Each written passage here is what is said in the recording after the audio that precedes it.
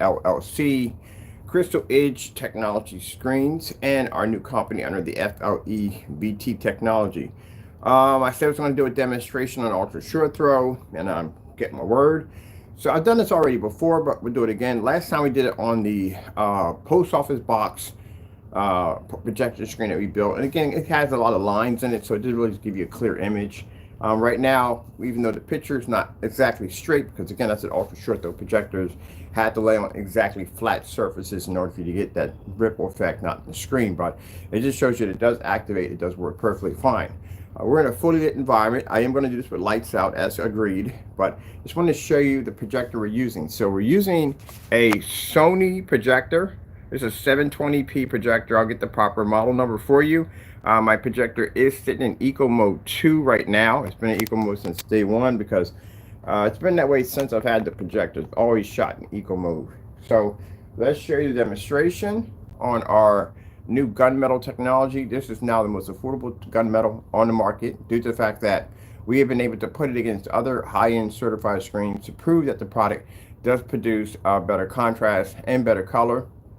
It maintains amazing white levels. Next to a gray screen, because this screen is extremely dark, it has the ability to produce better contrast, so it's better darker shades of gray.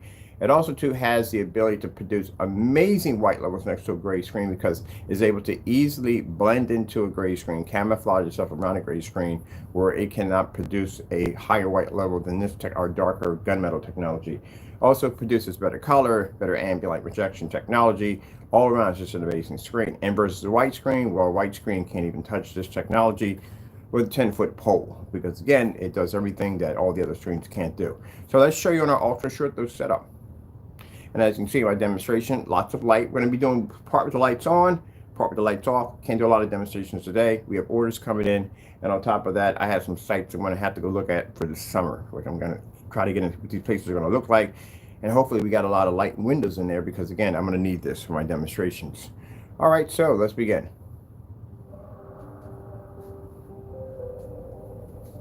Now, my projector's cost was around $300. That's what I paid for mine. Again, I don't like to spend a lot of money when it comes to my machines if I don't have to. A few times I did have to spend about $1,400, $1,300 for machines, but again, I don't want to ever do that again because our technology doesn't require to spend so much money for your projector to get it to work. Now, as you can see, we can put nice, beautiful, bright images up. And also, short throw demonstration is extremely easy for our technology due to the fact that the projector is sitting so close to the screen. My projector's at 3,000 lumens. When we use the 720p projectors, we're about 9 to 10 feet from the screen, and we're using only 1,000 lumens, and that's basically about it. It's 600 by 800 720p. This one's a little bit higher than that. This is a WXGA, and the projector we're using are SVGA. So you can see nice bright colors, everything pulls, but no problem whatsoever. And that's with the lights on.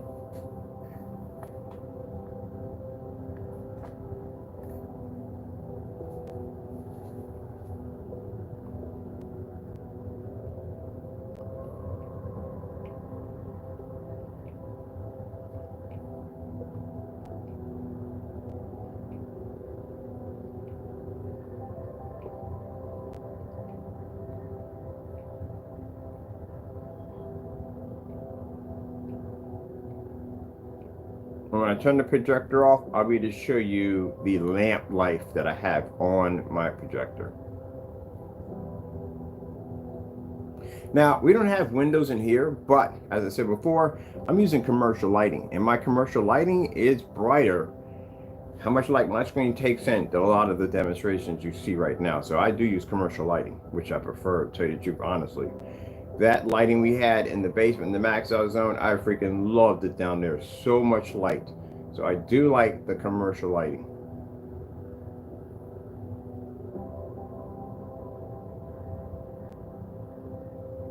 All right, you're seeing that pulls up quite nicely. Let's go over here and get our lights out.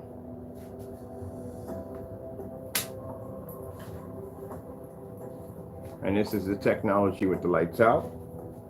Keep forgetting that my desk lights generate a ton of freaking light. There we go. So as I told you before, easy. On a $300 ultra short throw projector. That's the image I pulled. Let's go over and grab something else. Let's grab some of the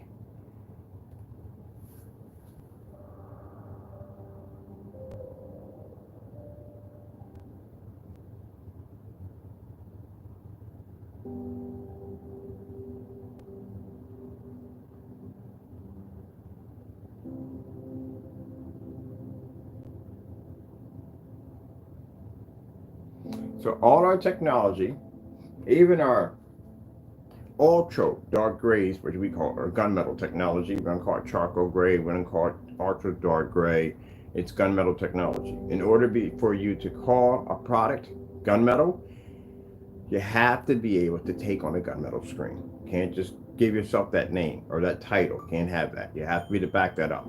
I walk in any form site right now and I go, hey, look, this is gunmetal screen paint. They're gonna look at me like, no, it's not gunmetal screen paint. This is gunmetal. Gunmetal's a physical screen, not a screen paint.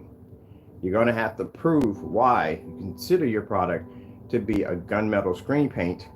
And the way you're gonna have to do that is you're gonna have to literally show that proof that you can basically overpower a gunmetal screen. And I think I found my tape. Yeah, I found my tape yesterday because I was hunting for it. And I have a certified sheet of gunmetal ultra short throw. I do have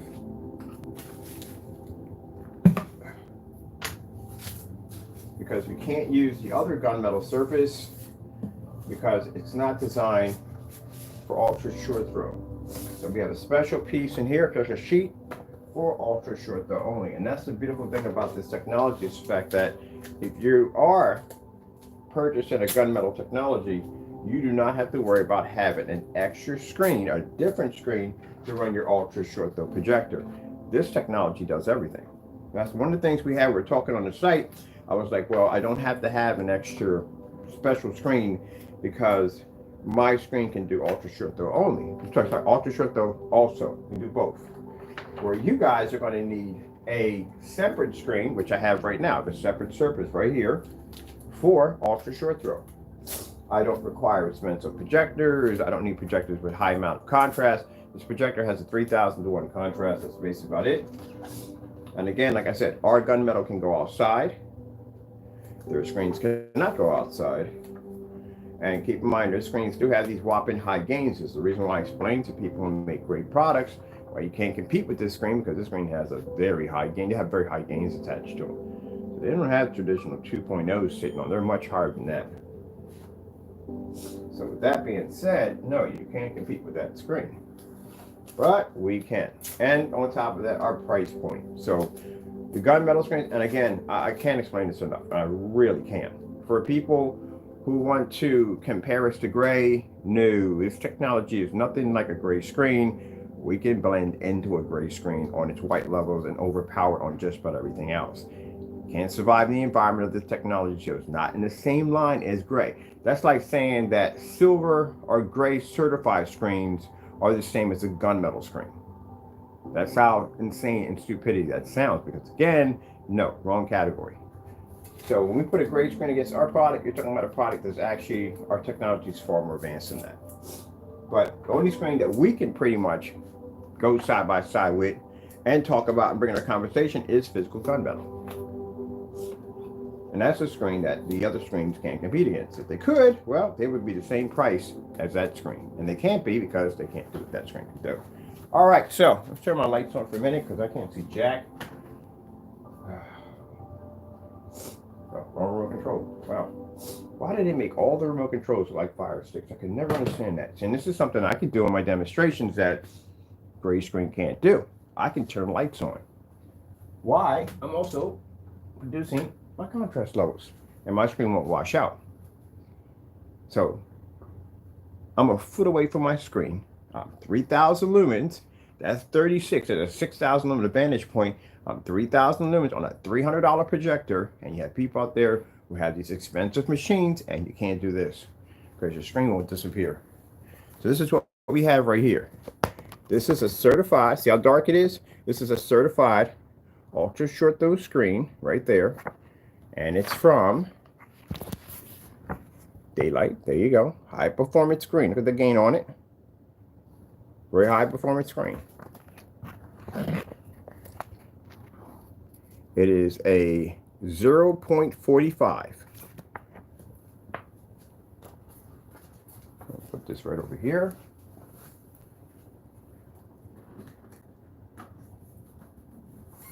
Make sure it's nice and flat against our surface.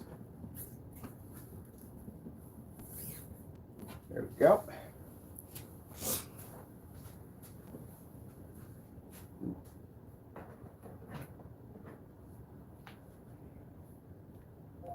Green screen. Getting that from YouTube. All right, there you go. I saw that the minute that I put the surface up there and I saw it come up a little higher. Yeah, it's reading too high of a white level. That's the first sign that we see that if we take a certified screen and we stick it against our screen and it's coming up brighter, it's because it can't, the white levels are way too high, which means it's going to fail. Watch it. White screen. Getting that from YouTube. Do this to every single screen we test. Every single one. We have the white level first. That tells us exactly what the screen can do and what it can't do. White screen saver. Getting that from YouTube. It'll just give me ones with just commercials behind it. There you go. That's all we need to see. That told me everything I need to see right there about the screen. So by looking at that, I know two things about it. It reads a good white level, but it can't read contrast and color automatically from the door because the tone's missing. So if I go pick up blue screen. Getting that from YouTube. There you go. We see it a minute away. The minute, if I take your certified screen and I stick it up there and I request that white screen and your screen comes up that bright, it's already lights out that fast. Your screen already can't produce next to our screen. You won't be able to read the color. You can't read contrast. All that's gone. Now let's see if it makes our screen unwatchable. First, let's go to reds. See? I have no idea what this surface costs, but I'm pretty sure it's not cheap. There's purple. Sky blue. Back to blue again. Nice little fire display. There you go. Automatically know from the door. That's why I was doing all those certified screens. The first thing I would request from them is a white surface. We need that. Because that tells us exactly which and what screen is going to be to compete with us and which ones can't. And if they all come up real bright, I was like, oh shoot, okay, we already know from the door. Now mind you, like I said, ultra short throw projectors were designed to be used in fully lit environments because they're designed to be set-top boxes just like TVs. They're designed, to replace the TV. That's what they're supposed to do. But the problem is, I mean, they keep making more and more advanced ultra short throw projectors. But the problem you have here is that the screens, where's my piece of tape at? Didn't go with it. The piece of the sorry about that. Let me get a bigger piece of tape here. I'm trying to get this to stick, but it's fighting me a little bit here. You're gonna have these days. I'm having one of those today. All right, there we go. Let me get a big old piece of tape up there. You can't go anywhere. Let me straighten you up because to be crooked, it drives me crazy.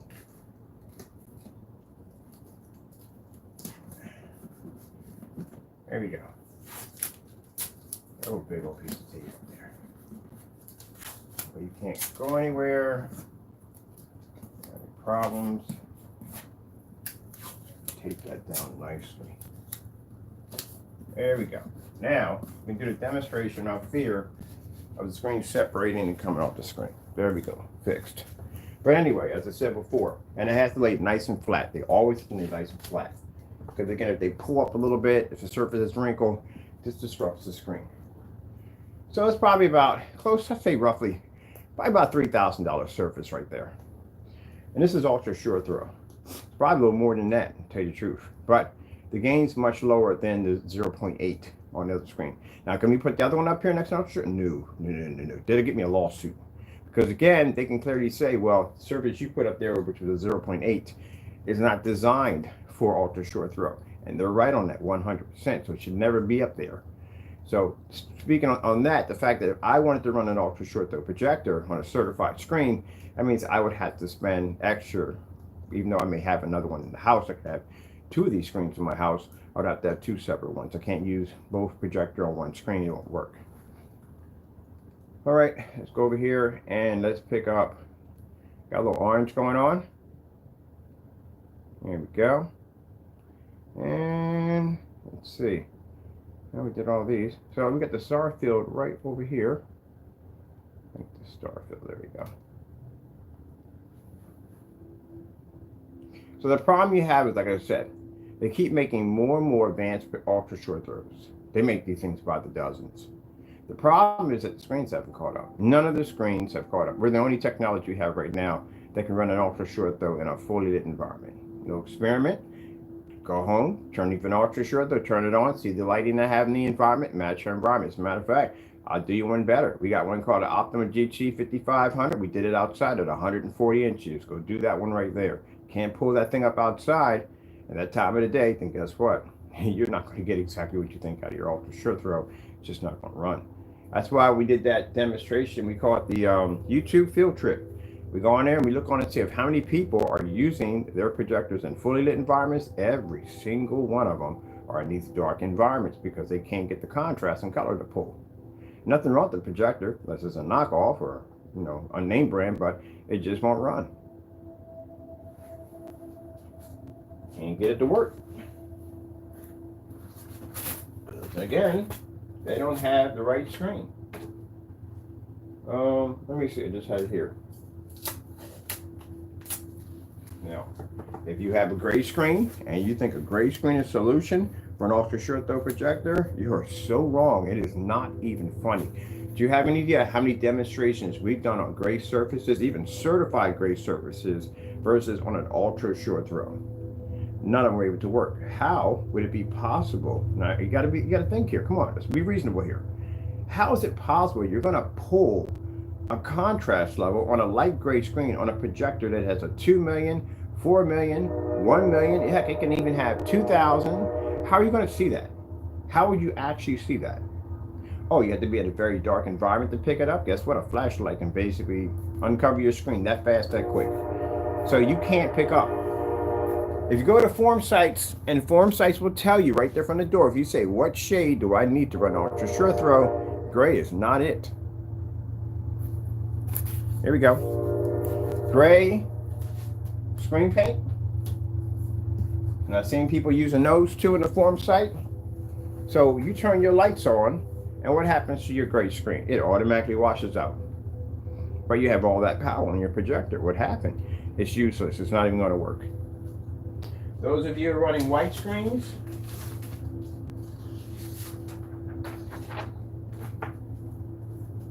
this is what happens to you in an ultra short throw.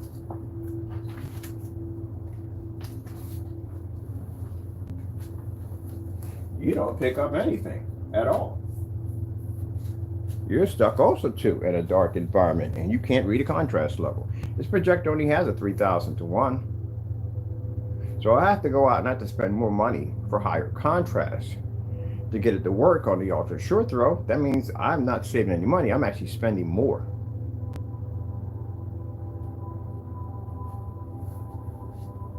All right, let's turn our lights out. See if it helps out the screens, because ours is good. So now we turn the lights out. Now the picture quality improves a little bit. But look at the environment you just set up for yourself. That's an ultra short throw. It's sitting a foot away from a screen at 3,000 lumens.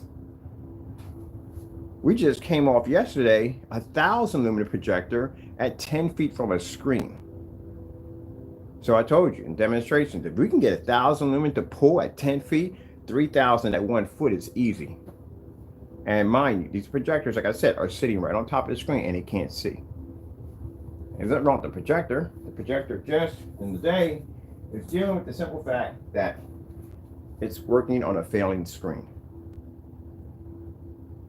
So, here we go. Simple flashlight for my phone. That's it. That's all. That's all it takes. So if you can't survive on a simple flashlight from my phone, how would you survive in a fully lit environment and a TV-like environment? Because TVs can run anywhere they want. There you go. I've been saying it for years. I've been watching people peddle gray paints and white screens and even certified screens, and I've been watching their demonstrations. I'm like, nope, nope, nope. It's not going to work. And every time I go on YouTube, I do my research, I watch all these demonstrations. Like, why is everybody sitting in these dark rooms? These projectors are just sitting right on top of the screen. That's the equivalent of me taking one of those 5,000 projectors and just shoving it 1 foot away from a screen. That's literally how close you are to a screen. It's the same amount of power. Ultra short, those got 5,000 lumens on them. You're a foot away from the screen at 5,000 lumens, and you can't read. The Epson LS800, that's a 4,000 lumen projector. That thing sits a foot away from a screen, and it can't read. So if it takes only a simple cell phone flashlight to wash your screen out, then what's going to happen when you're in a fully lit environment where a TV can sit at? You know, you would think that these companies would have figured this out. But again, like I said, everything, they take this projector, ultra short throw, they have this ambient light controlled environment where there's no lights touching the screen, nothing's going to affect it. And then they stick you in with a projector with a high amount of contrast, this heavy inky projector, calibrated. So you come and go, wow, look at those contrast levels. And your eyes are really not seeing black. You're really actually seeing these really light shades of gray. So in our test, if we were to stick you on an ultra short throw projector, let's take out all the smoke and mirrors nonsense, let's get rid of that, and let's stick you up against the screen, and we just take a simple cell phone flashlight and watch what happens to your screen in reality, not staged. Your screen can't read it. And that's not even an infinity black screen.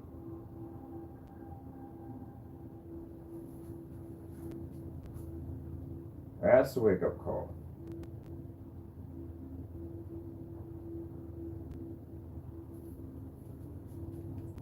$4K no screensaver. Getting that from YouTube. People I bumped into and was doing business with, and they seen our technology and demonstrations, and they said, "Man, what does a big company think about you?" I said, "They don't like me. They can't stand me." You talk about these great paint makers that can't stand me. These big companies hate my guts. They can't stand me. Because again, I'm not going to play their game at the end of the day. I'm not doing all that smoke and mirror nonsense and blah, blah, blah, high-powered machines. And we're not doing all that stuff. We won't charge all this money like they charge their money. Because I don't charge the same price they do. You know what that does at the end of the day for them? You go out there on YouTube and you show a screen that can overpower a $7,000, $6,000 screen, and you charge far less for it. You know what that does to the other company? Yeah, it wreaks havoc. It wreaks a lot of havoc. But, you know, I have a right to charge what I want for my product at the end of the day. So that wreaks havoc on them. Can't turn my screen dark. That's virtually impossible, especially not at 3,000 lumens up on top of a screen. That's not going to happen. And if you look at the gray screen, you notice we're blending into the gray screen.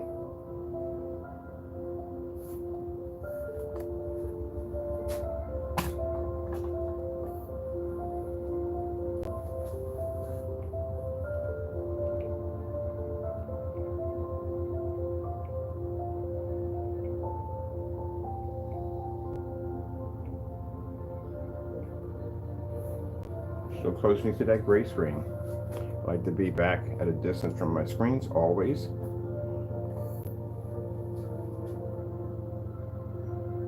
So where we spent a couple $1,000s for that screen in the middle, we're able to do that at under $300.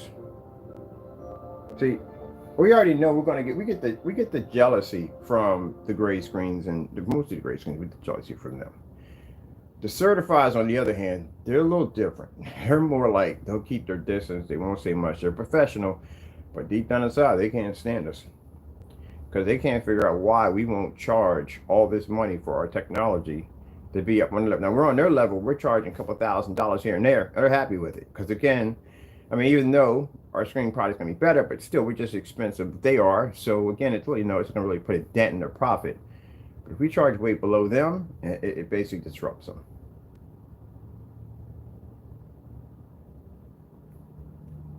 Blue screen. Getting that from YouTube. So I'm going to show you something here, another reality check. Now, if you look at the gray screen, like I said, see the color that's coming up? That's the best it's going to be to do in the dark. That's it. Certified, that's the best it's going to be to do in the dark. And the white surface, that's the best it's going to be to do in the dark. So what happens when we turn the lights on? If your best picture quality, it's another wake-up call for people making screen paints.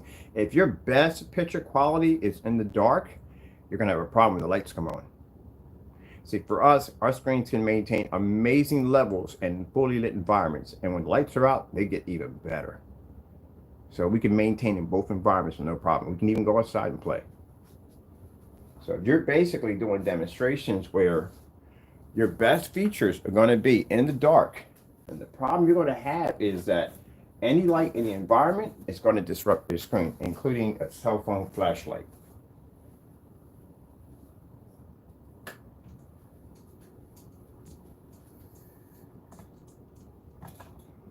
Now notice the certified maintain a little bit better blue than both of these screens. That's why it's certified. It's better than this screen. It's better than that screen, but it's not better than this screen.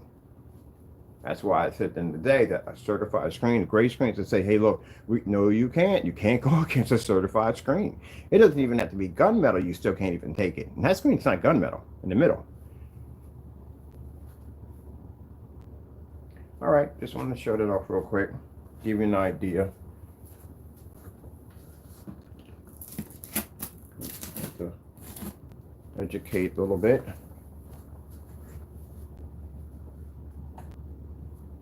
And we always made sure that area is the top part, and there's a white surface right there.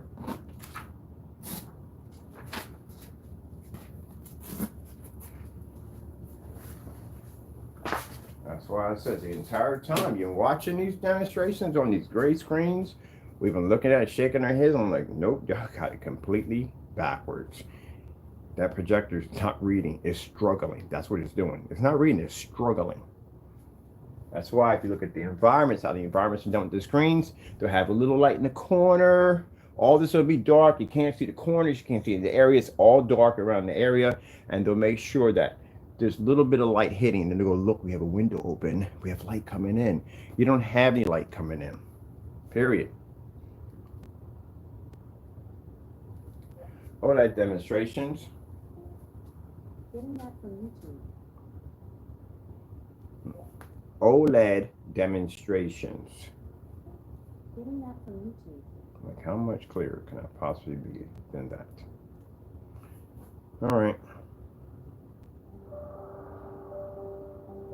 Now, those of you who are going to be watching with lights out, I'll give you some demonstrations with the lights out, because I did promise you with lights out, because we don't do enough of those. But if you're using an ultra short throw, that's what your ultra short throw was designed for. You have to use your machine on what it was designed for. If you're sitting in the dark about out of 100, 80% of the time, or 90% of the time you're in the dark, man, just get rid of the machine. Just get a long throw, stick it in the back, because that's pretty much what those are used for. You know, you can use them in fully lit environments and all that, but still, an ultra short throw projector, you've just wasted your money, because that's what that machine is designed for, to compete with the TV. And you can't compete with the TV if a TV can read either. You got to pick up the darker shades or the infinity one or the other. You got to pick it up. But a TV can pick up that contrast level in a fully lit environment. And if you have to struggle and you can't do that at all, then you don't have a TV setup. You have an actual projector setup like we use for movie theaters and stuff like that. That's what you have. Let me see.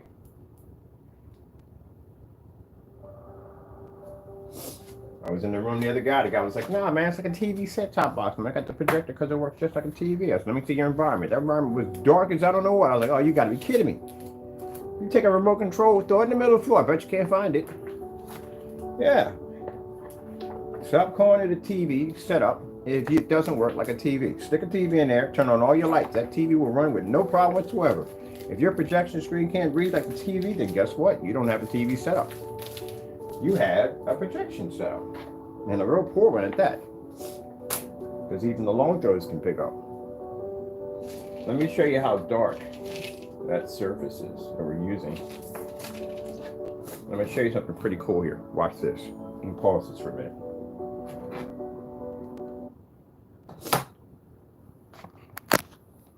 So you see how light this is? See where it says this is the top part? That's the top part right there, right? See? When you get these, it'll say top, which means it has to be at the top. See how dark that became? Now, if we turn it around, see how much brighter that became? That's one of the things when I watch people when they do demonstrations and they cheat and their demonstrations when doing a certified, is this is supposed to be where it says top, it's supposed to be this way. Because if you turn it this way, it makes the screen dark and unwatchable.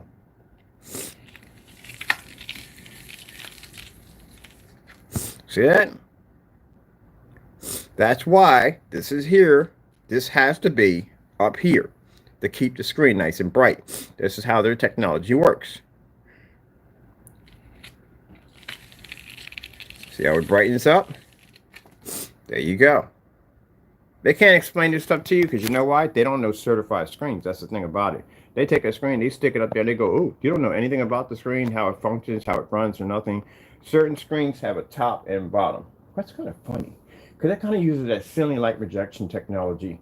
A leaf screen has that. They have that ceiling light projection technology, and you have to have the screens where they're posted, faced it up, because when the light comes down, it generates and makes it brighter. But if you turn them upside down, yeah, they go dark. So when you look at them, on a certified screen, what people will do is when they cheat against this screen, they'll turn it, they'll take this sticker off, and they'll turn it around like this. So it's really dark, laying against their screen. So look how bright my screen comes up next to this. But they'll remove that sticker.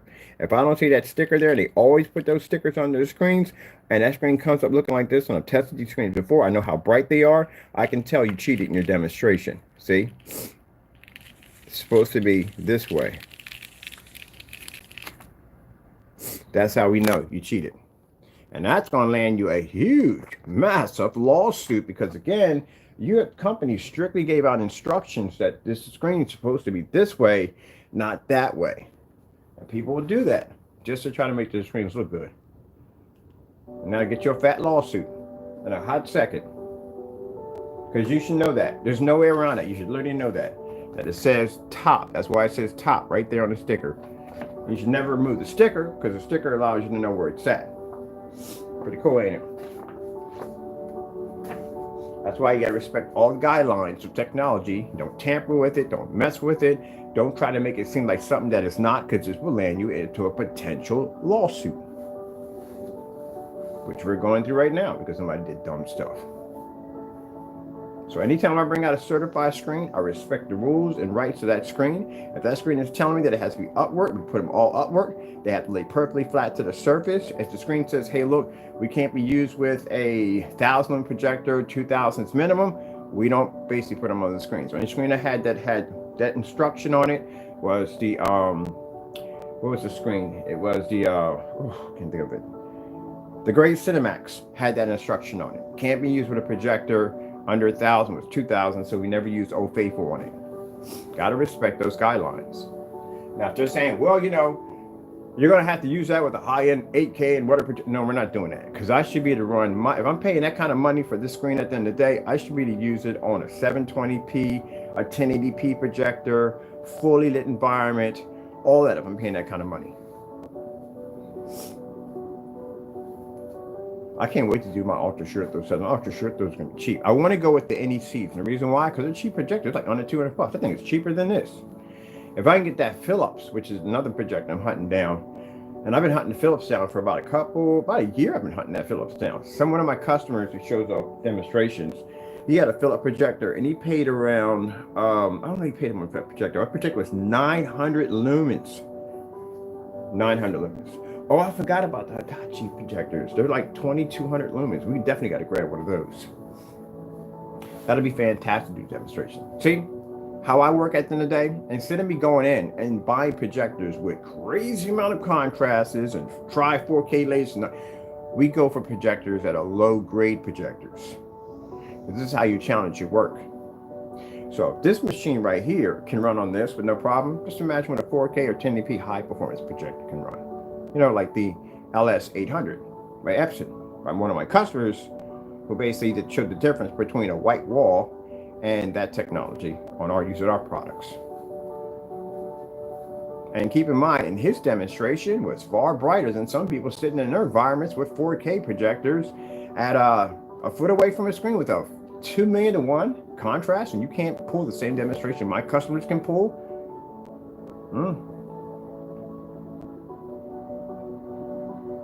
It's a shame. The P1 is a powerful projector. The sad part about it, some people you won't see the full potential of that machine, not ever. You're on the wrong screen. At least on a Gunmetal, you'll see some of it. When it's certified Gunmetal, you'll see some of it. But again, it's going to cost you about a good $5,000 to $7,000. Some of them about $3,000. Dark Side 9s are $3,000.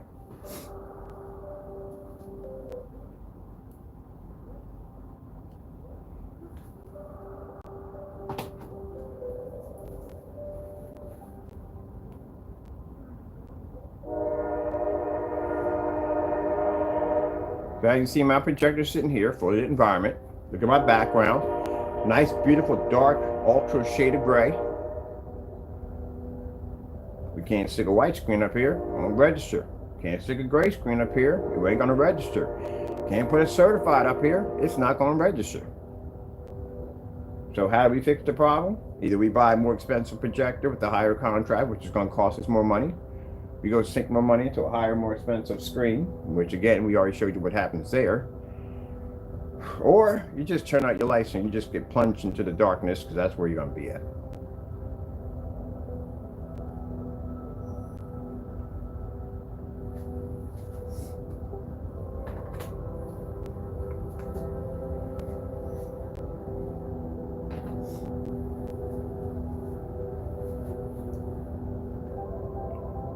We should have, let me see, I want to get outside with this. We coated we don't use the cardboard box anymore. We actually coated the fabric with the Gunmetal technology, because it's easier for me to transfer. I just staple it to the surface and set it up and be done. So that's coated with Gunmetal already. I'll be outside with that.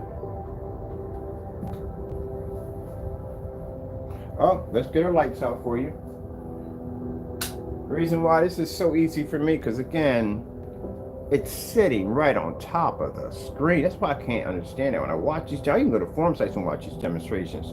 I'm like, why did you have an ultra short though of that caliber in this dark medieval environment? You're a foot away from a screen, for goodness sakes, at 3,000 lumens, 4,000 lumens, 5,000 lumens.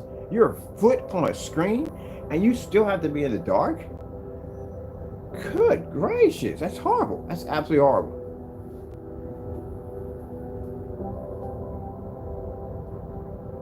And we need it, the color looks better in the dark. I never heard anybody say that about a TV before. Turn on the TV. Well, we got the lights down here because we're watching TV. Well, why? It looks better in the dark. TV would do the same thing with the lights on. Well, we'll show you. Lights out. We can go into their environment, do the same thing. And no expensive 4K, none of that.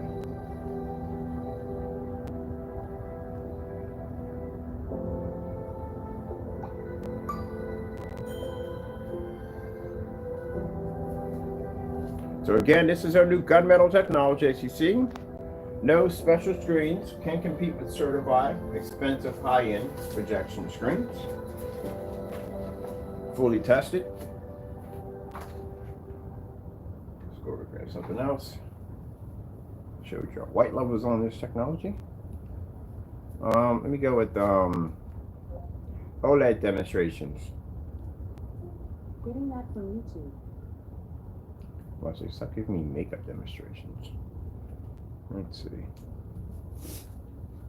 Nobody likes to be told what to do, except when someone says, "Hey, read a recess."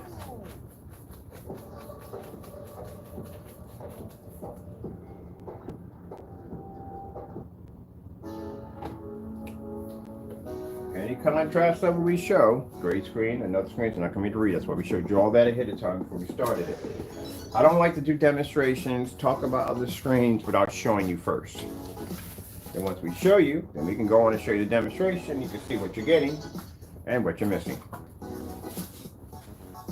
Well, we ordered the certified screens.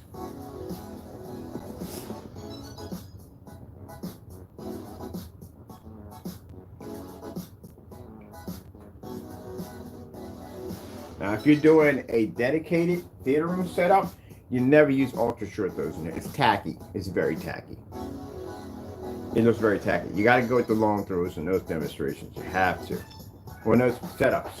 Because you got this beautiful screen. You got this nice little cherry design at the bottom and hardwood and floors. And you got the seats all stacked up and look nice. And you got an ultra short throw in the middle of the floor. So it's like, no, it doesn't look right. Even if you mount it to the ceiling, it doesn't look right. It doesn't look professional. You got to have those in the back, and they got to be sitting against the wall. And if you got the real professionals, you put them in the booth. Putting them in the booth, they're going to be 18 to 30 feet back from your screen because you need enough room for the seats and everything to sit with for authentic movie theater. And if that's the case, then you got to go and get yourself an extended throw lens or zoom lens.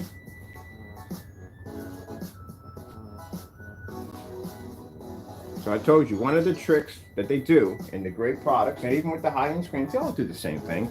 They'll go out and they'll basically get in a high-powered ultra short throw and stick it in a dark environment and go, look, it works.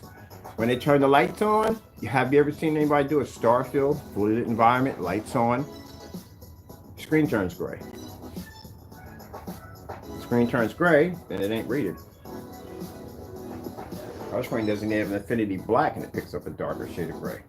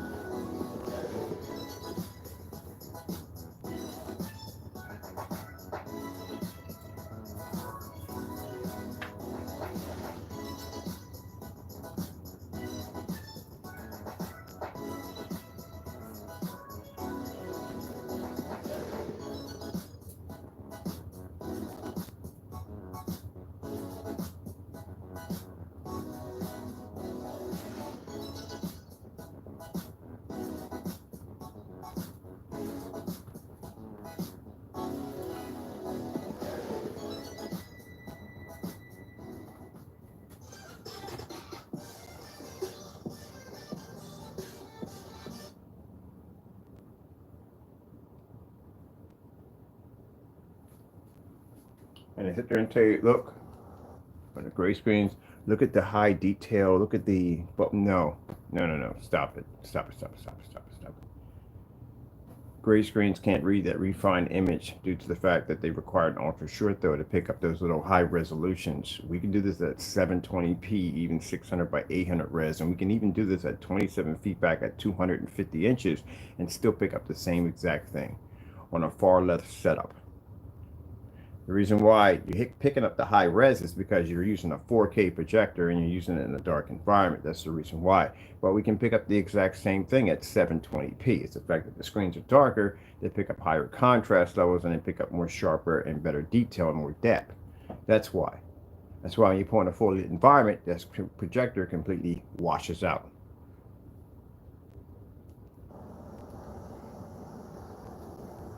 The only thing they did was just take an old screen paint from way back and just introduce it to newer technology that we have today. And I hate to bring this up, but it's true. The Network Grade 773 proved it. Because in the Network Grade 773, it did the exact same thing as his product did, with no problem whatsoever. Picked up the same thing, exact same thing. The only problem is when the screen started to wash out because it wasn't in that, what do you call it? Handicap environment designed to try to make the screen look better, it failed. Same reaction.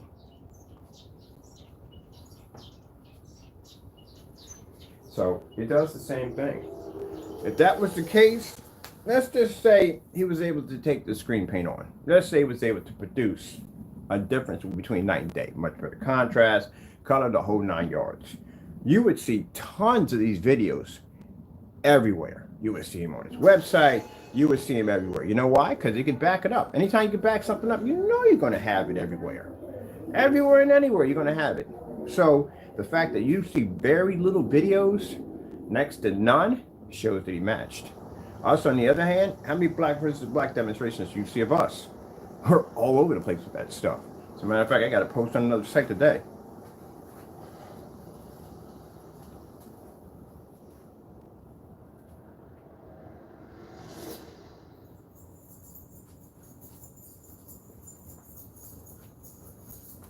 Add my screen a little bit here.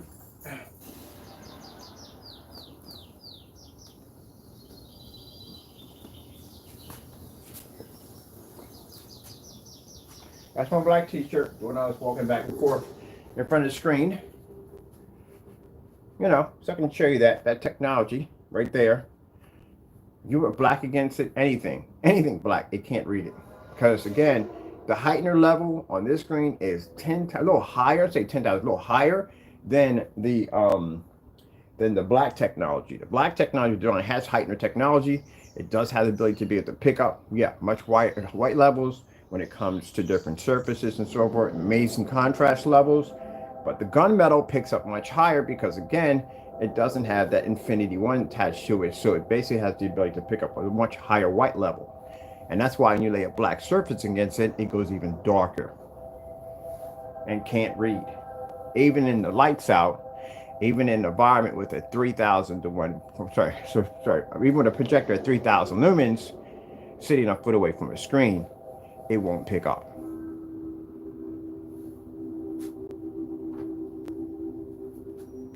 "4K Snow Screensaver."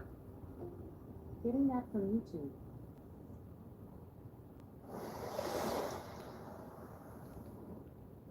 So you take an Heightener level 5 technology. It's technology we put into the screen, allows the screen to read these high white levels. Put that on a black screen. No black surface on the face of the planet will match that screen. Well, just how high the Heightener will kick on a screen that's lighter. So the lighter the screen, the higher that contrast, the white level is going to be to kick. So if we put this in a gunmetal screen, which doesn't have the infinity attached to it, it means the white levels are going to kick a little higher. And that means any screen goes against it, it's going to automatically turn even darker. And this is what's happening to the t-shirt.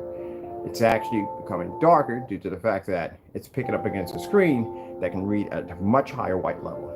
And again, any black surface, again, unless it has our technology embedded into it, can't read white light. Even if you're in the dark, and if you have a 3,000 lumen projector a foot away from your screen, you lay it against one of ours, and that black level can't read without our technology embedded into it.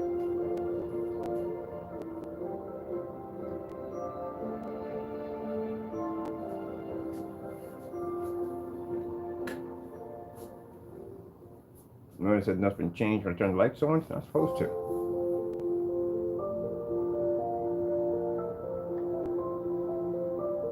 So if you did a demonstration for anyone and you were talking about this technology which you don't know anything about whatsoever, and you did try to make it look dark with other products in front of it, you just landed yourself a lawsuit. Because my lawyers just came back with some information last night, and they found some people doing some things they shouldn't have been doing. Just so you know, your lawsuit, another lawsuit's coming. Don't mess with things you do not understand. Because again, I can't explain this enough. We can do this in court. It's not a problem. Product works 100%. We haven't even launched the product yet. And the product, matter of fact, we did launch it.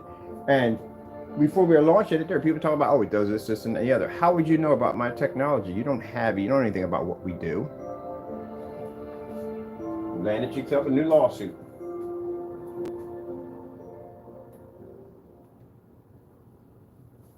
Matter of fact, I'm gonna grab me a black shirt when I'm in court. So I can just take it off, go bam, right against the screen.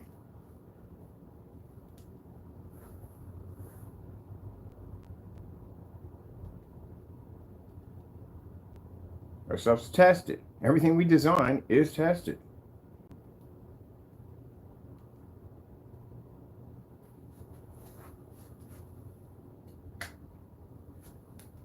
Doesn't pick up.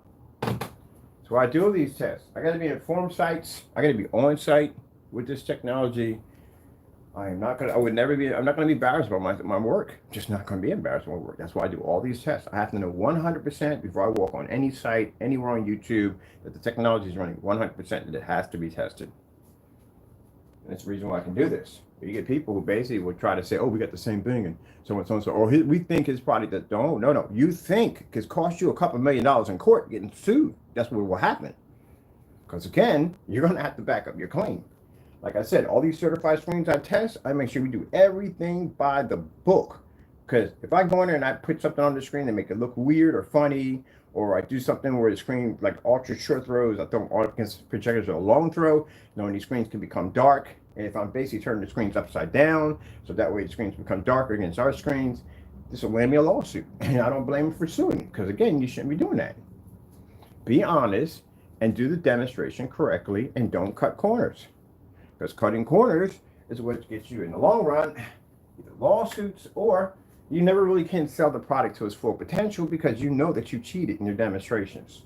So you're not 100% on board. And when you talk to a distributor who wants to sell your products, they're going to ask you from the door, are you 100% sure that this product does exactly what it does? And they're going to test your stuff for you. And that's what they're going to do before they sign any contract. And that's just smart business at the end of the day. No company is going to just take your word. They're not going to do it. And if you had tons of videos on it, it doesn't make a difference. They're not going to take your word. They're going to have to test it themselves to make sure it does exactly what you claim it does. And then you'll get your contract. So when we do contracts, they come in, they buy a certain amount from us. They go do their tests, just like our customers. They go do their tests. They go outside, do ultra insurers and all that stuff. And if it does exactly as it says, we got a contract. But if you've been cutting corners and all that stuff, and you've been lying about things on specification sheets that are not true, and you're going to have a problem. Let me get my shirt back.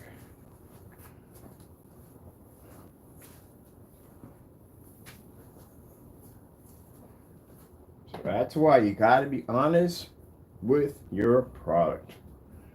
So that's why I can go on site this year and go to all different kinds of events and expos and sign contracts and all the good stuff that I want to do with my technology, because I can back my stuff 100%. And I have been on site a couple of times, and I have people vouch for me on site that I've walked into establishments and paint screens right directly on the wall, and boom, they blow up.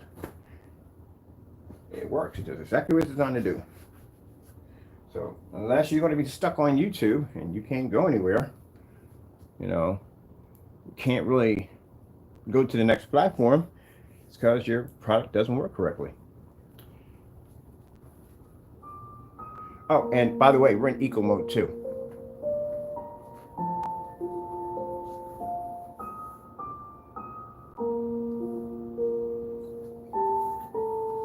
It's hard for me, and this is the part for me. Most people, when they do demonstrations, are going to be in the dark or in controlled environments because they know this is where the screen's going to be to work better. For me, it is extremely difficult for me to do a lights out demonstration because I know it's easy. It feels like at the end of the day, like I'm cheating. It feels like I can't stand it. I hate doing lights off demonstrations. I'm going to be honest with you. I don't like doing it because it's too easy. Anyone can get a projector. I can get notebook paper to run in the dark with 3,000, 4,000 lumen projectors. It's easy. So when I see people talking about how turn the lights out, I'm like, are you kidding me? You know how easy to do a demonstration with the lights out? And then the ultra short throws, again, you're a foot away from a screen. That's just so easy to do.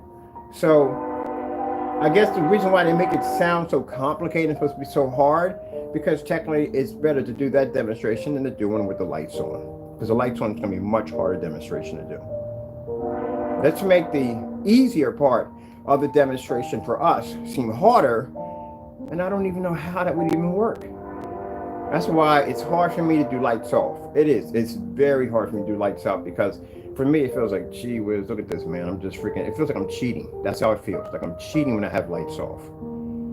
Can't sit there and go look at the amazing. That's why I have to have comparisons up there. Can't do it on a standalone, a whole video on a standalone with the lights out. Oh no, we can't do that. It's cheating.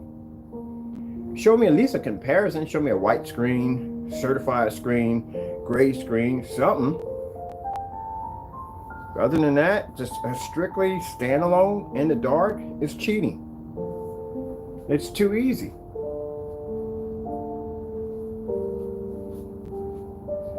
I've seen people have the lights out in the dark showing eco mode. Eco mode doesn't mean jack in the dark. It doesn't. How in the world would dimming my lamp in a dark environment affect my picture quality at all?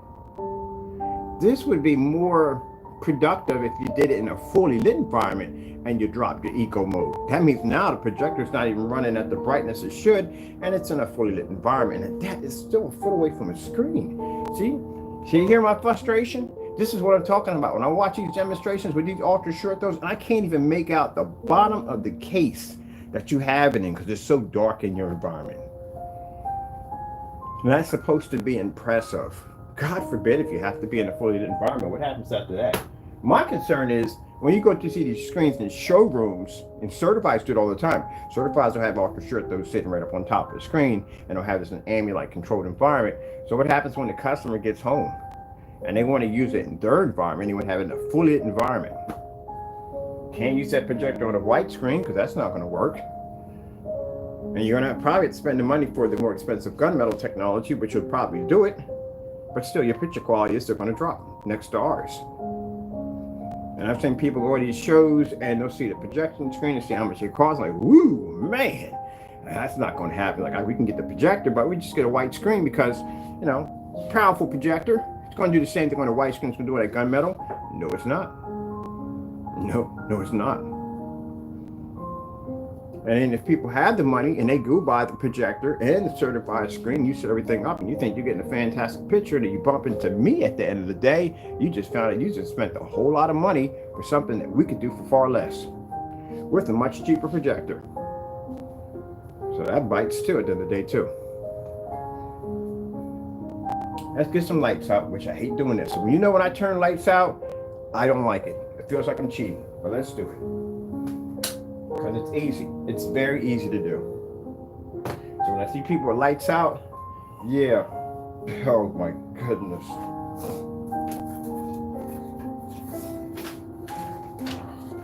That's my opinion. Let's put a white surface up there at least. Put a white surface up there, at least that makes it feel better. Much better. And we'll put a gray surface up there too, because that'll make me feel a lot better too. Because I can't do that. I'm sorry, but I can't do it. It's too easy.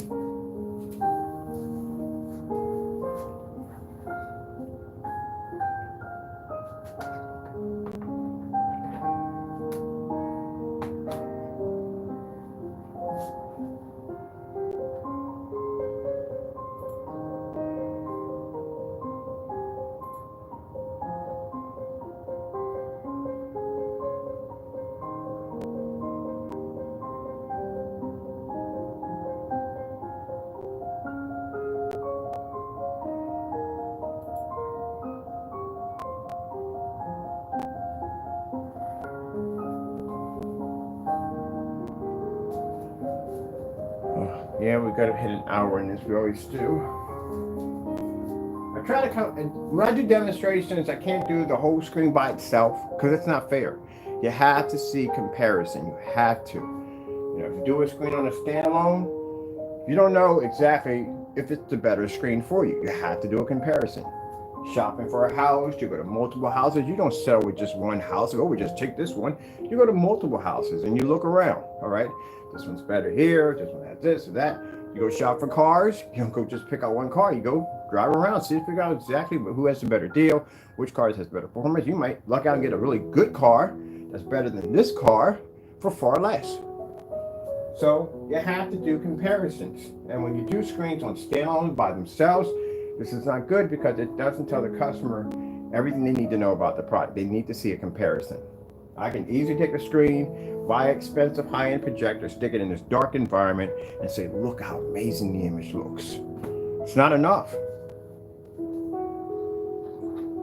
And then when you're doing a comparison, you have to show everything. That's why we show those color levels, solid colors, white levels, and contrast. You can't just skip the contrast and then go to the white and colors. No, you have to show everything.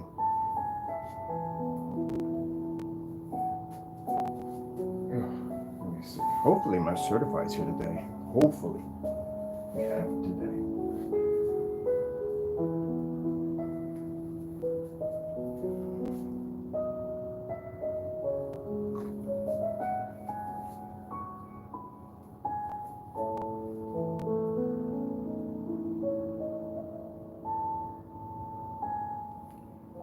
Okay, snow screensavers. Getting that from YouTube.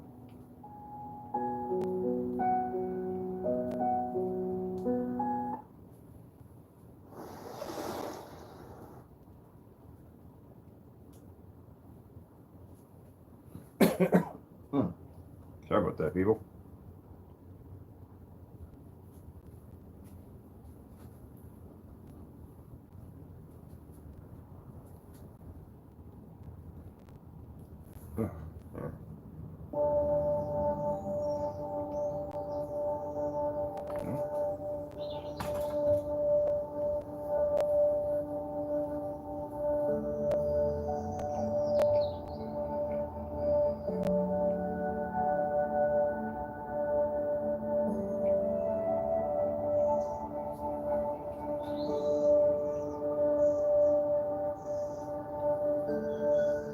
One of the things we see when a screen is having problems picking up is the transition period. Transition period is basically when the screen turns dark and as you reset for a new image, the screen goes dark and it comes back up. Your screen's supposed to remain dark as the screen goes to transition and come back up with a bright color. That's why I showed you the Sony demonstration. So you watch the transition, turn dark, and then come back up. Yeah, your screen is supposed to match that. Projector goes dark and comes back up and shows a new image. So when we look at the screen and it doesn't do that and it's still there, the background's dark, and it shows the image again, you're not picking up. You're not reading the projector correctly. This is all the stuff we see when we watch demonstrations. So when I watch a demonstration, I'm observing everything. I'm observing how the contrast, so we're looking for the ashy gray. If the blues aren't picking up correctly, it pulls up a little lighter color, a faded color. It's like kind of a washed out color. When you put too much water into a paint, it basically turns it washes out, or basically just have really light like pastel colors. You come up in that kind of shade. On top of that, if you're claiming for a screen to be darker, we look for frames, anything in the area that looks like it's darker, that's not matching the screen. That also tells at the end of the day your screen's gray and not black, because it should literally be coming up dark. I mean, super dark. Another thing that we look for, your lighting in your environment. Corners, top areas of the ceiling, all that stuff shows us exactly how much light and where the light's being transferred to and where it's hitting. All that stuff comes up. Your shades, we look at your shades. Your shades, if we can tell, if we can't see objects on the other side, it means your shades are not basically this way, that they're either this way or they're that way, redirecting the light out. Just leave a little gap in between so it gives us the illusion that there's actually light pouring through the environment. Those of you who have dedicated theater room setup, whoo, man, it's like a Rose Waldo effect in that baby at the end of the day. We can read through all that. I can tell where you have cut, where we put the screens underneath lips, put your lights here or look under a cliff, whatever. So when the light comes down, it bypasses the screen completely because it's underneath this little cliff. And then we can see how your light system's set up. Some people will take their screens and they'll put a little wall here, and they'll tuck the screen in there, and then they'll put that same little wall system between each light protruding out of the wall. So when the light fires off, it goes up and down, but the light going from side to side hits each one of those little walls. Doesn't make contact with the screen exactly, but it gives you the illusion that the environment's well lit. All that stuff. Everything.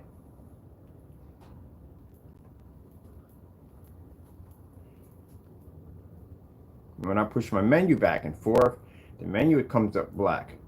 So that means if your screen's not reading the same way as the menu, it tells us right there, you're not reading correctly. And then the other one is the flashlights, you know, fully lit environments, like some of that light dodging. Let me get out of this. I can't take being in the dark. It's just, ugh. It's a little too easy for us. All right, well, there you go. Fully ultra short throw compatible. All that good stuff. Put my t-shirt up there, I'm sure it works perfectly fine. No problem whatsoever.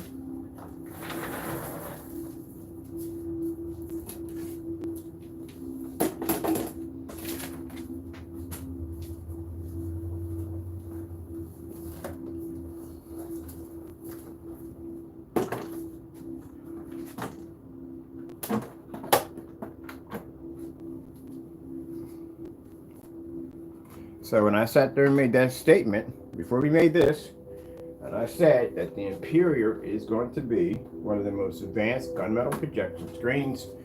That's going to be far less than any certified gunmetal. Other people who have made claims to have gunmetal, mind you, this technology, every single demonstration has a challenge attached to it. You would have to be to complete the challenge on the technology. You can't claim to be gunmetal if you don't go against gunmetal. Have to. Because if I'm a person at the end of the day and I can afford $7,000, even $3,000 for a screen, and I have official gunmetal there on my home theater room set up, and I come out there and you go, you got gunmetal screen paint, huh? So can you take this on right here? Because this is actual officially certified gunmetal. It's a physical screen. Can you beat my screen? That's the problem you're gonna have at the end of the day. We can say, yeah, I can beat your screen. Nah, that's the screen paint. That's virtually impossible. Screen paints can't take physical screens. Oh, but ours can. Here's my demonstration right here. Knock yourself out. How much did you pay for your projector? This is what I paid for my projector. Oh, wait, check this out. Some demonstrations outside with the gunmetal and on ultra short, though. No special screens required. How much did you pay for yours? Really? We could do 250 inches at $290, $87. Yeah. Easy. Oh, by the way, there you go. We're in eco mode 2 the entire time. So yeah, I can run that screen as dark as it is in a bright lit environment on eco mode 2.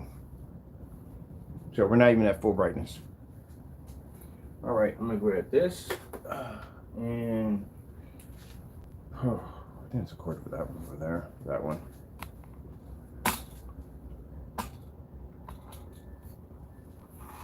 And let me see if we get this cord. Look at all the these. I might just keep it in there. And what's this for? Oh, that's for that. Gotta wait for that thing to shut off first. I just gotta wait for that to shut off. Got to go. Yeah. Just have to, I mean, I can't say enough, and you'll hear me say it when I go on, when I do my expos and everything. I'm going to say the same thing I say in here. You have to test. Test, test, test, test, test. And we're going to be going on expos. We're going to be going on different on site this year, and I'm going to be showing off gray screens on site. I'm going to be showing off white screens on site. And I'm going to show, if it comes up and says, what's the difference between your product and certified, we have the right one to show that too.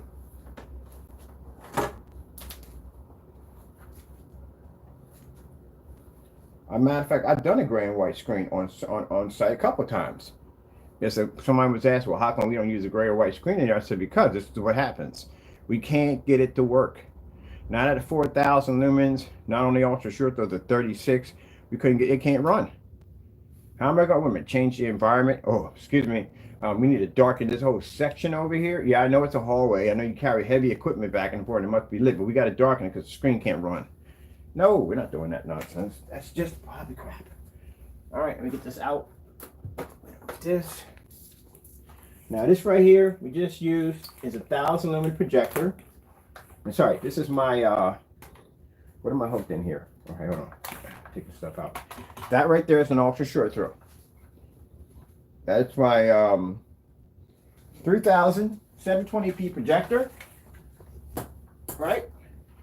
Now we're going to swap out for 1,000 lumens at 10 feet back, about 9 feet back, at 1,000 lumens, which means now the distance stroke kicks in.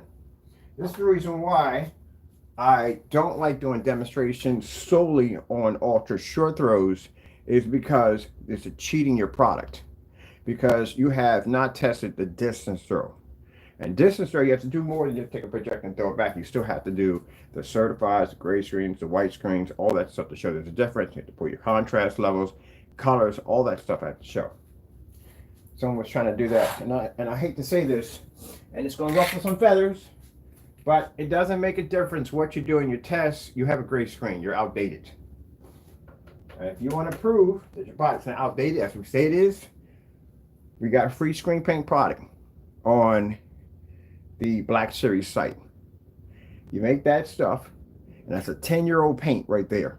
10 years old. You look back at the videos. There's videos and everything on it. There's more videos than you guys got on your account or that paint right there. You make that paint. That paint matches you in any way whatsoever. You got a 10-year-old product that you're sitting on a projector that's, what? That projector came out like 2 years ago anyway. But anyway, that's a 10-year-old paint. So your product is outdated. Two things will happen if you match that stuff. One, your product is outdated. Two, it becomes free. You can't tamper with it. You can't pop the top and put anything in there or tamper with it. It's free. Everybody knows what's in it. So you can't tamper with that one. So we're all going to know. So that'll tell you that your product's outdated. It'll do the exact same thing on your 4K projector right now that your other product's doing. Exact same thing. And it'll match house paint. So if you sit there and make it say, oh, it matches house paint. We told you it matches house paint. It's a great paint. It's going to match. I'm not lying about that. It's true. As a matter of fact, we did the demonstration.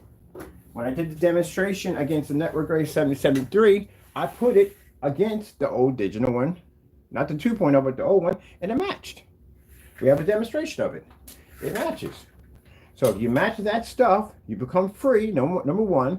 And number two, you show that your product's 10 years old. Which means when I explain to people, it doesn't make a difference if you get 4K. It doesn't make a difference if you get a 7,000 lumen projector. If you, I don't care what you buy at the end of the day. It doesn't make a difference what environment you're, whatever. It doesn't work at all, period. Certifieds know this. Everybody knows it. It doesn't work at all. And you can sit there and go look at the detail. It doesn't make a difference. Gray paint will do the same thing. Same thing. So it is what it is. All right, so we had the ultra short throw. We do call them crutch projectors because, again, if you see people using them constantly in their demonstrations, it's because they need the projectors high resolution, especially if it's a 4K or high-end projector. They need this to make the screen work. So, and on top of that, the distance throw isn't there anymore. So it means they're right up on top of the screen, which means they have less chance of washout. Still, that's what I can't stand while they're in the dark. I don't get that part. So we're going to come over here and fire up our 1,000 lumen projector. We're not at 3,000 anymore. We're not at 1,000. We're at 600 by 800 720p SVGA. We dropped dramatically. We did this projector next to a 4,000 lumen projector again.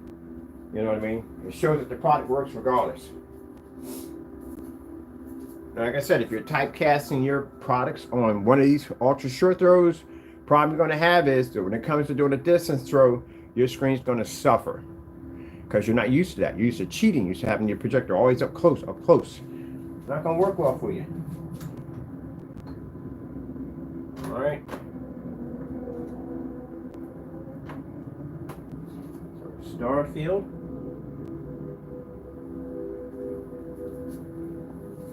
.4K demonstrations. Getting that from YouTube. Now, see how sharp my picture pops up?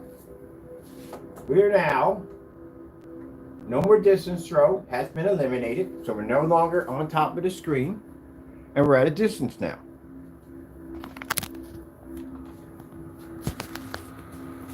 Distance from the screen. From where the ultra short throw is sitting, right there, we're just hugging the screen. This is why I said when I watch demonstrations, you're using ultra short throw, you're that close to a screen and you still have to be in a dark environment. That's a massive red flag right there. You have to be, you can do distance, you could do short throw, you can do pico, you have to be to do them all. But the reason why they use the ultra short throw is because, again, having less of a distance throw means it'll be to keep more of the lumens to produce a much more bright and more vivid image. That's why. That's why they constantly use them all the time. So if I take your screen, I had a gray screen, and I drop back 10 or 12 feet or 18 feet from your screen, what's going to happen? Can I still read in fully lit environments? Can I pick up my contrast? Can I pick up my color? Is all this going to happen? No. And we're at 1,000 lumens. That's why they can't do something called a projector swap out. That means right in the middle of the demonstration, you just swap your machine out, put another one in, and it still should run. Certifieds can't do this too because certifieds have it all set up. That projector is just set up. It's all hooked up. They bring a specialist in to calibrate and all that, get everything all ready. Everything's just perfect. They can't come in and swap that machine out. The picture quality will drop.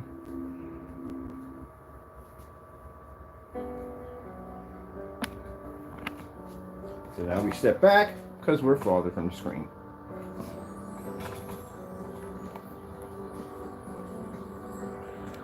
And this is the projector we use the entire time for all our main demonstrations. We got 5,000. My Chrissy's over here. See this projector sitting over there? That right there at the top, that's a 5,000 lumen Chrissy projector right there. That's another, that's 1080p. The bottom one's 1080p. That's another 5,000 lumens. We got a 36 ultra short though. We didn't even use the 36. We stuck with the 3,000 because we wanted to basically use less lumens in our demonstrations. And I got a 5,200 lumen over there. We didn't touch any of those on the screen. We just strictly used our 600 by 800 720p SVGA projector. That's all we used.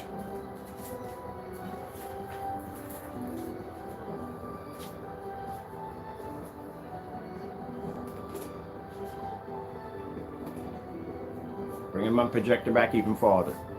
I got demonstrations where I can drop 25 feet from a screen and transfer an image at 25 feet and still hit the screen and still pull.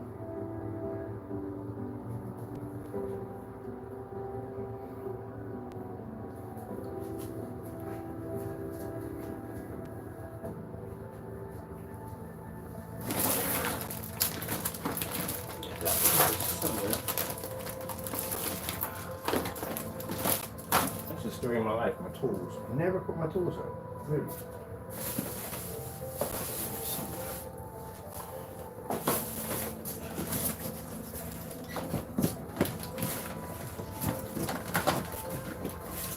Here we go.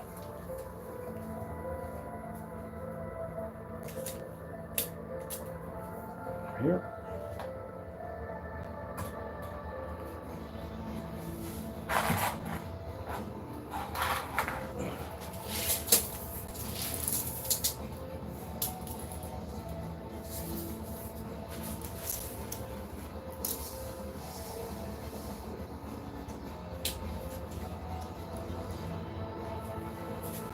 Go back as far as we can.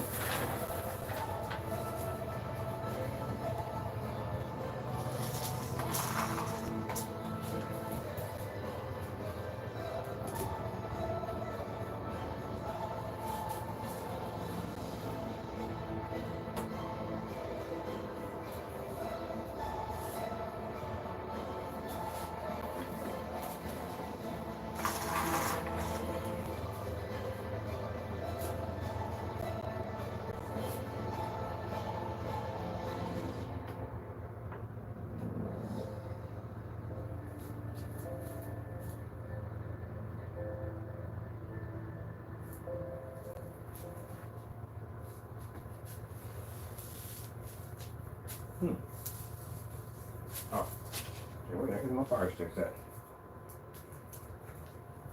So let me show you where we're at right now. We are actually a little farther than that. So to fit my screen size on a 4.3, for those who've been asking me like, why you have 4.3? Because the projector is that old. And my projector is so old that it was out before the 16.9. So it only does a 4.3 only. That's how old. It's why I bought it, because I like the older models. It gives me more of a challenge. So here we are. We had it right on top of the screen, right? And now with the measuring tape back here, we have it at 9 feet and some change. This is where my projector is sitting right now.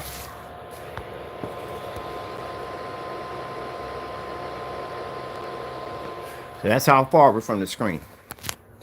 Fully lit environment. And you mean to tell me that you're on an ultra short throw projector and you're sitting at 3,000, some people at 4,000, some people at 5,000. I've seen not just one person, a lot of y'all in there. And you mean to tell me you can't read in a fully lit environment at that close to the screen? We could do it at 1,000 at 9 feet from the screen. Something wrong with nothing wrong with the projector. Projector works perfectly fine, as I said. The problem is the screen. That's the problem. Problem comes down to your screen. This up just in there just a little bit. We're blurry. I want to be blurry. go.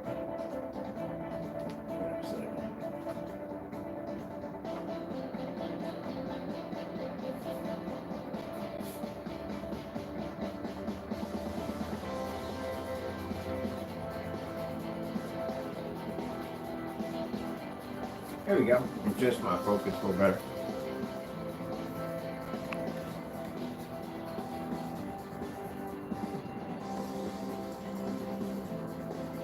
And like I said, nothing wrong with your projector.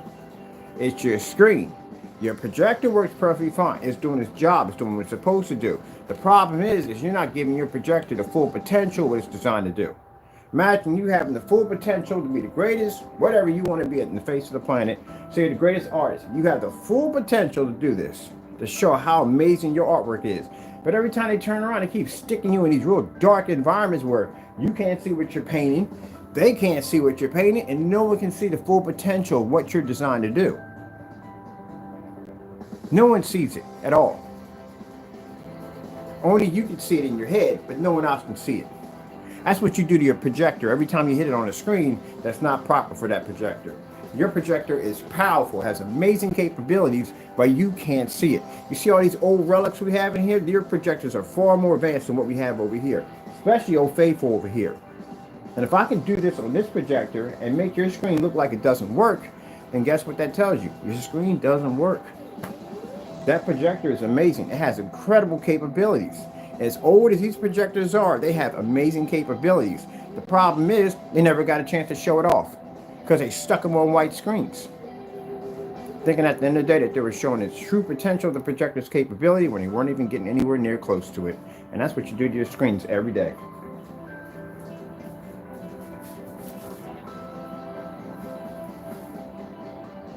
And for anyone who sits there and says, oh, but it doesn't look the same in your demonstrations, I've been on site.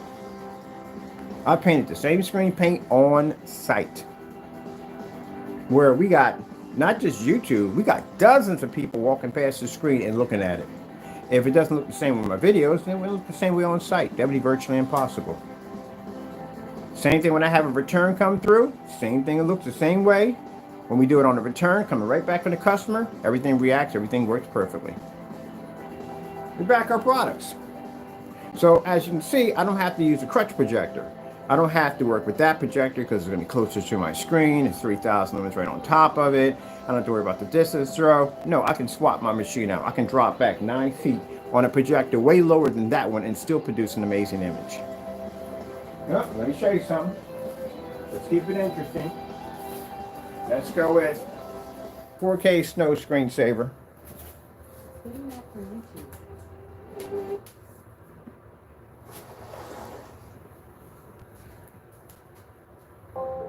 There you go. I could do this all day. And I have. I've actually done a demonstration that lasted all day. I can literally say that.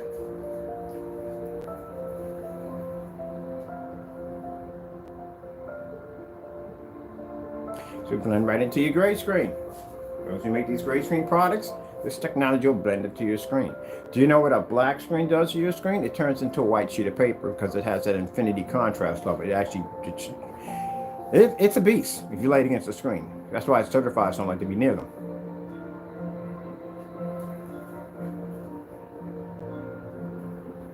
Blue screen. Getting that from YouTube. Now you see what happens here? You had a better chance of producing a better blue level when you had the ultra short throw because you had 3,000 lumens shoved right in your face. Now we're at 9 feet back from the screen at 1,000 lumens and you can't read jack. Yeah. That's why I told you they stick to those ultra short throws in all those demonstrations because again, it's right up on top of the screen. This gives them a better chance of trying to pull off a better picture. Now if they were to drop this back at a longer distance, fully like the environment, they'll have issues. Starfield screensaver. Getting that from YouTube. And whether it involves any kind of projector, you can't read any contrast. Get my focus a little better here. There we go. Starfield screensaver. Getting that from YouTube. So it doesn't make a difference if you're on a Pico projector, portable projector, any one of those big boys over there, you can't read contrast on anything.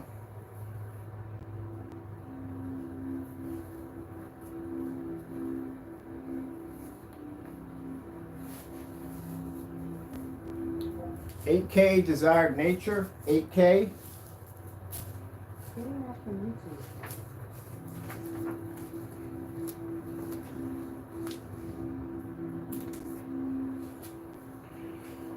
See, she gave me what I wanted. Or she's basically gonna fight with me today. Let's try her again. 8K desired nature, 8K videos. This will work. Getting that from YouTube. Sometimes we gotta fight with her. Look at this. How do you ask for something? And the AI goes, I don't know what that is. Let me give you an option of things we think it could be. That's just fantastic. Couldn't imagine these things in surgery. 8K desired nature, 8K video demonstrations. Getting that from YouTube. Oh my goodness. It's only a matter of time when this stuff starts talking back to you. Look, give me every last one. Every single one. I wanted the contrast levels on that one, but never get what we want. Do we ever get what we want? No. Unbelievable. Simple request. How hard can it be on a simple request? See how the red levels dropped?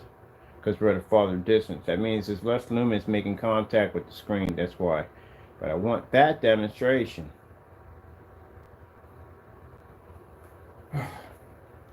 Videos 8K desired. Getting that from YouTube. Really? Are you kidding me? I even said it backwards. And it still didn't read it. Sometimes if you say it backwards, hold on for a minute. If you say it backwards, sometimes it'll read it. Because you have to confuse the AI. Unbelievable. Let's move on. Pieces that bring your look to life. So you can create a space that's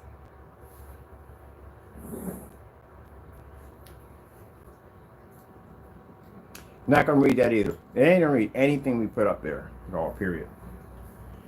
Not at 1,000 lumens, it ain't. And you should be to read at 1,000.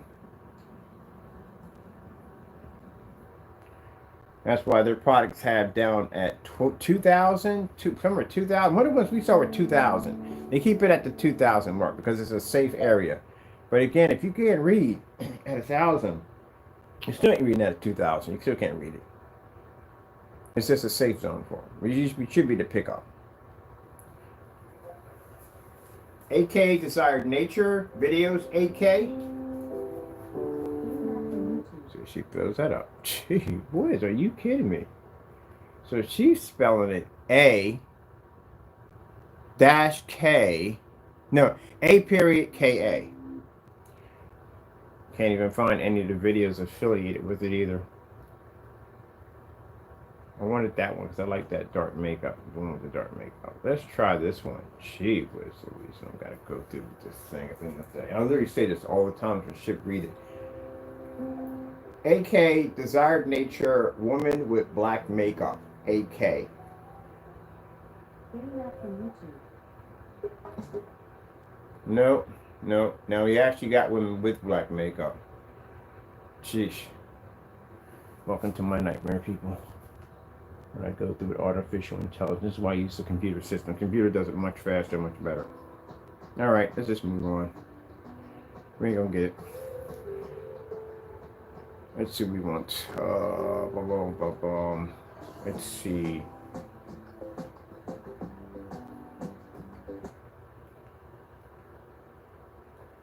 OLED demonstrations, 8K. Getting that from YouTube.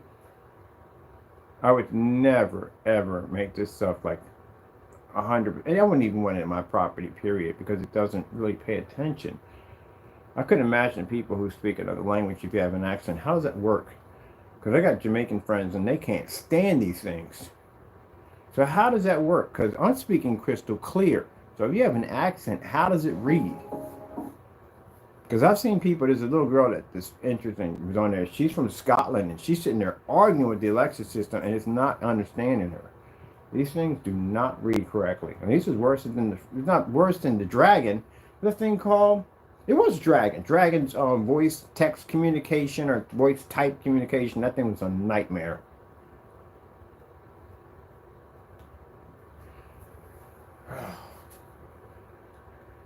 Contrast demonstrations, OLED.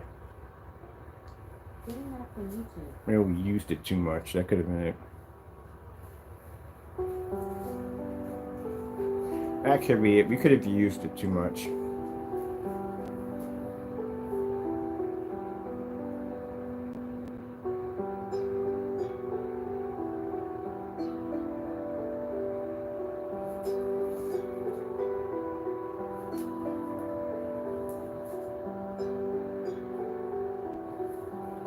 But see, I'm not going to pick up. Let's give it a chance to see if we take the lights out, which I hate doing. 1,000 lumens. Ugh. Lights out.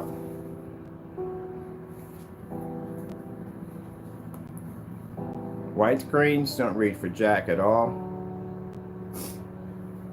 Gray screens still don't read.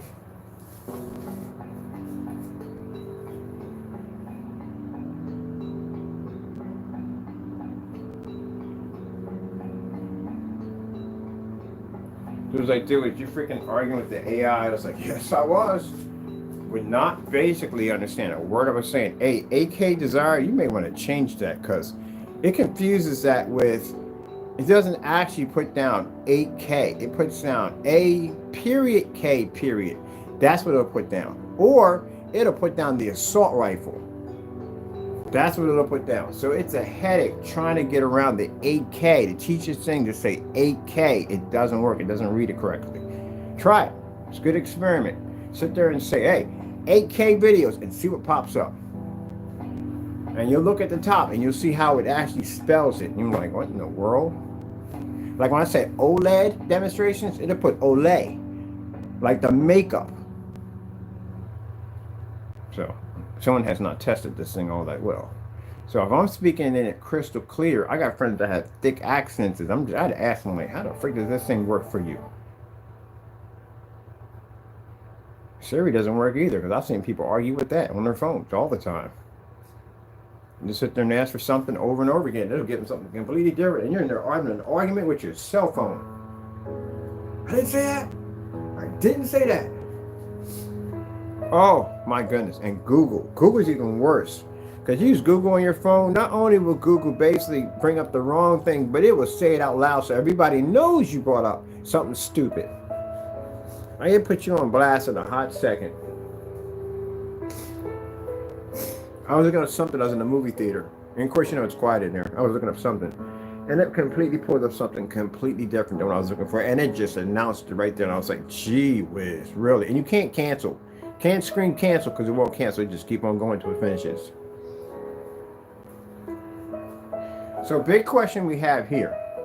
If you're looking at the gray screen, and for people like this gray, I'm like, well, wait a minute. It's blended into your screen. My screen is 4 times, 5 times darker than your surface. And my white levels are literally so high that I can basically melt into your screen. If I turn the lights on, your screen doesn't exist. If I show contrast levels, your screen doesn't exist. You can't operate on any of the machines I have in here. So this screen can overpower you on so many levels. But I'm picking up a white level this high on a screen this dark that I'm blending into your screen. It's not a victory at the end of the day.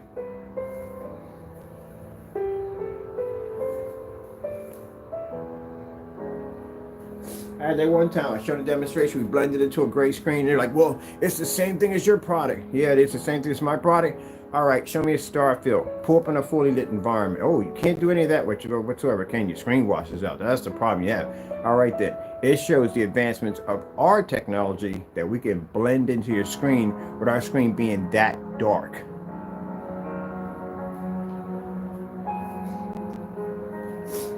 And again, a simple flashlight can wash you out.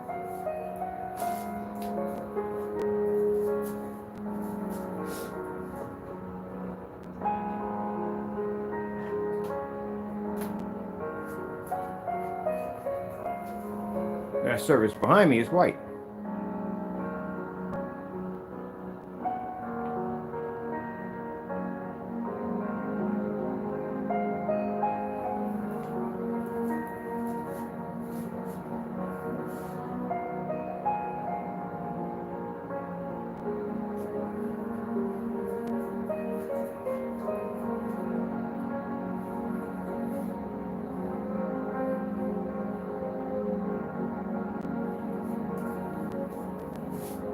Starfield screensaver. Good enough for YouTube.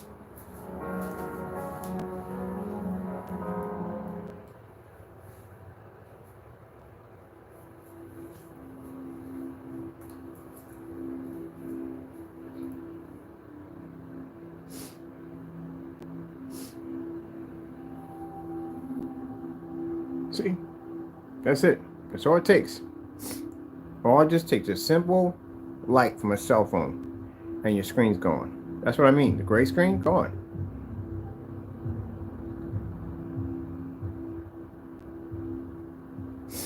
Now, I bring up old stuff at the end of the day, but it is what it is.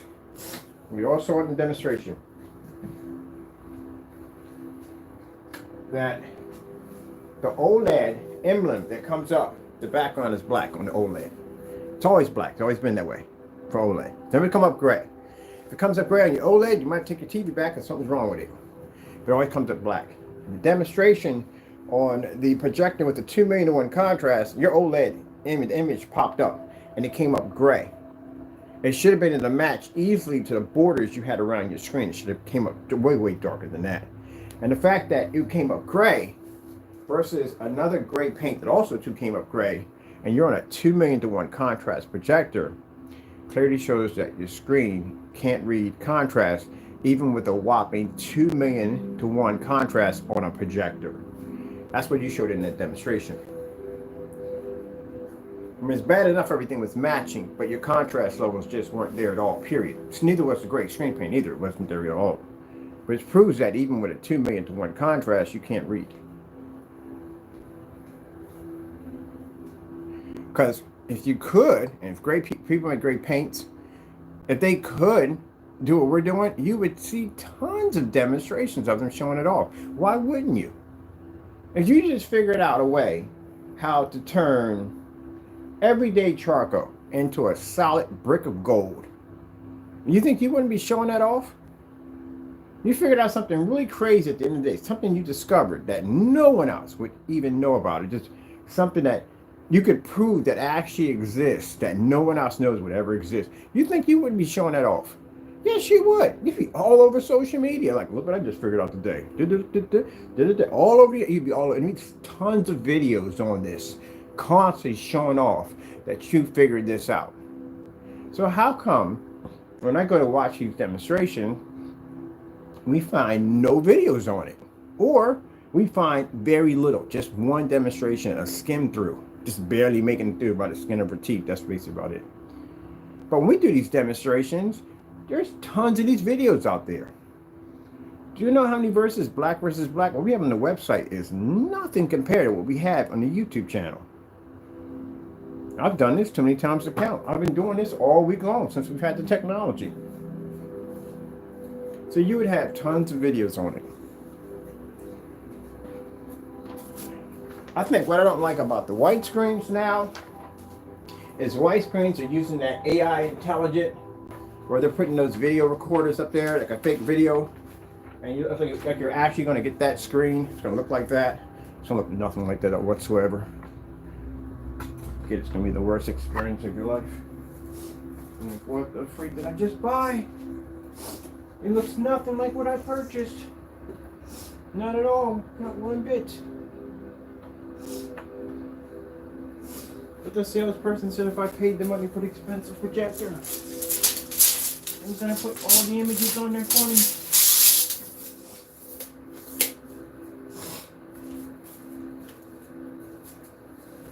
I use the high-end projectors in our demonstrations.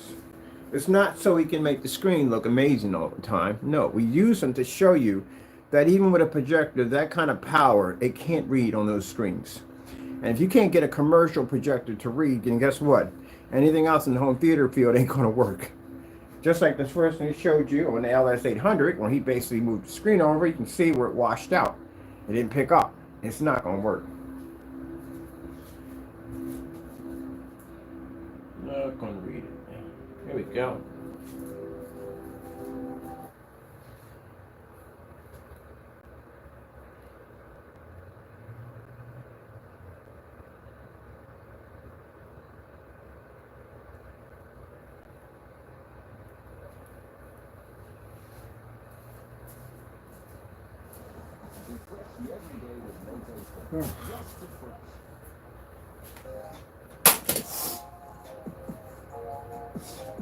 Now, like I said, you know, we got people campaigning because they're upset and angry because their products don't work, but I'm going to be all over it, every place this summer with this technology, painting it up everywhere. I'm going to be all over the place. So it's going to be funny just sitting there watching people on YouTube cry and whine about how my technology doesn't work when I'm bouncing from building to building to building, showing my technology off on every level, like we did with the dedicated Cinemax. I'm going to be everywhere with this stuff. So we're going to show demonstrations on site, demonstrations on YouTube. I'm going to be everywhere with this technology, showing it off. Heck, if I can have customers return an item back and I can show a demonstration right there, I can go anywhere I want. Anywhere I want. And you guys will be sitting there crying and whining about my product. Oh, this doesn't work, it doesn't work, it doesn't work. And I'll be all over the place. I'm going to do so many demonstrations, backing my products on so many levels, that you guys are going to look like certified haters when I get done with y'all. Because you're not going to show any new products. You can't compete with anything we're designing. All you can do is sit back on YouTube and hate me. That's all you can do. I don't even have to engage. I'm going to let you show yourself what kind of person you are. Don't even have to engage. Don't have to entertain you, nothing. You can watch me grow. And as I start to grow and I start to ascend and you start seeing my technology blow up bigger and bigger and bigger, you're going to see the same people show no improvement on their technology, no new demonstrations, nothing. Just sit there and complain about us. Like they're doing right now. Because they're terrified of the gunmetal. The gunmetal will destroy your stuff. I mean, you can't even pass my Digital One paint right there. It's free. So if you can't pass my free products, there ain't no way in the world you're going near this.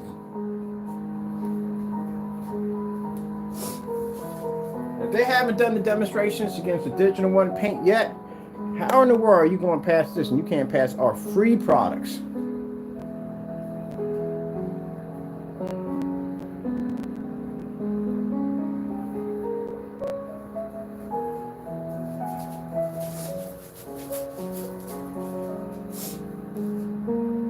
And meanwhile, my customers get a technology better than certified.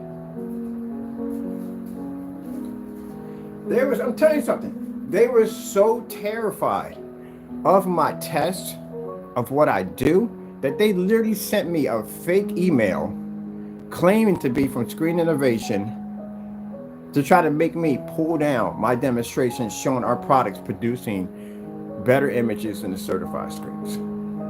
That's how threatened they are.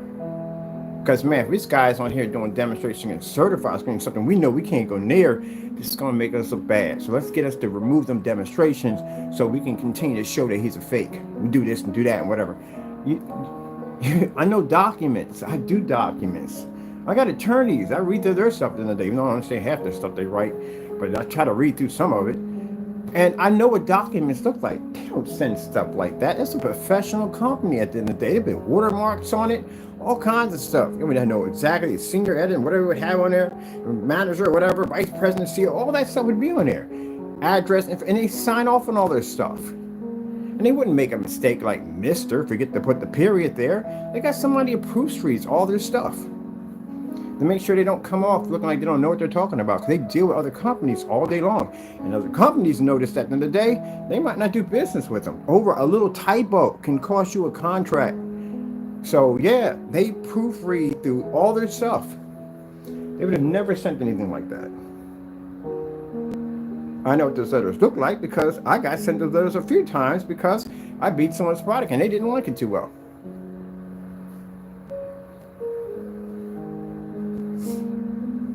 But if you have to sink to those kind of shenanigans and tactics, that shows me at the end of the day you're afraid of my stuff. Puts a smile on my face. It really does. Oh, I'm loving this, man. I am loving this. This is actually, like I said, the darkest gunmetal we've done so far. And you can sit there, and the funny thing about it is, they'll sit there and try to convince people not to touch our stuff at the end of the day. My stuff got contracts on it now. Contracts. I'm guaranteed to sell my product no matter what. I can remove every single one of my websites, and still this product's going to sell. I'm online and offline. I get money either way. Doesn't make a difference. I got a contract coming up pretty soon where we're going to paint an entire complex. This is a building at the end of the day that we wanted to just to show off the black screens. So we're going to do something to show our black screens off. And the woman requested what kind of monitors would we need for the conference room. I said, we don't need them. We're bringing in these black projection screens. And she was like, black? What is that? Yeah, they always ask the question, what is that?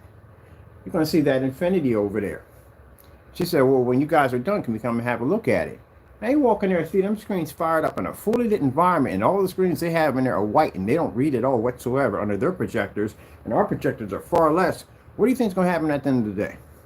Our stuff is going to get contracted to paint that whole building. And they got 50 of those locations in different states. Yeah, that's a ton of money right there. AdTech technology, eats sunlight, can advertise through glass. It's going to be going up pretty soon in one of the main buildings down in Allentown. They even know from the door that the minute we put that stuff in the glass, every store on that freaking strip is going to want that stuff in the windows. So regardless of what videos you make of me at the end of the day, I'm still going to get paid. I'm still going to have contracts. When I jump into expos, I'm showing my technology. Look, we have electronic shows down here, and I'm showing that technology off. There's investors out there. They're going to see that black screen, visible technology pulling up, and we're already embedded in that area. So you can't stop it. No matter what you do, what you try, whatever nonsense, you can't stop it. Because unlike you, I can go out there and do business. You can't, because your stuff is fake. You got to deal with it. Reality is what it is, man. And anytime, if I want to embarrass you, and I want to take the time out, I'll just go to your website and give you some money, because you're just going to give it back to me because you can't keep it. Your product don't work. That's all. Simple. Bam, bam, bam, bam, bam, bam. I got 3 screen paints to make this coming up this month. I got that Infinity 7. I got the new black silver. We're going to be bringing it out pretty soon. And I got, what's the other one we're doing? Black silver, Infinity 7. Oh yeah, we're going to make it a front and rear gunmetal screen. I might do the acoustics too, because I can have time to put the acoustics in too. I'm going to see if we can do 4 at the same time. Because I want to do the acoustic blackout cloth, because I do need one. Actually, I do need one, desperately. Because I'm going to go on site. I'm taking one with me.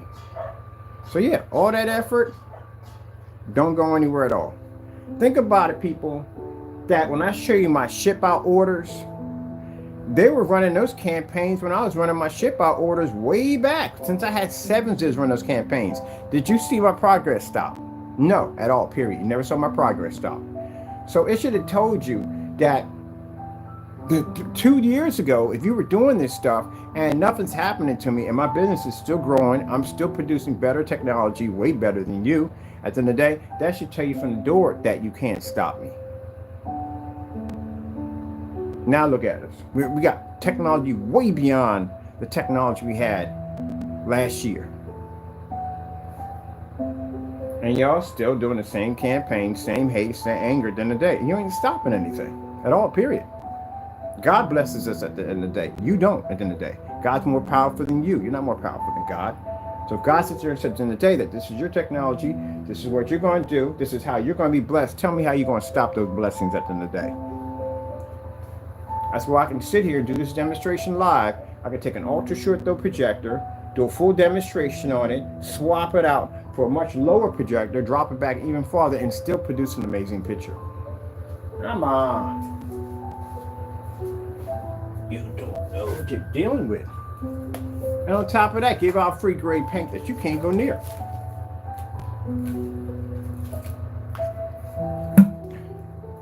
Right now, the dark mix that I gave out for free will be better than the Series C. You know why? And I'll tell you why.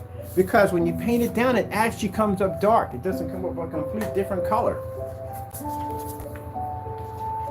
So we can't use the ultra short throw with this demonstration because, again, as I said before, this projector is for long throw. So we have to use a certified long throw. So yeah, they try to do little campaigns and stuff. They try to keep people from buying my stuff. I got a screen just about, I think almost, in every country in the world. I think I got one. I should have one by now. Even my testimonies, when you come to my intros, shows customers showing my product off. In fact, I got more customers than you guys got. More testing, more knowledge, more understanding. I know what I'm doing. When a person comes in and watches a demonstration, this is what they should be seeing. Demonstrations should be at least an hour, a minimum of an hour long. They should be. Only time we don't do them a minimum of an hour long, unless we're doing like a short video to put on the website, so we can have something on there, because it doesn't allow you to do long videos. That's the only time. Other than that, nope. Here we go.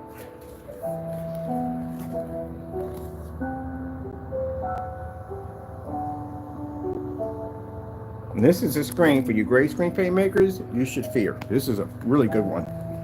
Really good one. Definitely worth my time. Really good one. I have to put my tape on like that from now on, because doing it the little bits of tape, that stuff don't work well. It won't stay up there.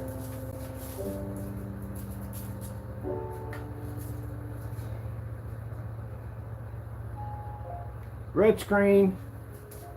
Getting that from YouTube.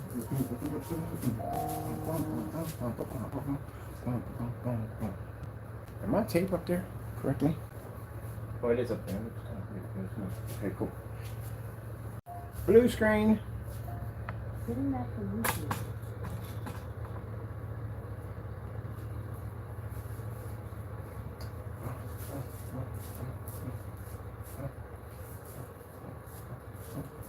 Oh, okay, cool. We get purple screen. Getting that from YouTube. Commercial. Yep. Second one is no commercial. Yeah. Here we go.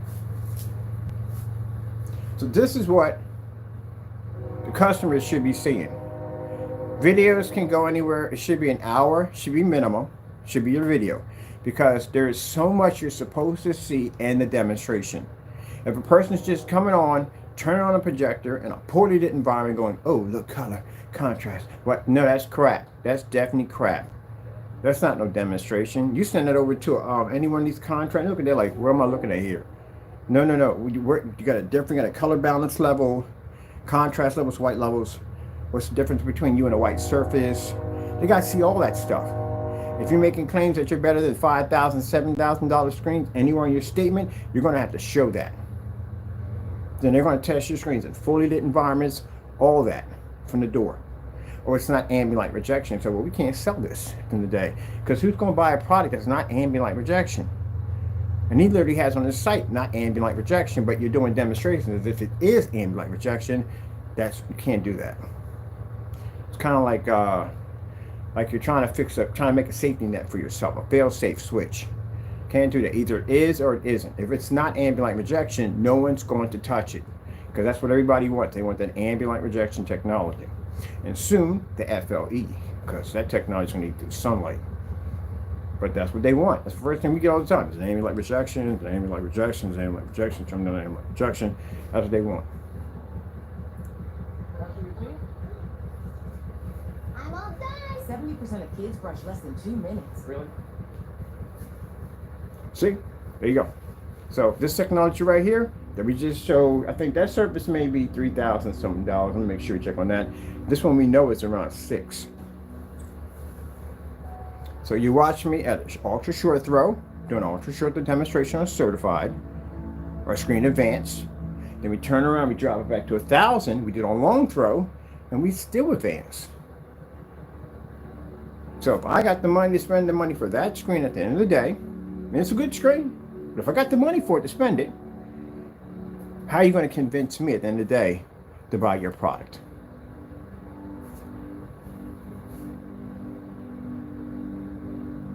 Because let's be truthful here. all your customers are sitting in the dark. I got all my customers are outside. I got outside, fully lit environments.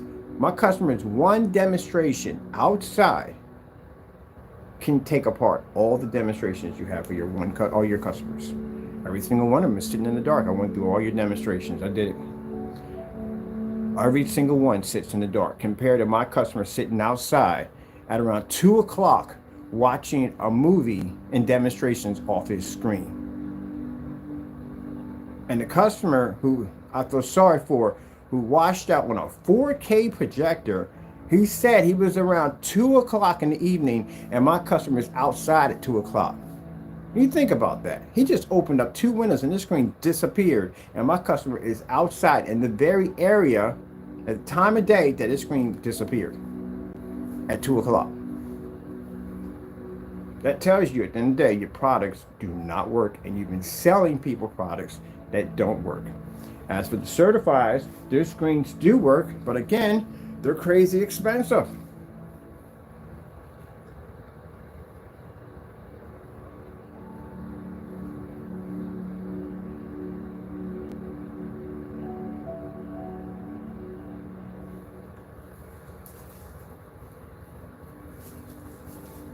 So what you got? Come on with it. That's all you got. Yeah. So this would make this the most affordable gunmetal in the market. Gentlemen, no message to you. Before you speak, back your products. I can go to any place I choose with this technology, and I can sit there and say, we could do this to a certified, I could do this to a white screen, I could do this to a gray screen, I could do it in a fully lit environment, don't require expensive machines, fully ultra sure they're compatible, can play outside. Companies are going to look up your stuff and they're going to look through everything and read through everything, your specifications, and do their research, and then they're going to call you and they're going to see if you're able to back this stuff up. You don't have enough demonstrations on your site to back up the very things that you speak of. I spoke about this technology before we even had it.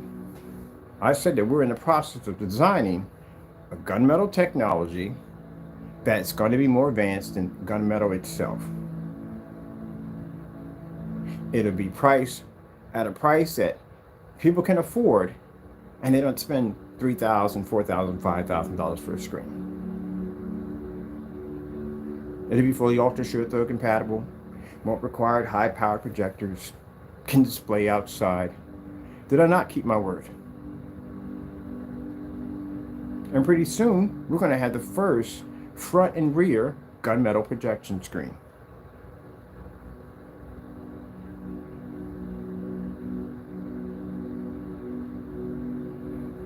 So anything I say out of my mouth, I can back it up.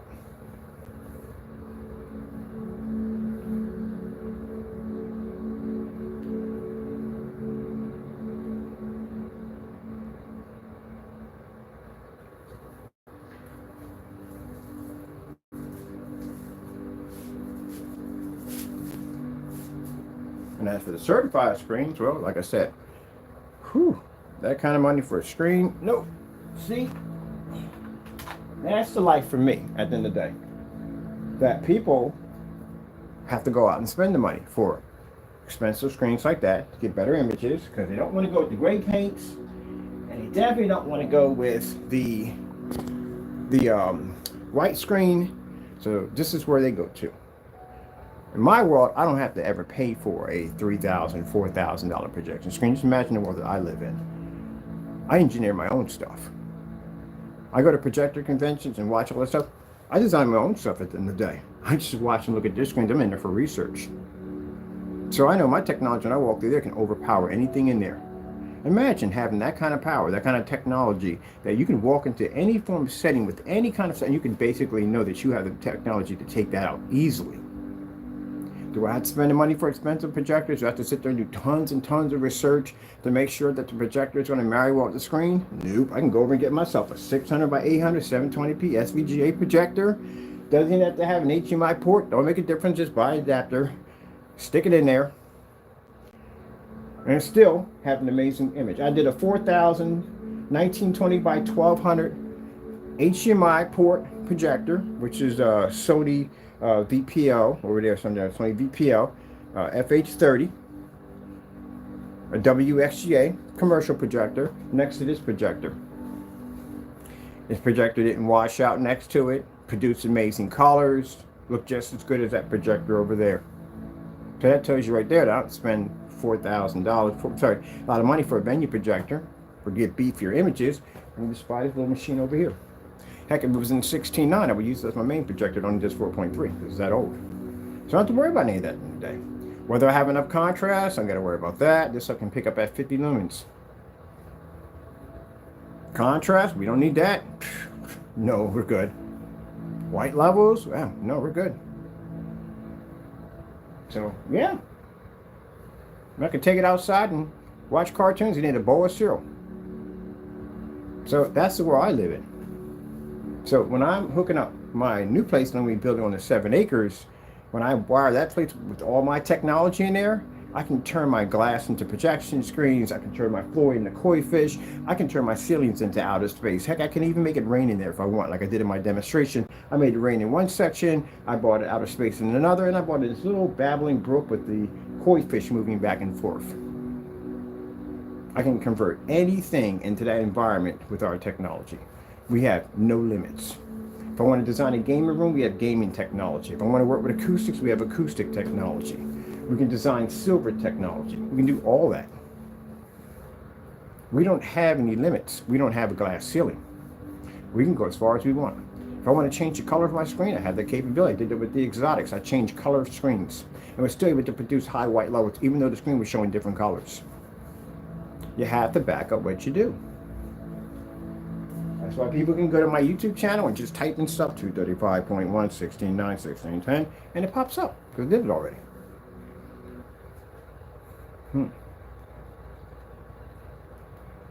Now to have it back 9 feet, and to do the depth, maybe a little closer now. To have it back at a distance, when you do it on a standalone, it's just too easy. That's why I got certified there.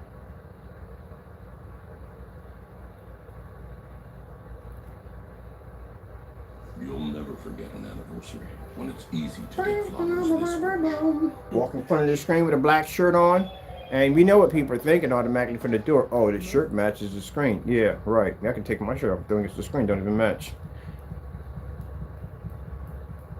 And it's the same color as the screen. Well, this one's actually a little, this is gray. This other screen I have this much darker, but it doesn't against my black technology. I don't see you walk in front of gray screens and taking a shirt up and throw it up there, because you'll blend right into it. Oh, what we got going over here?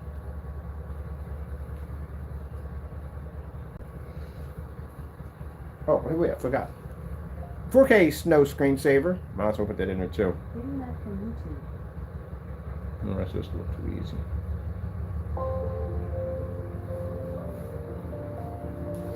So I don't know how in the world that a gray paint can turn any of our technology unwatchable. I don't know how that would even be possible. Like, how would that even work? How does a gray screen do that?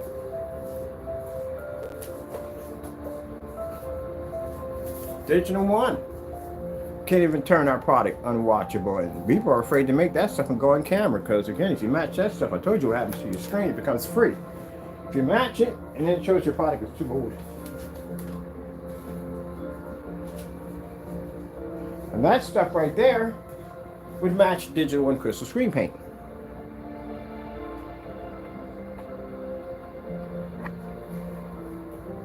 Let's go back to that beginning again.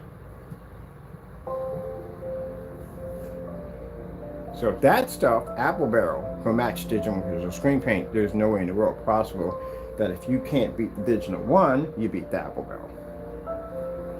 And the right tackle. Hoo, hoo, hoo. I know that for a fact. That stuff will match. It's great. The Digital One is a great paint. It'll match Network Gray 773 to match all that stuff. So with that being said, if you match that stuff, the Digital One, Can't tamper with that stuff in the day. That means you match the apple barrel, because the apple barrel will match it too. This stuff will match everything. Matter of fact, we tested the digital one against the 2.0. It was not 2.0, it was the, not the 2.0, the one was darker. We tested against the Network Grade 773, Microblend Slip Silver, all that matched.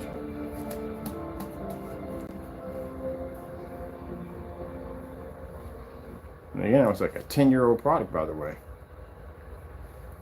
All right, get some lights out on my baby. Yeah, here, like that, here. Yeah, because they got it in their heads, they think that, hey, we do all these hate campaigns, it's going to slow them down. I'm offline. When I'm offline, it's still different, gentlemen, that people will have us come and install the screen in, or they'll buy a sample of it, they'll test it out, they like it, and then they'll have us come up and I'll do like a walkthrough, and then I'll basically paint the screen in. That's it. If I got to call a couple places I got to be at today. So I'll walk in and paint the screen in. That's it. They already know it works. And everybody else that walks in there, there's dozens of people that walk up and down the hallways, whoever's going to be in that environment, they see it too. We see it all day long. They touch the screen because they can't figure out if it's a TV or a screen because they don't see the projectors, so the projectors are hidden. They sit next to the screen real close and they look at it from the side to see if it picks up. They do all that stuff. I even seen people lay down and just look up underneath the screen. That's why you see me on camera doing that, because it shows it picks up at any angle. So I've seen just about everything.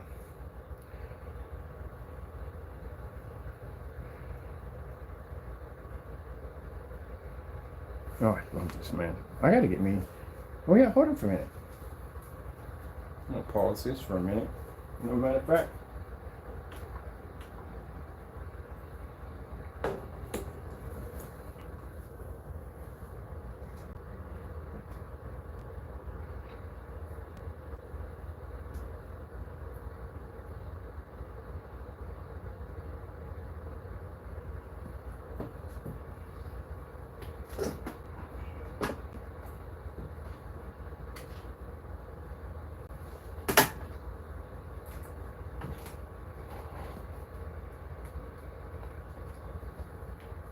Like I said, you don't know what you're getting yourself into. You get yourself crushed. I don't want to hear the crying and whining. Swapping out the 50 lumens now. We can do this. This is what our technology is designed to do. I have to make sure this stuff runs. I have to make sure it works. All that good stuff. Oh, I forgot we don't need power for this. We can just run it to the back of the projector. Yep. This is why I like this projector.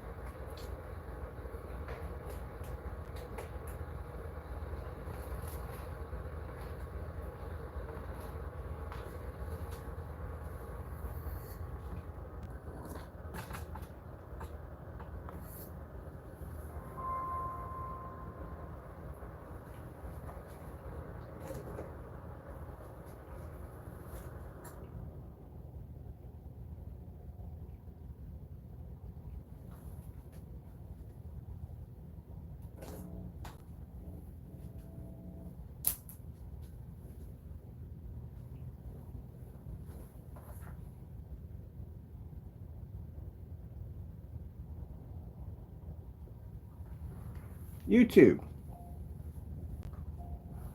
Sure. Here's YouTube.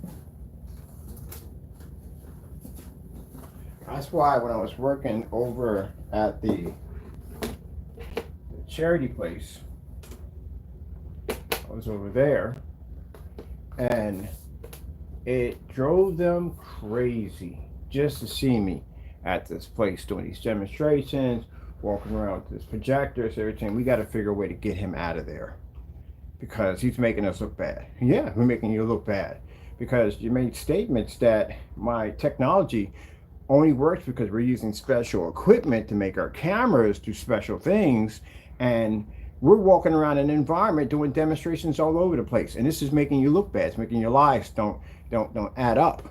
So let's figure a way to get him out of there. So they threatened this woman and sent her some real nasty emails, which I got to meet with her to get the rest of the emails for court.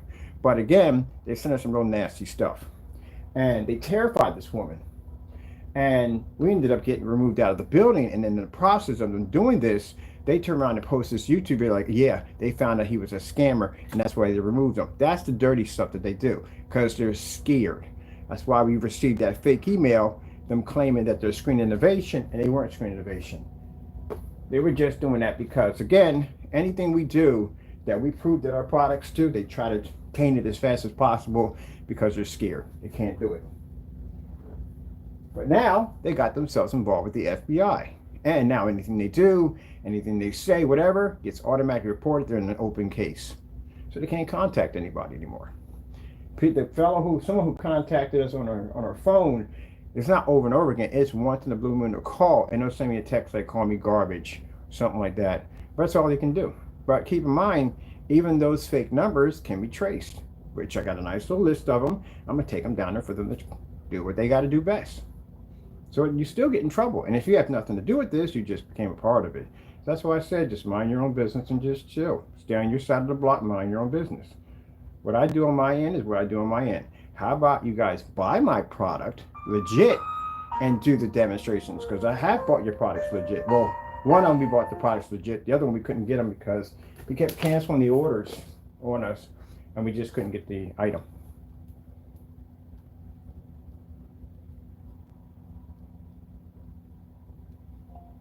OLED demonstration. Getting that from YouTube.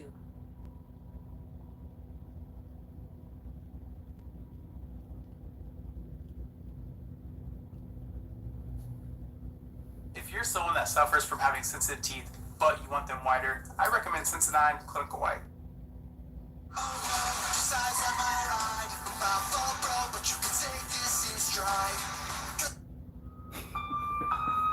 This is funny.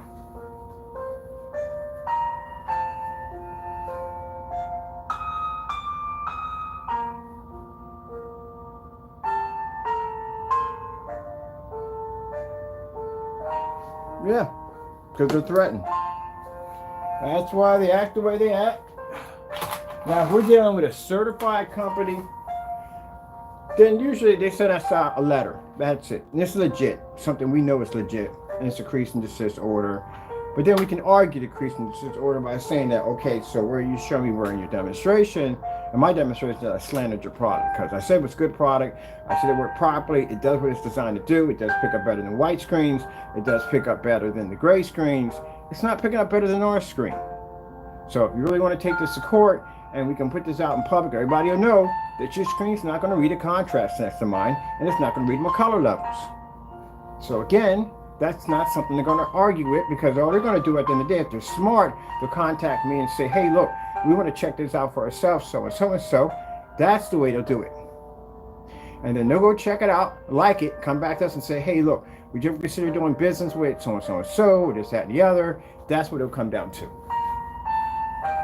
Now, if we went out there and we did something to their product, like turn the screens upside down, use ultra short throw samples with long throws knowing they wouldn't pick up, you know, stuff like that, or tamper with their product, put something on it, and they could see that they saw that, then we would get that court order, that cease and desist, to back down. But I've been testing this screens for 7 to 8 years. About 7 years in. I've been testing those screens. That's why I showed you when I took the ultra short throw sample sheet and I turned it around. I said, look, this is what they do when they cheat. When people cheat, they'll turn that screen upside down to make it look darker so it doesn't pick up. And they say, hey, look how my image comes up much brighter. That's why, because it's upside down. The screen should pull it, no problem whatsoever.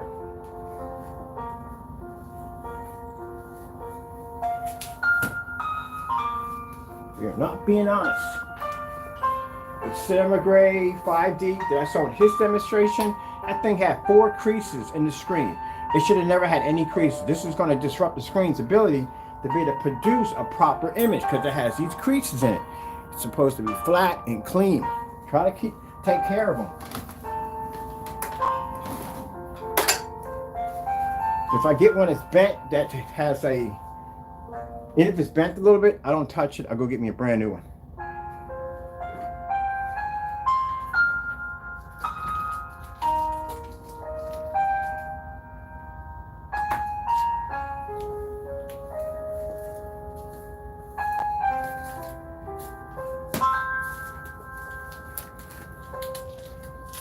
Shade the lights out.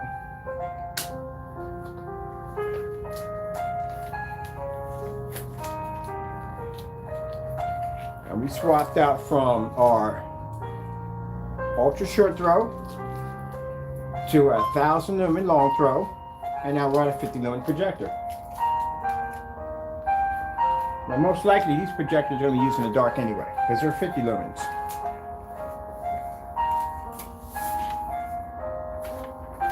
So you'll find these screens in white. For the portables are all done in white screens. And that shows you that even if you're in the dark, which the portable, because we're doing a portable. Actually, we're doing a set of portable projection screens for the portable Pico projectors, which I'm going to be working on. And even if you're in a dark environment using this projector, or whatever you're going to be using it for, keep in mind that our technology can show a much more advanced improvement. As you can see right there on the portable versus the white surface, we pick up better color and better contrast and all that good stuff.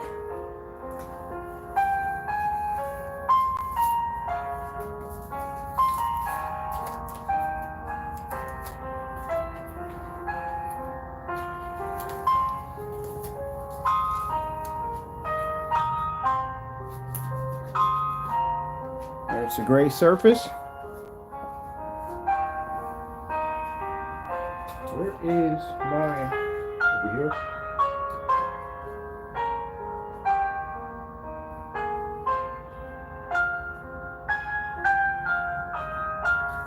So the reaction happens. Starfield screensaver. Getting that from YouTube.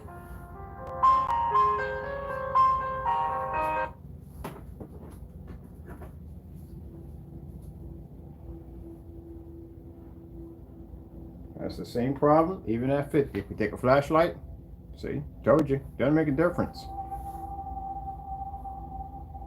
It'll do the same thing at 50.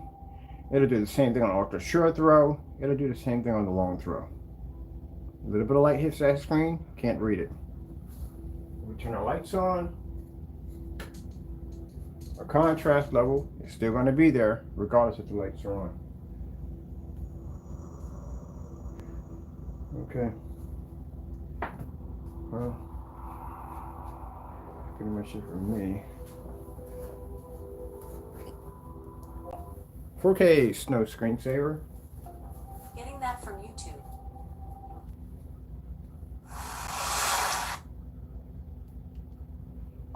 Can it make my screen dark and unwatchable? No. Can't do it at 50 lumens. It can't do it at ultra short throw. It can't do it with the lights on. It can't do it with the lights off. No. That's a 50 lumen projector. Gray screen can't turn the screen dark, even with the lights out. So the big question is, how in the world does a gray screen paint and those demonstrations turn our technology that dark? If a 50 lumen can't do it, next to a white sheet of paper. And there you go. That's why we have a $12 million lawsuit firing off. Because this is the stuff that we can back up in court on our products. So if you make a claim on our products and say, hey, this gray came up too dark and I couldn't see it, and we walk into a courtroom and do this on a 50 lumen projector on a white sheet of paper, well, you have now become poor. Our stuff is tested. Why do you think I have that 50 lumen projector sitting on that table? Test your stuff.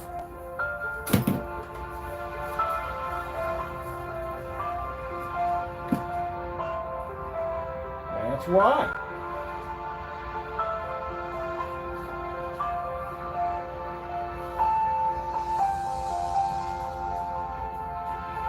So if you make a claim that my product is unwatchable and it's too dark and you can't see it, this is one of the tests we can do on your product, on our product, against your claim.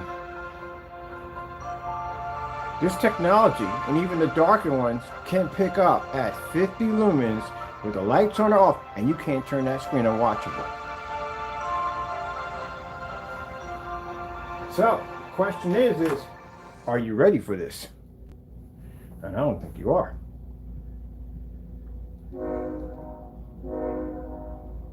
I think what it is people don't do the research on us enough. And then they find out, they see demonstrations like this and go, oh shoot, what the freak did I just get myself into? Yeah, something pretty bad.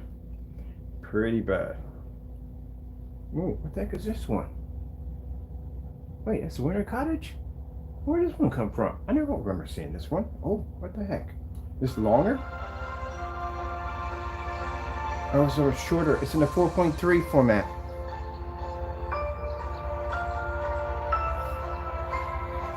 Yeah, when I say this to anyone, and I mean anyone, who's done a demonstration against our product claiming that it's so dark that it can't read, it's a 50 lumen projector we're doing right now. That's a gray screen and a white screen laying against this dark technology. I hope you got the money to hit that lawsuit. It's going to be heavy. It's going to be real heavy. And I can do this in a courtroom. Projector's portable. I can put that thing in my pocket and take it with me. That's it. I hope you're ready for it. When I tell you that I back my stuff, I back my stuff. So, to the people that are getting filed those lawsuits, it's a $12 million lawsuit for what you just did. These people went in, made some fake product and claimed our products came up too dark.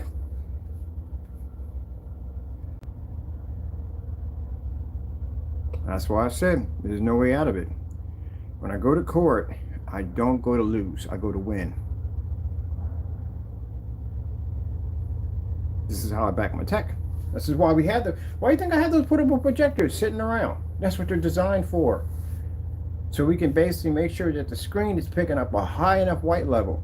You think when sat there and said that I use 4,000 and 5,000 lumen projectors because we have them, don't mean we depend on them in our demonstration. That law, what he just said out of his mouth, it's going to cost him $250,000 from what he just said out of his mouth.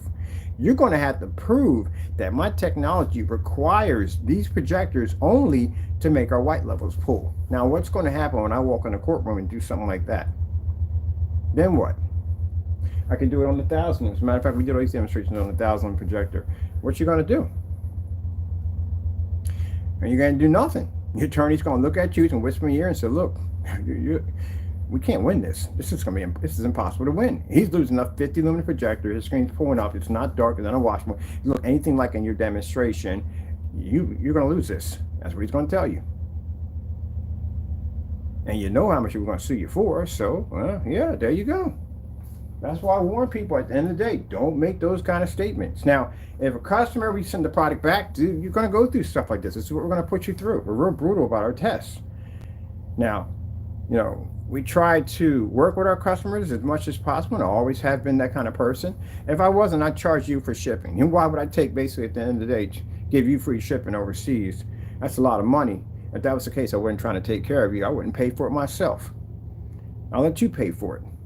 We give you free shipping anywhere in the world. We make sure all our products are tested. And our demonstrations go on for like 2-3 hours long because, again, we show you so much information at the end of the day to make sure you know our products work. Look at our websites. Our websites are chock full of all kinds of information compared to anybody else. More video demonstrations showing you everything you could possibly think of on our products at the end of the day. Even doing demonstrations like this for fun on live. So if you make a claim and you make this statement, we'll have you ship it back. And then we'll do this demonstration. We can tell if something was mixed into it. I can tell if black paint was in it. I take that projector and shine it over top. It'll tell us exactly if something else was in it. And now you got a lawsuit on your hands because now you committed fraud. You touched my stuff, you tampered with it. We can show it's basically violated, and then you had a lawsuit coming. That's the only ways you're going to get sued from us, is that you basically do a YouTube video and you slander me and say, hey, my products come out too dark and blah, blah, blah. You do this, and we know it has a batch number was tested. That's an automatic lawsuit.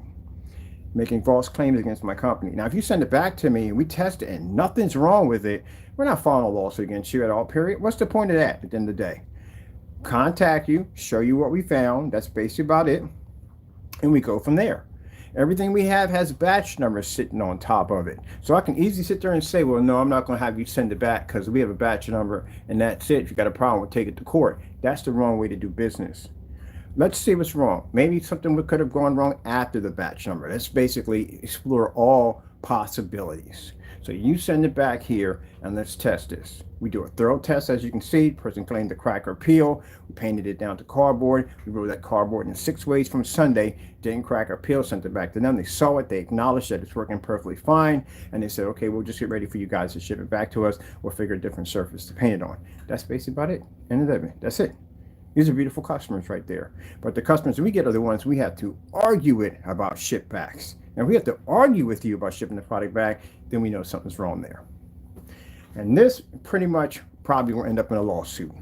Because if you're going to argue about something on a ship back and we get it here and it doesn't function the way it's supposed to, and we know it doesn't match the batch, and we know there's things wrong with it, you got a lawsuit coming your way. And it's not going to be $12,000. It'll be a civil court lawsuit, which will cost you about $50,000 to $80,000. That's the only way. But we test our stuff. We have to. Because again, I got to be on site. I got to be around other people. I got to be on forum sites. And the last thing I'm going to do is get embarrassed by a physical screen, me making a screen painting. But there you go right there. So question, and the big question for the people who've been doing these demonstrations against us, how is it possible? Now, this projector still got a distance. It's not sitting a foot from my screen. It's still at a distance. How is it possible in a dark environment with your 4K laser projector that you were able to turn any of our products dark, that dark and unwatchable on a gray screen? And we literally have a gray screen in a white screen, which is much brighter than the gray screen, and it's not turning our technology unwatchable at 50 lumens. So that tells you right there, yeah, they had black paint in the container. So if I take black paint and I stick it against the screen, it's not going to show up. It's going to come up real dark and real dirty. That's what it's going to do. So that's what you did. You took our labels, you printed them up, you put black paint in there, you claimed it to be ours, you painted that onto a screen, and then you basically hit it with a projector and said, hey, look, this is how its product comes up. That's what you did. And this is why Fernando Gonzalez is going to pay us $12 million, or probably a lot more than that, because he committed to all these fraudulent acts against our company, and the other ones who basically did the exact same thing will follow the same fate as them too. But gentlemen, just to give you a heads up, if you ever thought a slim chance in the back of your mind that you could win this, this is to tell you you can. Lights out, gentlemen. Lights out. And as for my customers, well, we back our products up. And just to let you know, gentlemen, so you notice from the door that the same brutal tests I do here, that any company that will sign a contract will do this to you. You have to think of the most insane, berserk, psychotic things that you could think of that they will do to your stuff, because they will. And I've been there. I've actually had someone fly me into Florida, and I got a chance to go to their facility, and they wanted to do an invisible screen for them. And I never forget what that environment looked like. It was like walking into a baseball stadium. It was that much light in the environment, because they were trying to mimic like real commercial lighting in there for their screens. And that's what they were doing with this invisible technology they were working on. And they couldn't get the angle gain to pull in the screen. They could get the front to pull, but the angle wouldn't pull. And he saw my demonstration where I turned to the side and the screen pulled up, and that's when they contacted us. And they flew us out there, paid for everything. If your product works and you can back it up. Now, mind you, if I faked that whole demonstration, what would have happened when I got out there? When I got out there, I was out there with a fellow who was a nuclear physics. He was this guy who spent like many years in a submarine, some crazy brainiac guy down there. He was cool, real humble, nice guy. Had a long conversation. Matter of fact, I prefer talking to him than the rest of them, because these guys was fascinating as I don't know what.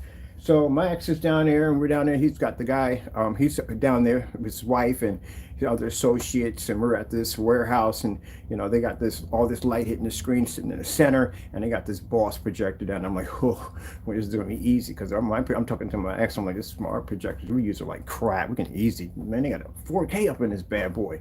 So I was like, we can easy to produce on that. So I remember they brought me this, what did I need? The guy was like, well, we got a whole lab back there. They had a whole freaking lab back there. Whole freaking Dr. Jekyll, Mr. Hyde, whole lab back there. And the guy was like, use whatever you want. And I was like, bring me a plastic spoon and a cereal bowl. That's all I needed. And I sat there and I mixed the whole thing up right in front of them because we had an NDA, which means non-disclosure. Nobody can talk about Jack. And I mixed it up. And they were laughing about it. They were like, wait a minute. You mean to tell me you're just going to use a cereal bowl to plastic ones? Yeah, I'm mixing it up, not measuring it, putting them. There we go. Gave it to him, put it into the cannon, hit the screen with it, and the guy in the back, he's from Israel. I think he's a boss between them, and he doesn't let anything pass. They say he's a stickler for perfection.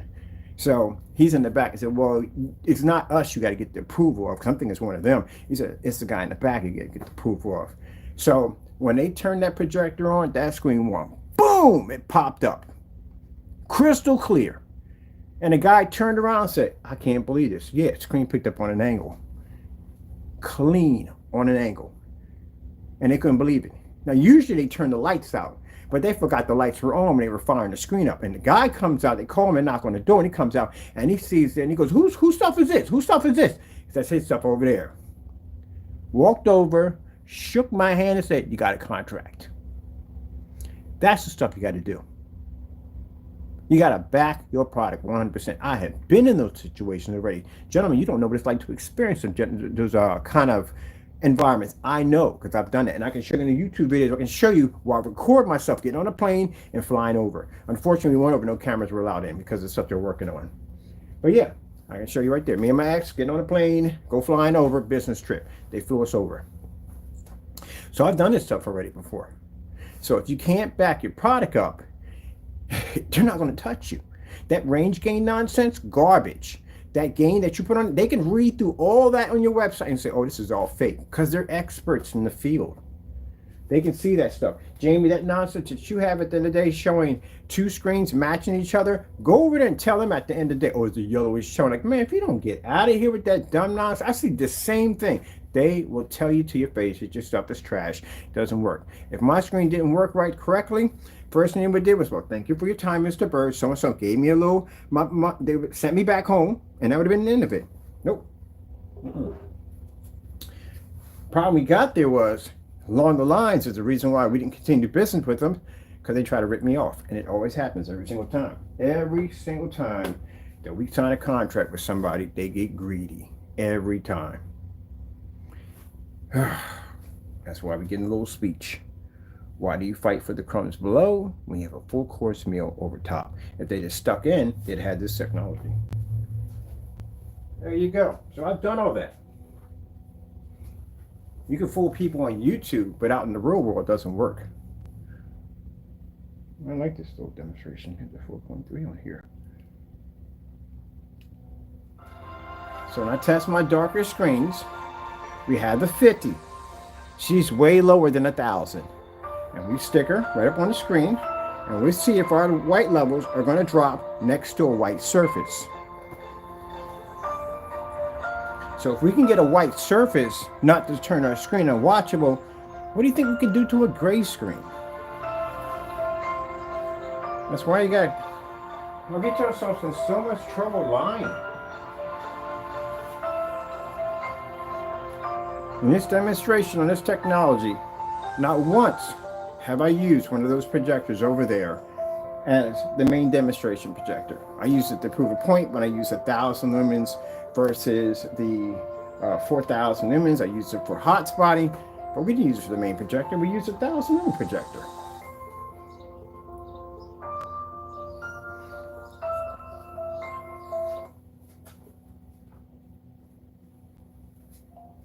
Red screen. Getting that from YouTube.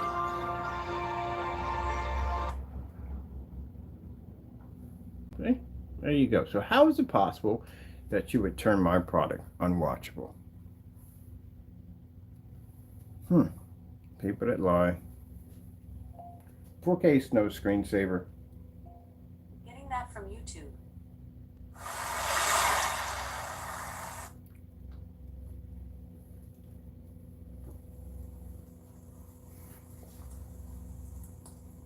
What do you think, I'm lying when I sit there and talk about Heightener technology and all that stuff?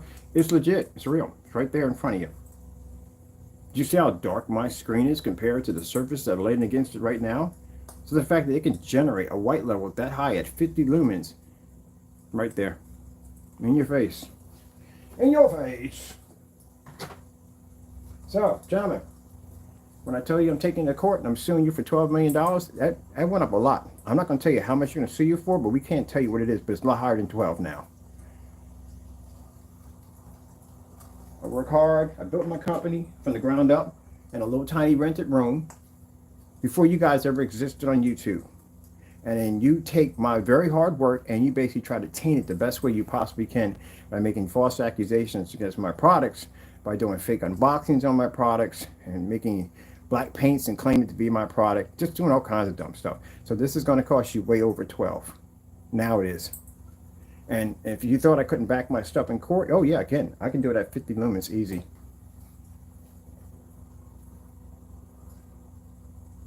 So I'm not going to tell you how much you're getting sued for, but I can tell you it's way over 12 now. Don't do dumb stuff.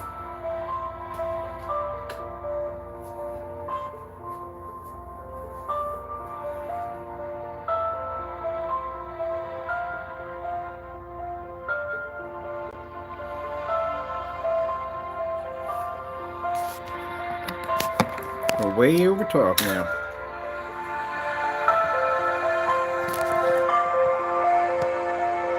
Sure, it's coming from my little projector right there.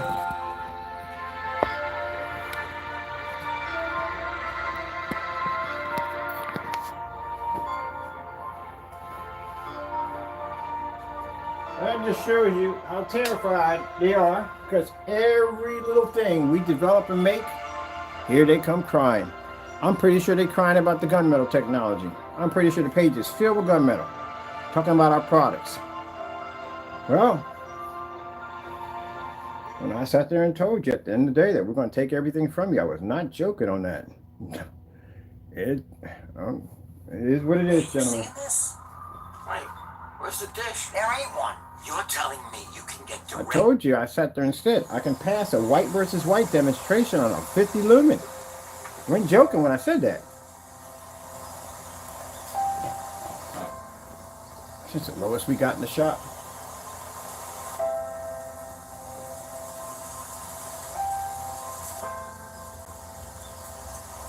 So what it comes down to is you never had my products ever. The only thing you had was the 2.0, and you had to go to court for that one. But you never had, only product you had was 2.0. You never owned any of my black products at all. Neither one of y'all. And if you're claiming that you got products from a customer, well, we had customers return items here and we tested them and nothing was wrong with them. So that means that if you got something from a customer, that means you tainted and messed with it. Because if that was the case and we got something from a customer who came here and we tested the product and nothing went wrong with it, it worked perfectly fine, that means that you did something to it. And then turned around and said, this is what the product really is. So those containers you showed that you poured out on camera, showing that that was supposed to be our product, when we poured out the customer's product, didn't have any gritty bubble look to it, came out nice and smooth, didn't wrinkle, didn't crack or peel as you claimed our products did. We were able to paint it down to a cardboard surface, pick up a beautiful image at 1,000 lumens on a low-grade projector with no problem whatsoever. That's what you did. You tampered. And this is the reason why, with all the substantial evidence we have against you, is the reason why you're being sued for more than over $12 million now. All of you. Because you lied about our products. Because you were jealous and afraid.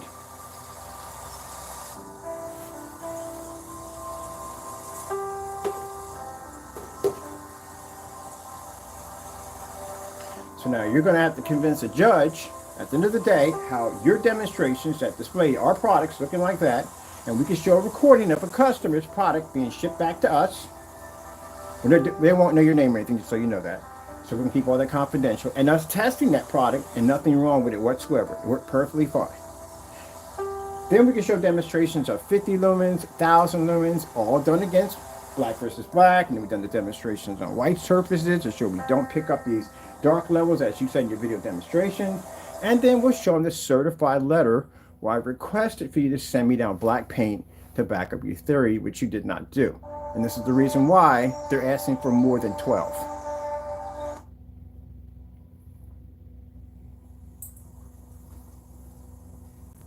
So you try to destroy my company. That's what you try to do. Keep in mind, gentlemen, these are fraud charges. And also, too, the amount of jail time has jumped now. Because now we're not requesting for a minimum of 30. We're asking for a minimum of 50 years. I told you it was going to be bad. And this is why we try to warn you to back down, to go in a different direction. We sent people cease and desist orders to back down, and you refused. So it's on now. And that tells you people on YouTube is the jealousy and hatred that we went through because people were afraid of our products. We got all these individuals ganging up on one person because they're afraid because their products don't work. And instead of them working hard to roll up their sleeves and make better products, they just rather rip people down and tear them down in the process. And it's going to cost them. It's going to cost them their freedom, and it's going to cost them their livelihood because they did dumb stuff. All my technology is tested.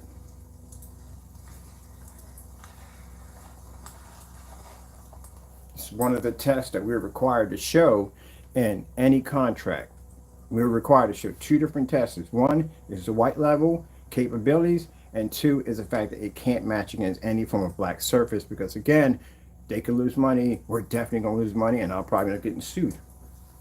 Well, yeah, I probably will get sued.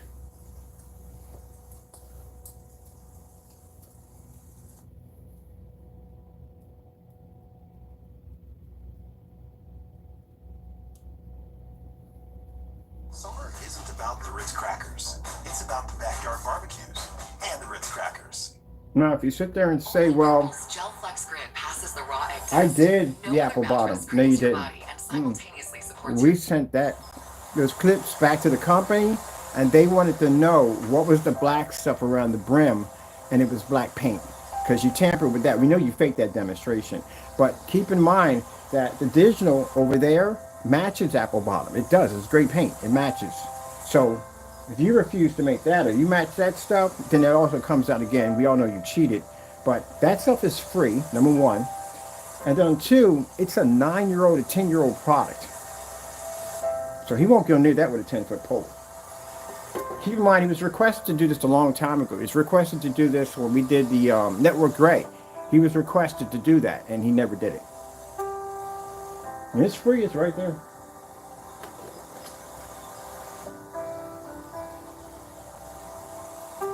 So all that whole camera tricks and all that, they're being sued for that because that's defamation right there, making these false rumors that we're using special cameras, making false rumors that we are basically using high power projecting to produce our white levels. They're being sued for that.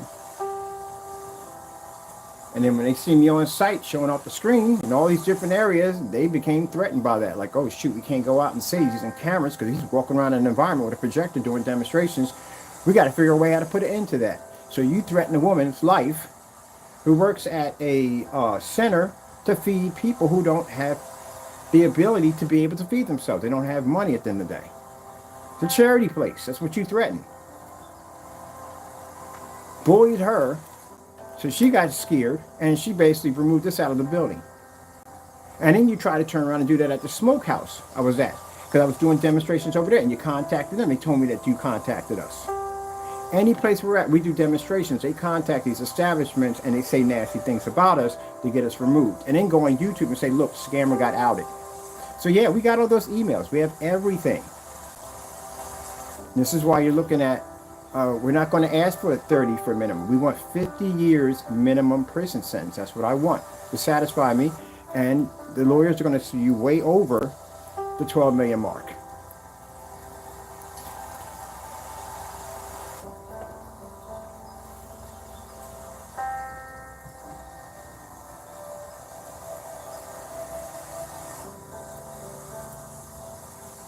right, turn my screen dark. You've lost your freaking mind at the end of the day. My digital crystal screen paint can match your product right now. It can match your product. It's the same exact thing. Fading technology. For fragrance, you're sure to notice. Getting this education, getting my I don't even know how they got around to what that mess was that he poured out of that container. That was supposed to be our stuff. What was that bubbly, like gritty look to it?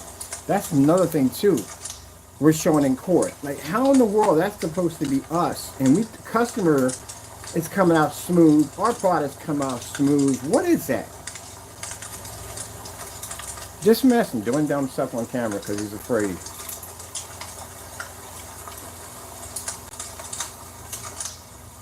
Falling snow 4K. No, cancel. Skyworth food demonstration. Getting that from YouTube. Now, see how you can't read that contrast. Here we go.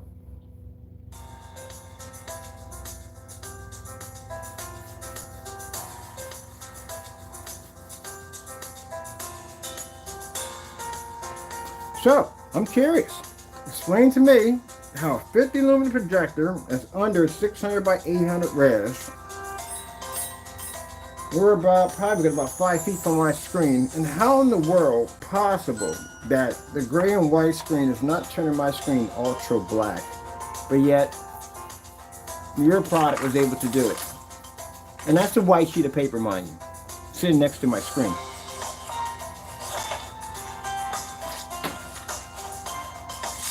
You know what I mean? Dumb stuff. Doing dumb stuff.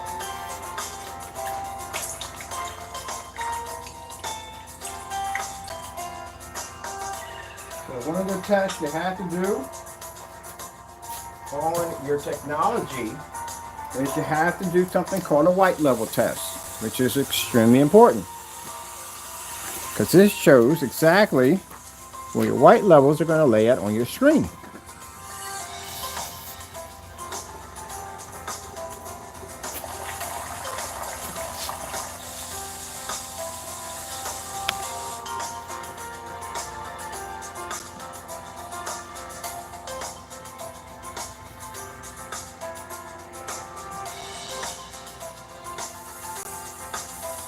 If the white screen can't turn our screen dark, then that means that neither can the gray screen.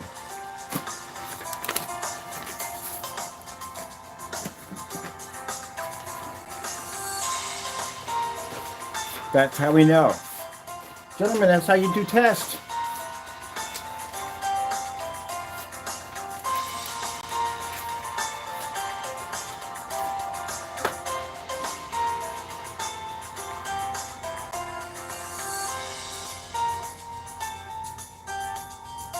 Now, we use a 5,000 projector is because we get people who think at the end of the day, if I go with a projector with a high enough lumen count, I can be able to produce a white level out of any black surface. We debunked that theory. That's why we have the big boys over there. So when you see me do a black versus black demonstration, we put a high power projector up there.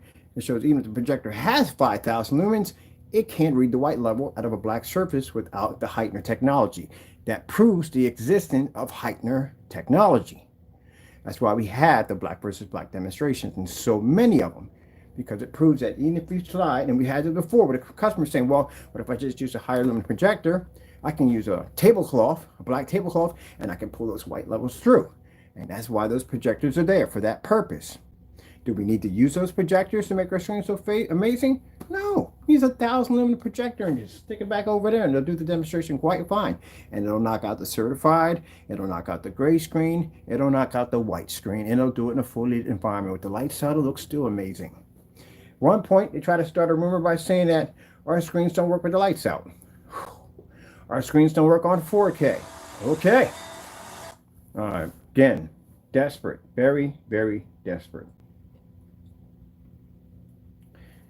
Okay. Wait, I want to do this one. You know what? I got to do a demonstration on this because that was fun. 4K snow screensavers. Getting that from YouTube. We've got to do that one.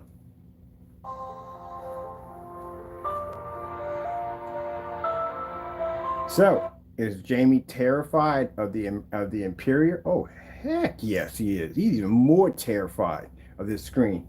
And I guarantee there's tons of little demonstrations where they're taking pictures of my screens and trying to make them like they're this, that, and the other, and so forth.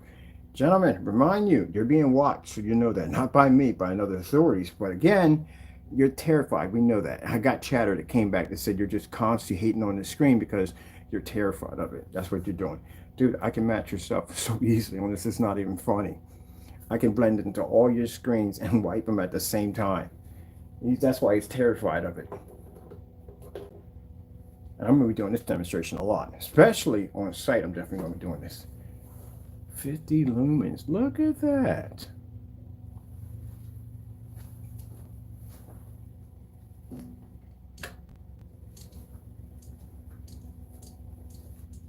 Yep.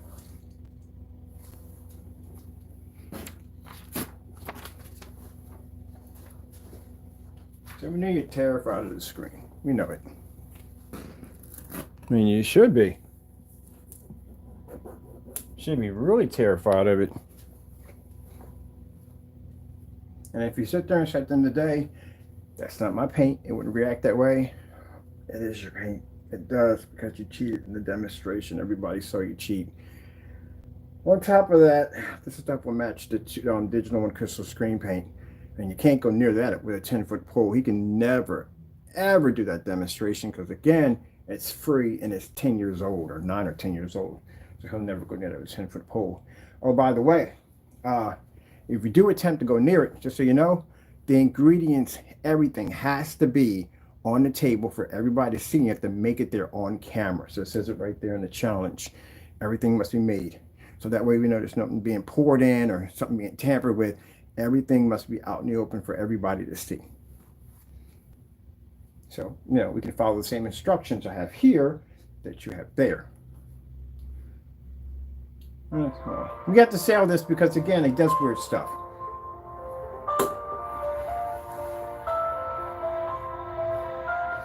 So, man, the Imperior can match it, gray screens, white levels. As a matter of fact, hold on for a minute. Why are you coming up? Oh, he can't read the lake. It won't read the lake. Look. Because the lake has a darker color to it. It can't read the lake. Look at this. It can't read the lake. So the lake has a darker color to it. It blends into the white levels, but the screen, oh, gee whiz. You know what would happen if we put your stuff against this stuff? Your stuff would get, I'm not going to waste the time. It's a waste of my time. We'll never get it over here. We'll cancel and put the money back in my account. So there's no point in talking about that. But as you can see, look at that. See the lake? It can't read the lake. Because the lake's a deep, dark blue. And you don't pick up colors that too well. So, yeah.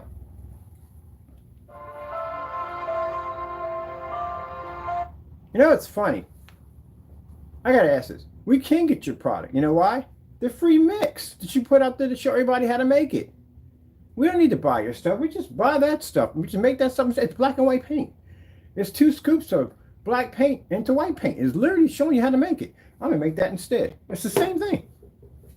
It's literally the same thing.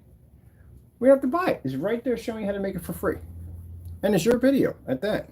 So why in the world would I sit there and pay the money for it? We don't need it. We just do that instead. It's the same thing. And if you want to argue that one at the end of the day by saying that's not the same as your product, well, all you have to do is just make your own product. The ingredients is right there. You can't fake it.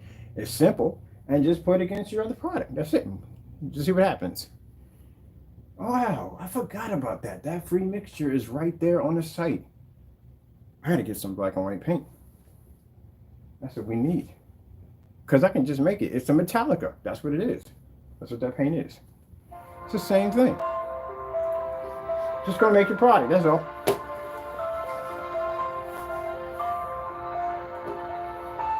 Forgot, you got a free one out there. Just like I do.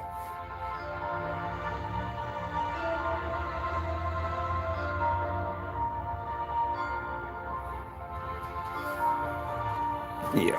Hold on for a minute. Do we do this?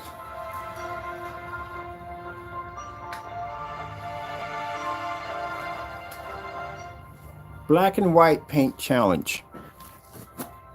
Getting that from YouTube. Find this on the PC. Rather dig it up on the PC. That paint is free.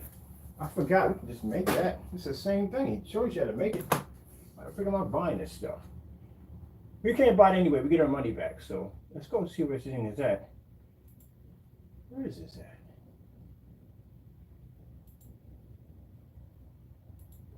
Black and white paint challenge. Let me see. Yeah, what the frick am I sitting there?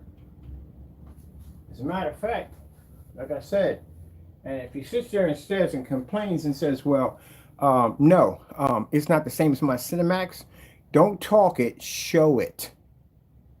Make that product, because we've been trying to get him to do this for the longest time, and he's been fighting us on this. He will not make this stuff and put it against his paint. He won't do it. This has been around for like 3 years trying to get him to do this. So why are we even buying your stuff? You got a video showing us how to make it for free. So I'm just going to make this stuff over here, and we're going to use that for now on, just a demonstration. This is your stuff. It's your video, right? It's right there.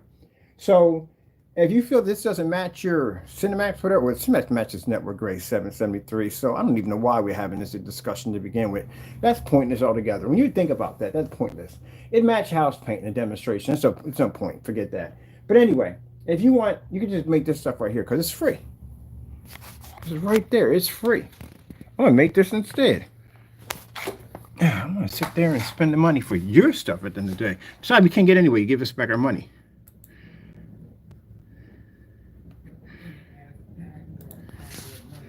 That's you. And it shows you how to make it. It says right there. How to make it for free. That's the Metallica mix right there. 2 tablespoons of flat black paint. So I'm just going to make this instead. Put this against the apple bottom.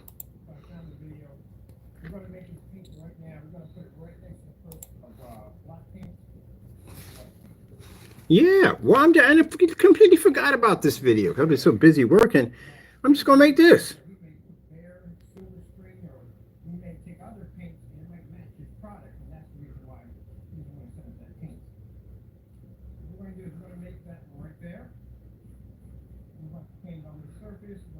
So I just make this right here, and we use this in the demonstrations right next to the apple barrel. So apple barrel.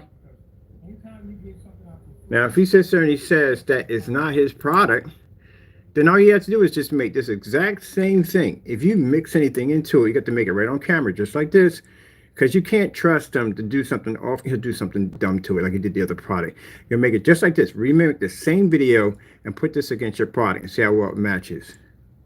Yeah, I'm gonna make this instead. I'm not gonna buy any more of your stuff. But it's a headache anyway.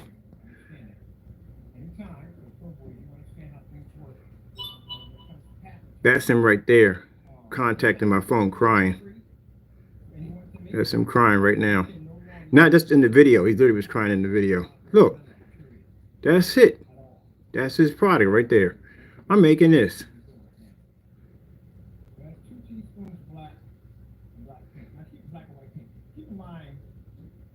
And this don't make a difference. This right here, this don't make a difference. What he has here, you can use any white paint, any black. It all does the same thing. Ain't nothing different. It's just that's the store was closer. There was Lowe's.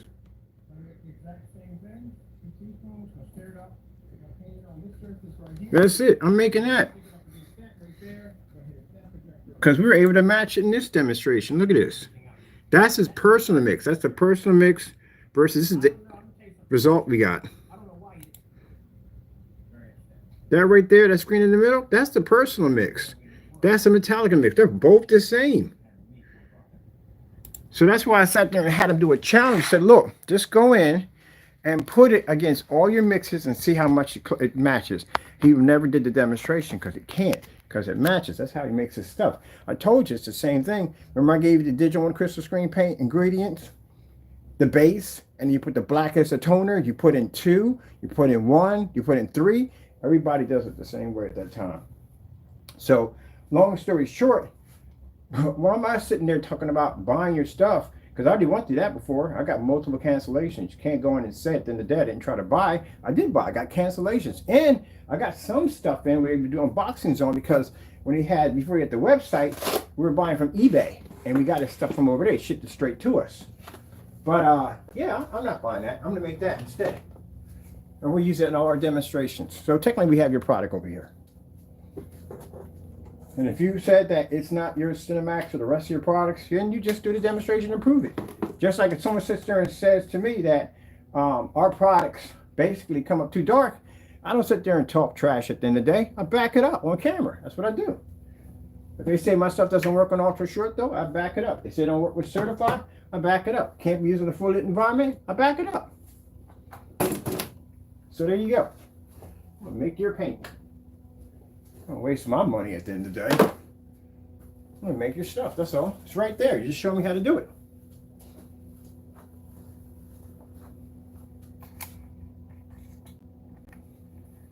I should have did that a long time ago. Should have gone through all the cancellation nonsense. Could have just made it.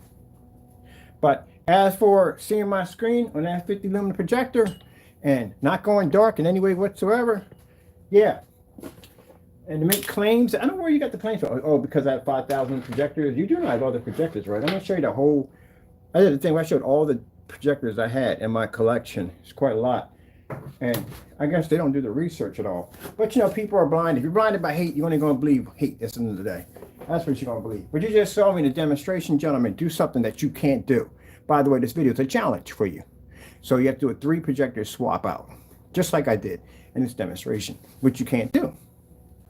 Can't match any of my stuff. That's why I sit there and say in the video demonstrations, match or better my demonstrations. You couldn't do this demonstration. But my stuff go dark? Are you kidding me? I can drop 50 lumens on that in a fully lit environment. Lights on or off, doesn't make a difference. And I can blend into your gray screen, no problem. So, whew.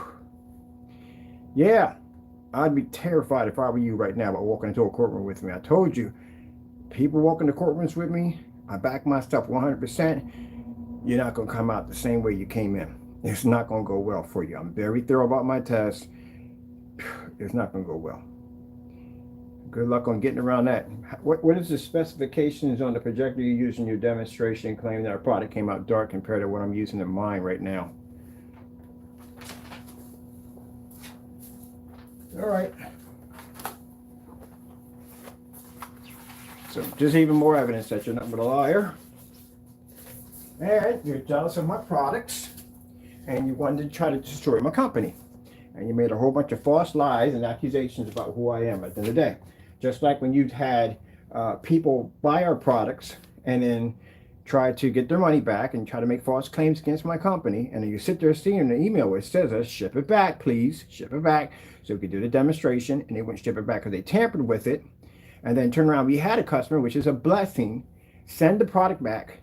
We did the demonstration, product worked perfectly fine. And I sent it to the other fellow and he looked at it and said, yeah, that's what we're going to do to your paint when it gets over here. We're going to put it that same brutal testing that we put it through. But he put it on his, he said he couldn't see the screen. So you're going to drop at 50 lumens, what we just did a few minutes ago. And he's using the same projector, the same Christie projectors I own. We're not going to use Christie's. I got a 5,000 and a 4,000. We're not even going to touch them. We're going to use our 4,000 lumen and we're going to use our 50 lumen. And if it pulls on this screen and we see it work perfectly fine, we're going to have a nice long talk. If you shot a YouTube video making false accusations against my product, I won't be talking to you anymore. My attorneys will be reaching out to you. Because after that, and you don't have to worry about PayPal or none of that. I'll see you in court. So that's why I advise you, don't do anything stupid. You know, most of our customers paint the screen down. So we show our customer demonstrations. They paint the screen down. It works perfectly fine. They're good with it. But then, like I said, you're always going to bump into people at the end of the day that are not going to do right by you. People big companies get millions and millions of returns at the end of the day. Does that make them bad companies? No. At the end of the day, sometimes you have some things that may be faulty and may not work right. What if, and in the day I can sit there and say, well, it has a batch number on it, so you're going to deal with it because it has a batch number on it. I don't say that. I entertain every possibility. Send it back. Let's see if something went wrong after the batch number. Let's see. Let's just experiment. Let's find out. Do I get up there and do it in a dark environment? No, I fully lit environment. Use a low entry level projector, paint it down on some cardboard, wrinkle it up, we crumble it, we wrinkle it up, we crumble it, we wrinkle it up, we crumble it. That's what we do. Now, if something came up and it did something weird after the batch number, then we contact them and we try to work out the problem and try to do something better for them. That's what we do. But we don't have things on our site that say clearly, if it lands on your property, it's yours. If you open it up, it's yours. How would they know? Especially if there's no test next to it to be able to see, or you can't even problem shoot the problem. How could you do it? How would you know what's wrong with it if you didn't test it to find out if there was something wrong with it? Yeah. There you go. Okay, where's this top of that right there? So, yeah, I bet you they were shocked on that and were like, oh crap, that thing could basically not turn black on 50 lumens? Yeah. Sometimes there are certain things I don't show off in my demonstrations of what these screens are doing or what they're capable of doing, because I like to watch people at the end of the day hang themselves. I will sit there and watch you talk all this trash about my product and go, okay, all right, and let you get a longer rope and a longer rope and a longer rope. Like, okay, he's going to get hanging, keep it up. And there we go. We come in to show something. You're like, wow, I didn't know it could do that. Yeah, it can pick up at 50 lumens. They don't go dark at all, period. So the whole theory about how we have to have high-powered projectors, that's thrown out the window. The whole theory about having special abilities to make our cameras do special things, we went on site with the technology, that's thrown out the window too. Yeah. And we know that when you have customers that buy from us and they do these dirty things, do you see me going through my orders and canceling orders? No, I push it right everything through because I can back it. So if the customer sends you back something and they don't send it to us and they send it to you and it comes up looking like that, we know you went and you tampered with that product, because we have customers which ship stuff back to us. And again, we've done the tests, we've done the demonstration on camera, and it worked perfectly fine. Nothing's wrong with it. So how is it possible when they ship something to you because they're angry with us and it comes out looking like something completely different? And this is why, Jamie, you have gotten yourself a lawsuit over $12 million. And you're looking at serving 50 years in jail for fraud against my company, along with the rest of your lackeys. Yep. Because you explained to me how to a 4K tri-laser projector, 2 to 1 contrast, which is way more powerful than my 1000 lumen 600 by 800 720p and my 50 lumen projector over here, which is something like, it's a weird number. It's like 735 by like 4 something. It's really weird. It has on it. It's not able to turn my screen dark, not only against a gray, but a white surface also. Jealous, jealous, jealous, jealous, jealous.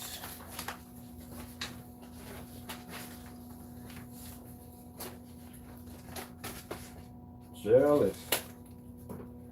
Jeez. I wonder how close this would come to matching that. I'm gonna make that gray paint. I'm gonna make it. I'm trying to make it. I'm gonna cheat. We're gonna go down and get some. As a matter of fact, I'm gonna make it using apple barrel. It's 99 cents. That stuff is 16 ounces. Let me see something, right? I should know this, but I'm just curious. We need 2 tablespoons, right? How many ounces go into a tablespoon? I should know this, but hold on for a minute. How many ounces go into a tablespoon? 25 ounces, 15 ounces. Okay. Yeah, we're gonna make this.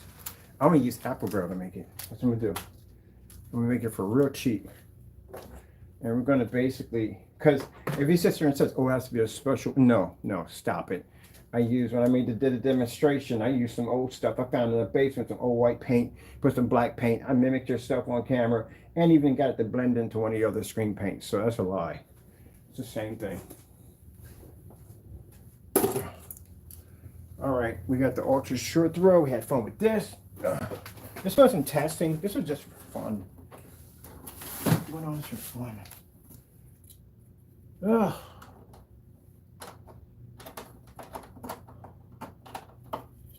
Always mad about my work.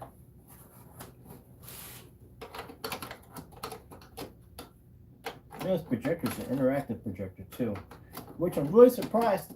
The person who sold me this projector, that projector had an interactive software that you could write on the screen. I lost the pens. I don't know what I did. I never used them much. I should have kept them, but I didn't. And it came in a box. It was an open box. So somebody got it and they opened it up and didn't want it. And then I ended up getting it for $300. And it was, man, it had a stand and everything. It had a mounting bracket, everything that came with it. And I think I lost half of that stuff when I moved. But either way, I got it for like $300. It's a Sony. Actually, we're using all. No, that's not Sony over there. Let's see. Go back to my. Oh, something I wanted to see real quick while I'm here. Something I wanted to test out real quick out of curiosity. Where is? I want to see something really quick. I'm curious about this. What would happen out of curiosity? Let's see this. We need 1,000 lumens because I don't need those. We don't want those. This is all we need. I'm curious about this. What would happen? I want to know how dark this gunmetal is. So let me see. Got to get a power cord for this. Just a spirit of the moment thought. What would happen if we did this? Yep. Yeah. That's what I was going through. You know, I'm going to tell you something. Ever since I went to the FBI and I went down and submitted all that information, our emails don't get hit anymore. We don't get weird messages on our site. All that stopped. Everything stopped. Me have the ability to, remember I sat there, I walked in the park and I told you that having the ability to be able to have a phone number so I can talk to my customers. Hopefully one day I'll be able to open up my chat and talk to people. You know, right now I talk to people on my own forum sites and stuff because they come over there. You know what I mean? They don't tolerate over there. But to be able to communicate and talk with my customers, I learned stuff from my customers. I learned about new projects and ideas and stuff I can help them out with. And unfortunately, I can't do that here because we have individuals who just want to hate on people all day. But when I'm over there, I can talk to people and communicate with them. But it feels nice to be able to have my phone number on my sites so people can talk and communicate with me and we can basically talk to people. So I'm happy that the FBI is now involved in this because at least I have some freedom back. You know, I don't have to worry about having all these. You've seen the messages that were popping up in our accounts, just carrying on and acting up. And it's because these individuals were jealous of my work. You know, go on site, blessed to get a place that we can work at. And, you know, and I like that place. I really did. I did like it. I like the people over there. And the woman was real sweet. And she was nice. It was a real nice place to work at. And these jokers got mad at the end of the day because, you know, we're showing them up and they're mad because we're showing that our products work on site. And they hated that because they couldn't continue to use the camera excuses for my product, always using special abilities on his cameras, this and the other. And they went over and threatened that woman. Threatened a woman's life. But, you know, you do stuff like that, and karma's got a real interesting way of paying you back. And we're going to be in court, gentlemen. You can sit there and say, well, when. It'll happen. Don't worry. It'll happen. Well, I'll be in court with you soon, but it'll happen. But as you can see, we got incredible substantial evidence of them just doing things they shouldn't be doing. So now, I was told that after I got done submitting all the documents, that anything that pops up, anything that comes to our emails, everything's being monitored now. Anything. They got your YouTube channels, they got everything. They got your websites, everything. That if anything comes up on our end, just report it. Even if we get a strange phone call, which we got a couple of those, to give them the information in which all that stuff was submitted. And all that nonsense stopped. Because you were jealous of my work. You're working hard, making your own good products. You rather just spew hatred all day. I want to see something here. We plugged in. We are plugged in. Okay, here we go. Let me see something real quick on something.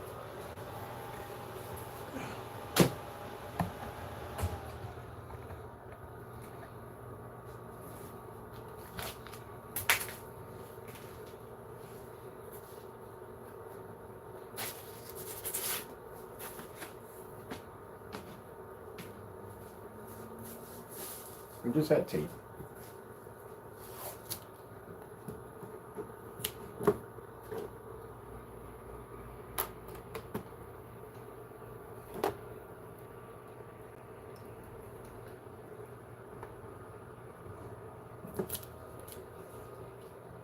I got people who I do business with, my customers, and at the end of the day, they sit there and say they don't know what they're missing, and you don't. You really don't. I'm not trying to brag on my own stuff, but you really don't. But I always tell people, do the research, take our demonstrations, our trailers, we just showed you the stuff that we do, go do your research, find anyone that's doing the same thing we're doing. And then you get back with us. And I guarantee you, you won't find anything. I've done the research myself. As a matter of fact, I'm still hunting. And I don't, it's not enough for me to show my stuff. I literally get online and I basically track down companies and hunt for stuff to put against my product. Because I want to be to say that you can go out there and look, but you're not going to find anything. We have the best products. Not say it and then not do anything. I mean, actually, you're going to do it, which I'm still wearing my sample sheet. YouTube. So let me see something real quick. Even though it's a different category screen, this is a, oh, sorry about that. This is a black screen, but I'm curious to see something here. It's not ours. I'll put that on for a minute.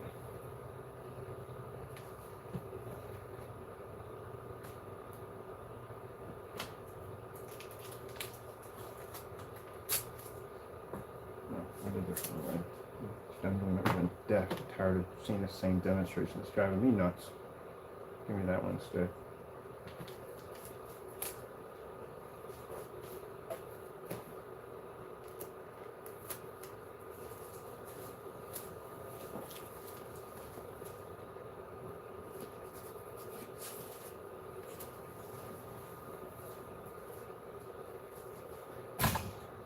So I have to get you over here.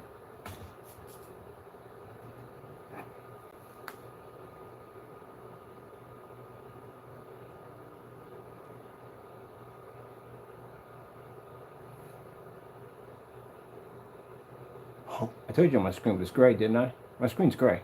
You know why? You know what surface that is right there? That's smarter screen. This screen is black. But the surface that we have under the our Alpha Cinemax is actually darker than that screen. So that's why when I put their screen, their black screen, when I put it on my Alpha Cinemax, which is much darker, it turns their screen gray. Which is interesting because now I put their black screen against my gunmetal technology. Because I'm curious. That's the only black screen we literally have in here. So just to show you, oh man, I need something to cover my projector better than my hand. There you go. So their screen is actually black. Mine's dark gray. So what would happen if I take a black certified screen and stick that against the gunmetal dark screen we have? I don't know if it'll hit with its contrast levels, but still curious.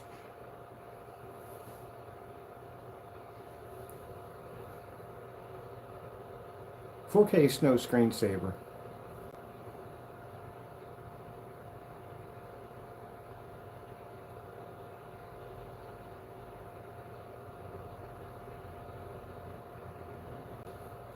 Now that I expect to happen, because mind you, the screen's going to be a little darker, but still the white levels are actually set pretty good. But they can't compete with the darker technology we have, because we hook up a much darker contrast level. I'll put the link below. You got to check it out because we tested this screen.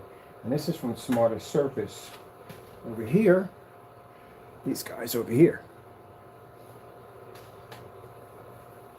I had to get this shipped in from Ireland. I'm at $25. The shipping was extremely good. Customer service was fantastic. So yeah, great company. Let's do Starfield Screensaver.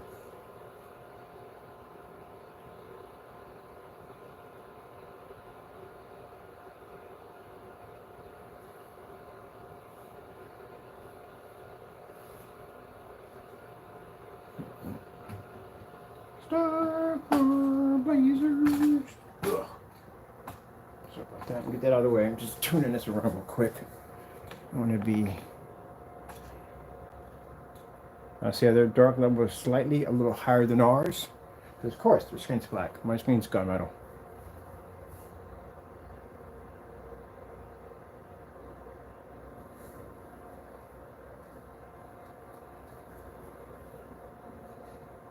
And it shows you how dark the gunmetal is.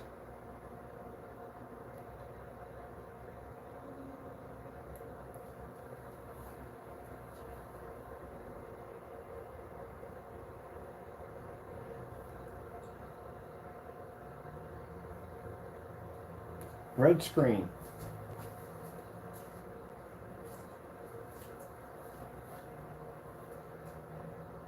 Oh, really? All that for red screen? Red screen.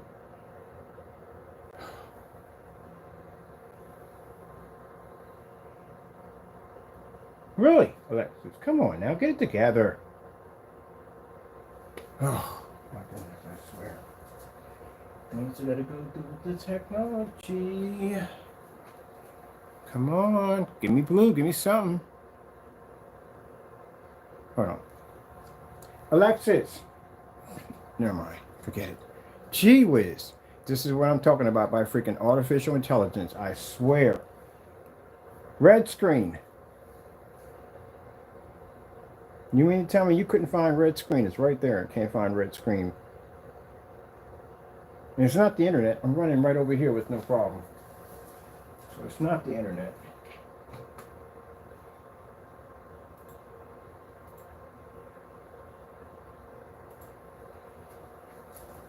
It's the AI being an idiot. Because you're running right there with no problem. Now it pops on. So there's nothing to do with the internet. We're running 5G in here. It's not that.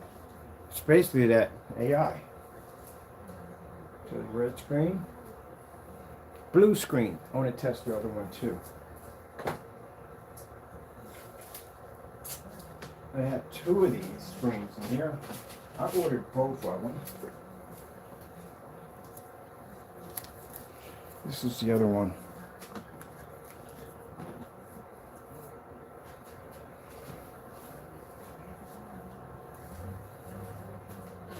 Let's go back into getting that blue screen again.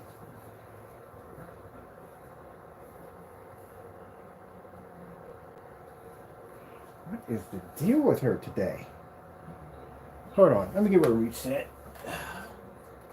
Why she plugged this in? I swear.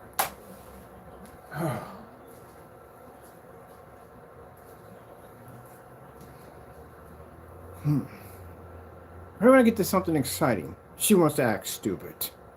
Every time. Just curious. The screen is black. The smartest surface screen is black. So, we have this ultra dark gunmetal. How would we come against? Now, I already seen my black screen paint against this. And again, you can watch the demonstration. We pick up a much higher, better contrast and color. The white levels on this is actually extremely good for this surface. So how would this fare against our dark gray technology? All right, let's get this. YouTube.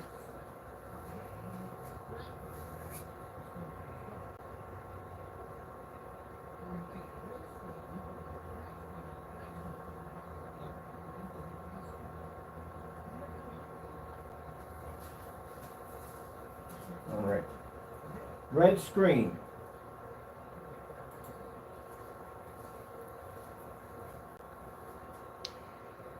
Okay, let's get her some sound.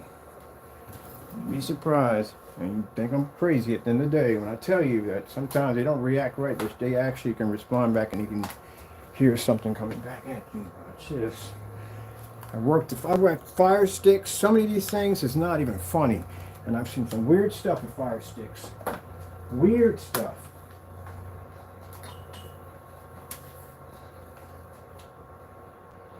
We get the red screen to work, or are we going to fight with this too? Because we're running over there perfectly with no problem whatsoever.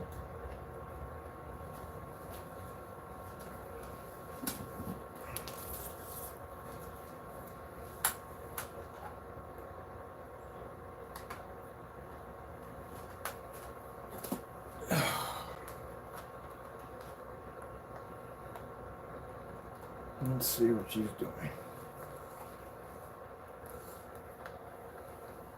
Sound. Let me sound.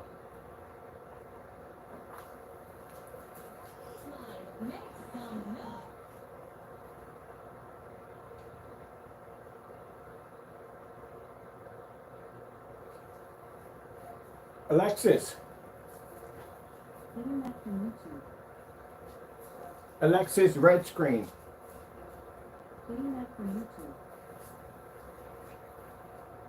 Told you. Tell me it's the weirdest thing ever. So, speakers are not on. And it's, oh no, forget it. No, because people think I'm crazy at the end of the day. But it's weird stuff that happens with this AI, artificial intelligence. It's the fact that if they basically kind of like they don't hear themselves, they don't react correctly. So if I put the sound bar in, you see me call out several times, red screen, it's just spinning. It's there. Internet's running perfectly fine on this side. I got to run on this side with the 5G running here, no problem whatsoever. The minute I hook up the speakers and I request, and she says getting it from YouTube, automatically pop command works automatically with no problem whatsoever. It pops on automatically. It's like you can't hear me, so you don't know what I'm about to do. Which I can see it. You know that, right? All right, so as you can see, we got the two smarter screen services against the gunmetal technology, just to see how dark this thing comes up. It tested against another black screen versus, oh wow, that's kind of interesting, because we do that all the time to gunmetal. We take our technology and we put it against gunmetal screens on a black screen, and now I'm taking my gunmetal screen and putting a black screen against my gunmetal. Ah, full circle. Awesome. Blue screen.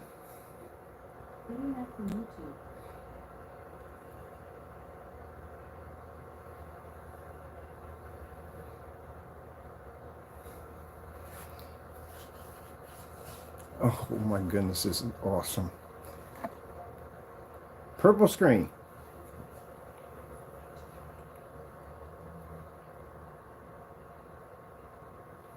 Right. Actually still being a jerk. Purple screen. There we go.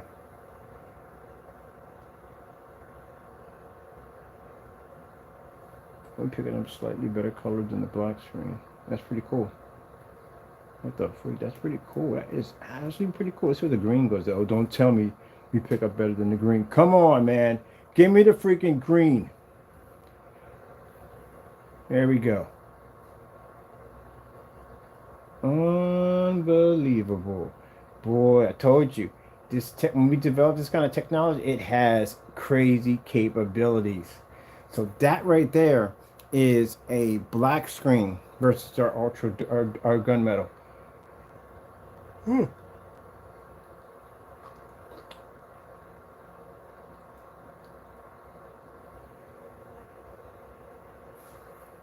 Look at this. Black screen.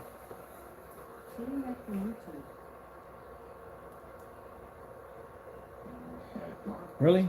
Seriously? Can we just get me a black screen? There we go. Give me this one. I want a commercial in there. Alright, that's the black screen shown right now. You can see it's on. It's just pure black. Right there. So it pulls up, as you can see, a darker, it's pulling up black. That's what it's doing. But next to our screens that are actually black, it doesn't even pull up a black screen. It pulls up a gray screen. But on our gray screens that are gunmetal, it pulls up a black surface. Oh wow, this is freaking cool. But the other surface they have, it's not dark enough to go against our gunmetal. See, which is, go to the white screen. Wow, that's insane. That's insane. That is absolutely crazy. Oh man, I gotta experiment with this. This gave me what I need to know about our black technology. I mean, I'm sorry, our gunmetal. But this right here is a black surface. I understand it's a black surface, but it's actually lighter than the screen. It looks gray to me.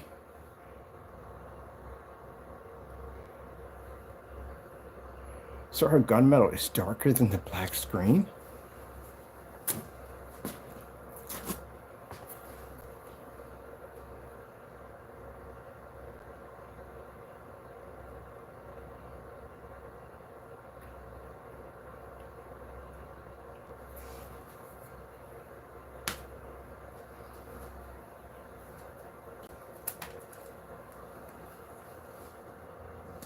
Is that darker? That's darker than, let me see.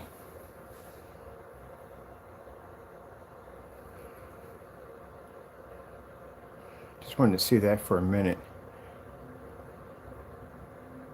That's interesting. That is really interesting. So our gunmetal can take this.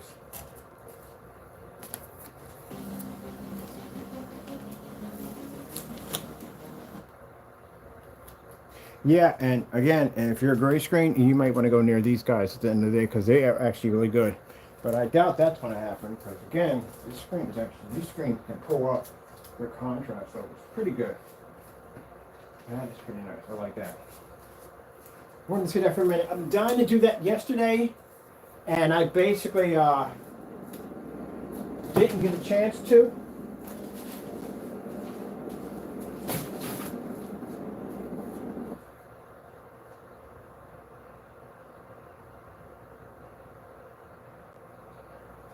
Snow Cottage screensaver. Now I got a chance to see that. I am happy camper right there at the end of the day. That is awesome.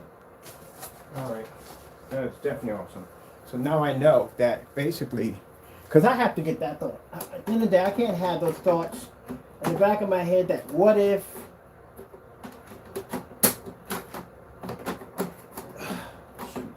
it works? What if it doesn't work? What if it picks up? I can't have that thought in the back of my head. I have to know 100% that it's not going to work or it's going to work. Because I don't know how people do it, but the what if. I can't do the what if scenario. I have to know. And to be able to, I was thinking about that, the black screen under my desk, I'm thinking, I wonder what would happen if I put that against the gunmetal. What would happen? Like, I know it's going to produce a slightly higher contrast level, of course, yeah, but it's how dark is our gunmetal? So to be able to see that certified screen land against our technology, and our technology can pick up the white levels, but the other surface isn't as dark. It's kind of like a lighter black that they have for it, and we can overpower that.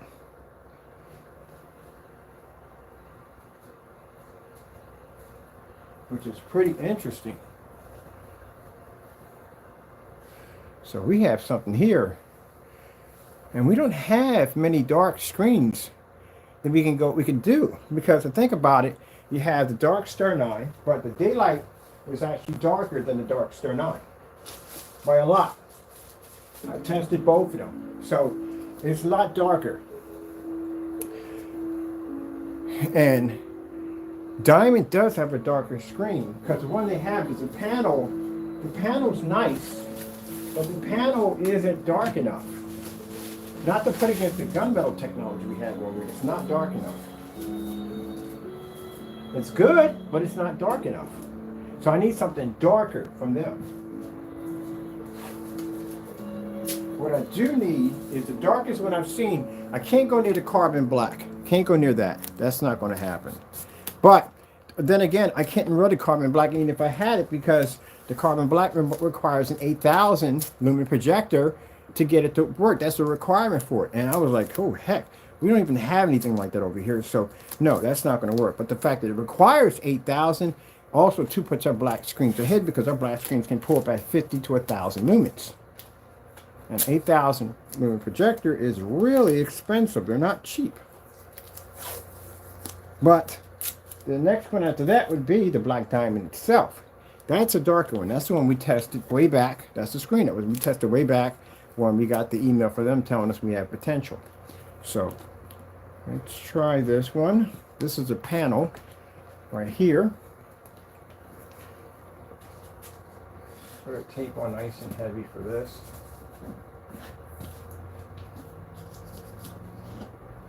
But I would prefer, if I'm going to be doing these demonstrations, I prefer to go against the darker one than this one because again, this doesn't feel fair to me.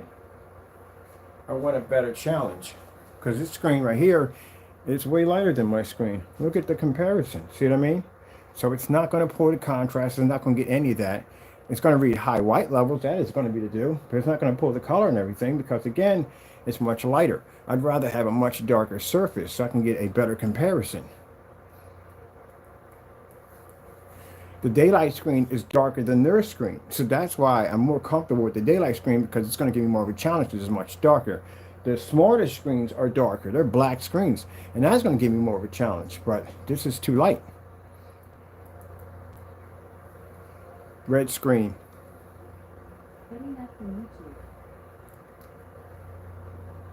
No, I didn't say go to category. I said red screen. There we go. Our batteries might be dying.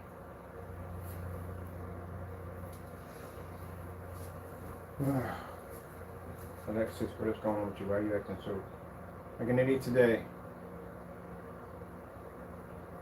Alexis, red screen, please.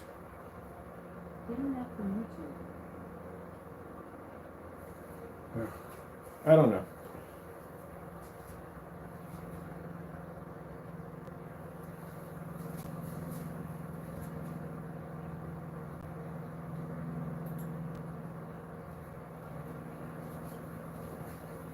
Not the internet. I got it running over there. See? It's her. But anyway, that's what I'm talking about right there. See? We can't get a challenge out of that. The screen is too light. So it's not a fair, for me, it's not a fair demonstration. It's not. So it doesn't make me happy. I'm trying to put the camera in line with the screen. But it's not a fair demonstration because the screen's too light. So until I get a darker surface, I don't feel happy about this because the screen's too light. It's too easy. I need something dark.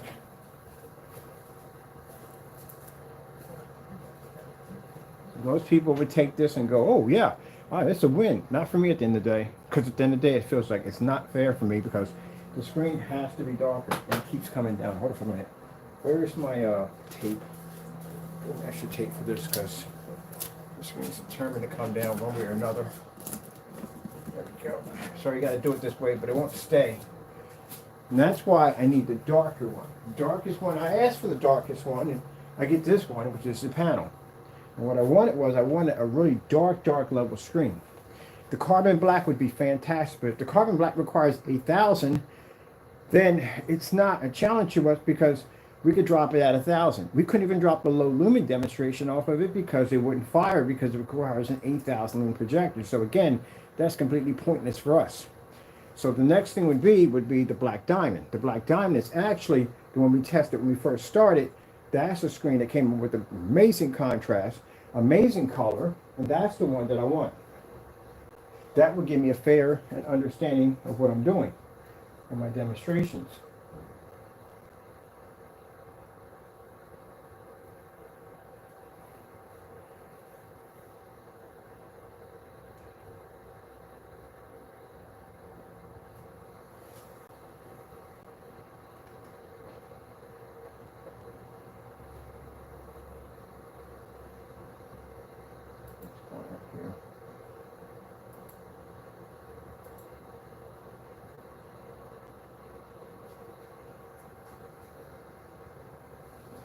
See what I mean?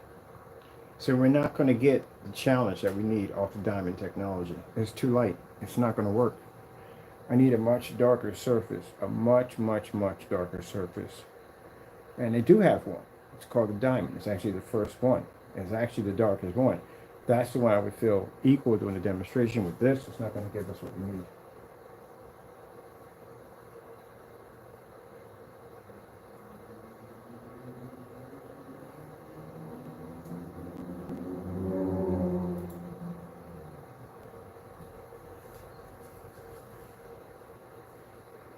But all in all, the technology can overpower it. And overpower it's $5,000. Well, be a $5,000 screen. That's the panel.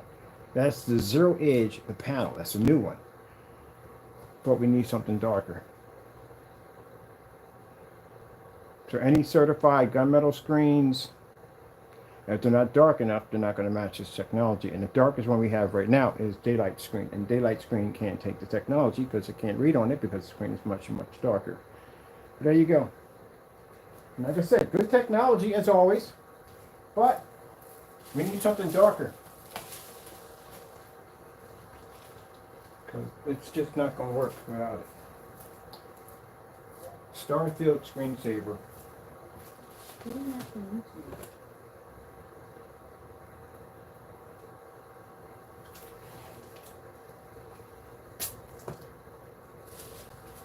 sure that surface isn't up there.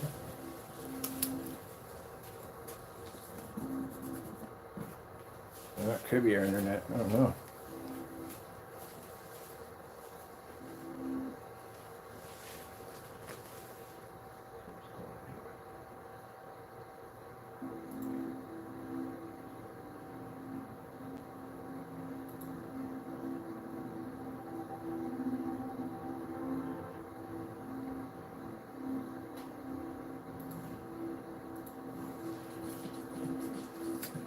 There we go.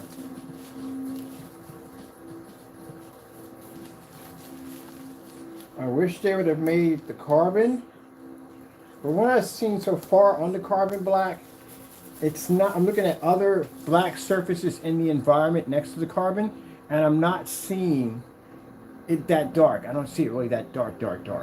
And I'm looking at the environments they have in it, because black screens can generate in very well environments. So I'm expecting it to be in environments that we're used to being in. So if I'm not seeing that, I've seen a lot of ambient controlled environments, you're giving me information right from there. But still, that requirement of 8,000, consider the fact that if we're going side by side and they're showing up the carbon and say, well, this screen requires 8,000, and I said, well, ours can pick up at 50, who do you think is going to get the sale? There you go. This requires an 8K, 5K, 4K projector. This can do an amazing image at 720p. There you go. So that projector, you're telling me at the end of the day, if I have to spend 8,000 for 8,000 lumens as a minimum, you're talking about $6,000-7,000 machine I have to buy. It's a very expensive projector, where ours can cost you like 200 bucks.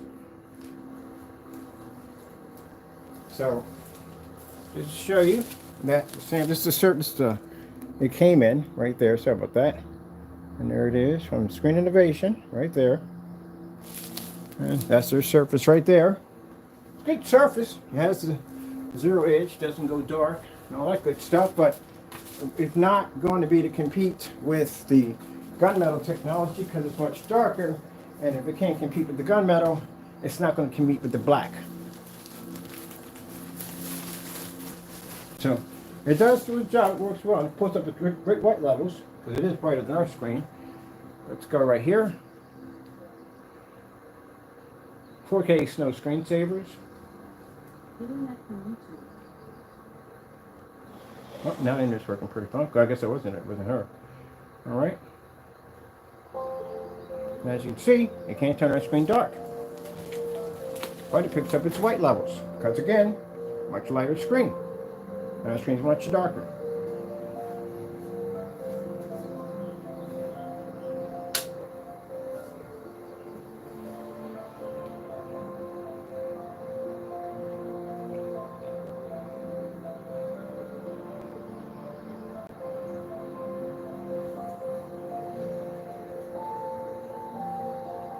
Red screen.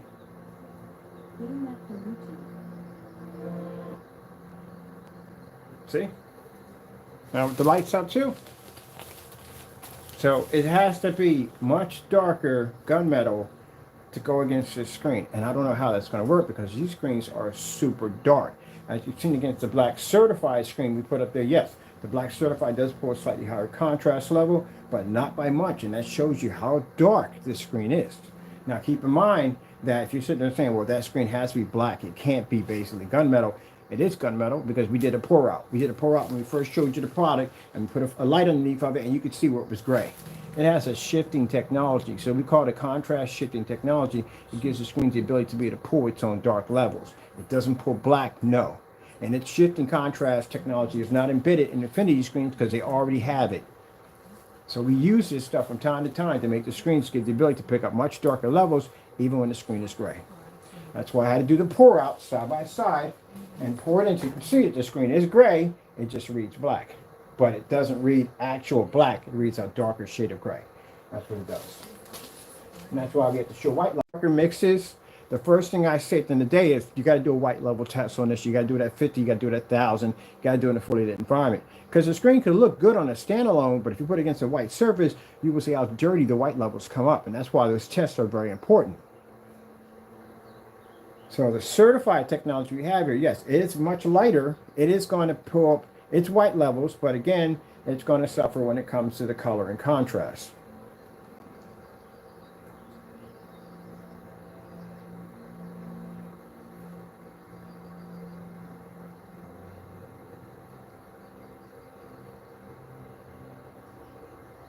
See? I do these tests so many times, it's not even funny how many times I do these tests over and over and over again.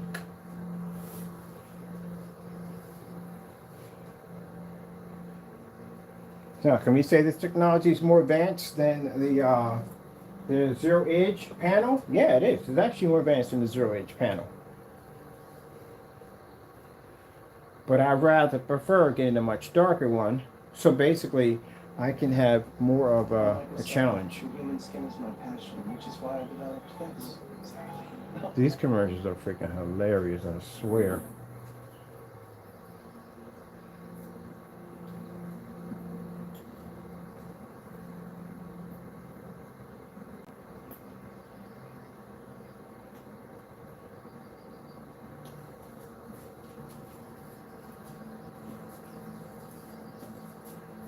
OLED demonstration.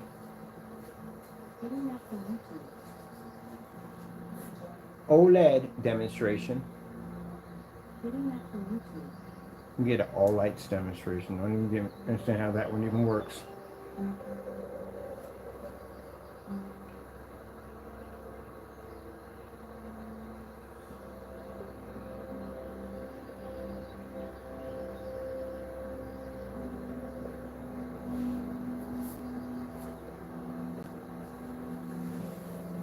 Now you see where a demonstration ends up being. The demonstration we're watching is, why is that service coming down the driveway? That's why it's doing it. The demonstration is,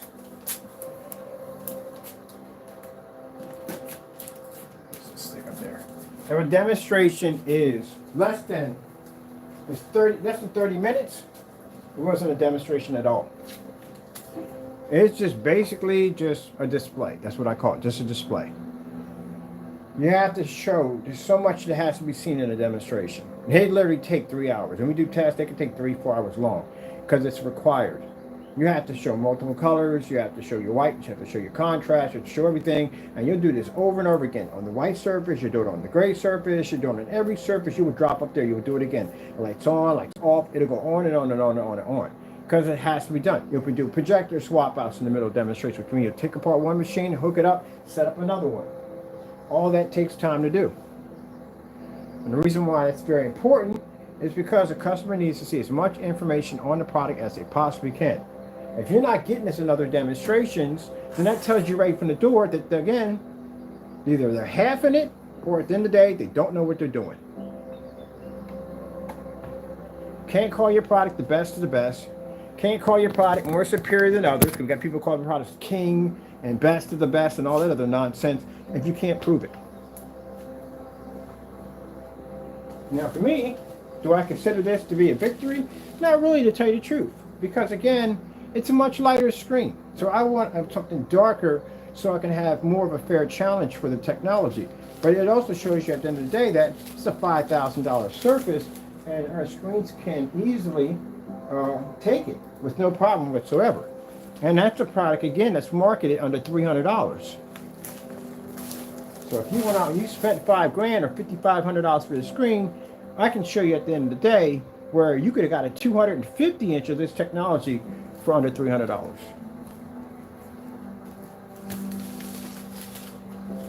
And thus tells you why, at the end of the day, why the certified screens do not like me. Because instead of, if I went out and say, okay, we're going to charge roughly $8,000 for this. So we charge $8,000 for this. Don't bother them at the end of the day, because again, you know, hey, that screen costs $8,000. That's an expensive screen. It probably costs more than theirs. So they can honestly say that, yeah, it costs more than our screen. But then again, what does that do for the average person at the end of the day who wants to have a nice screen and he can't afford one? Well, he can't have that screen because unless he has the money, that's the only way he's going to get it.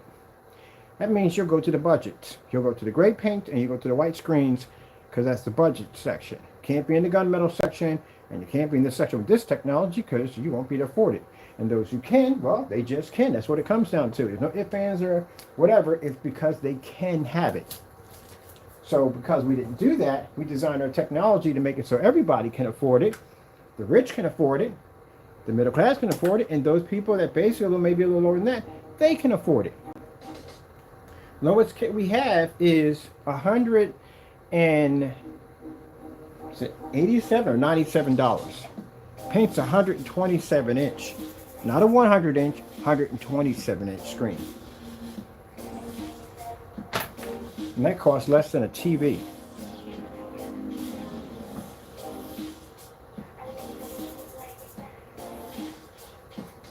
So that's why they don't like us. The grade paints don't like us at the end of the day because, again, they can't do our demonstrations and they become enraged with jealousy, and that's why they do what they do.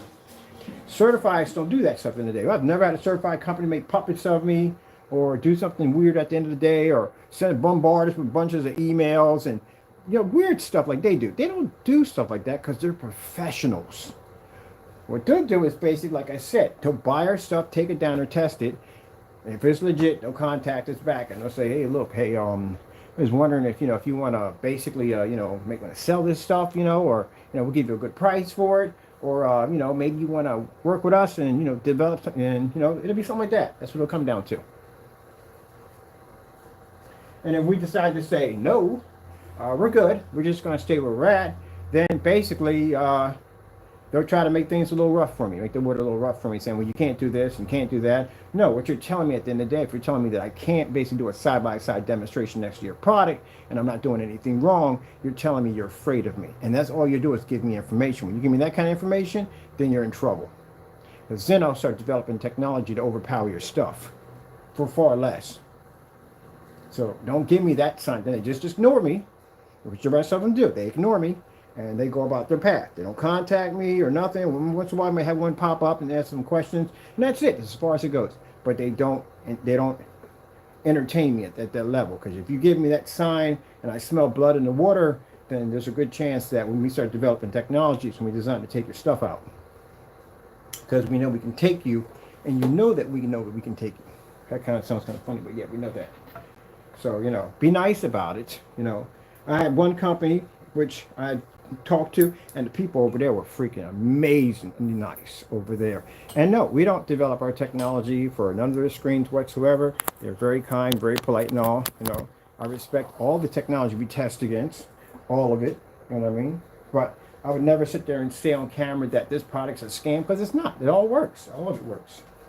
It works on their level. It works. Our level's a little different. So we don't go do that, because that's wrong. Put my charger in real quick. That'd be wrong to do. So we don't go do that.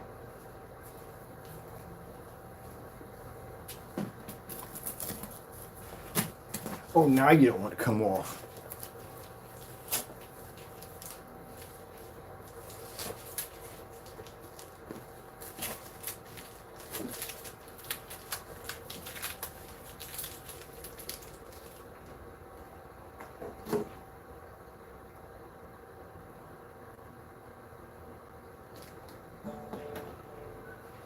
Sure, with the wire being in the way.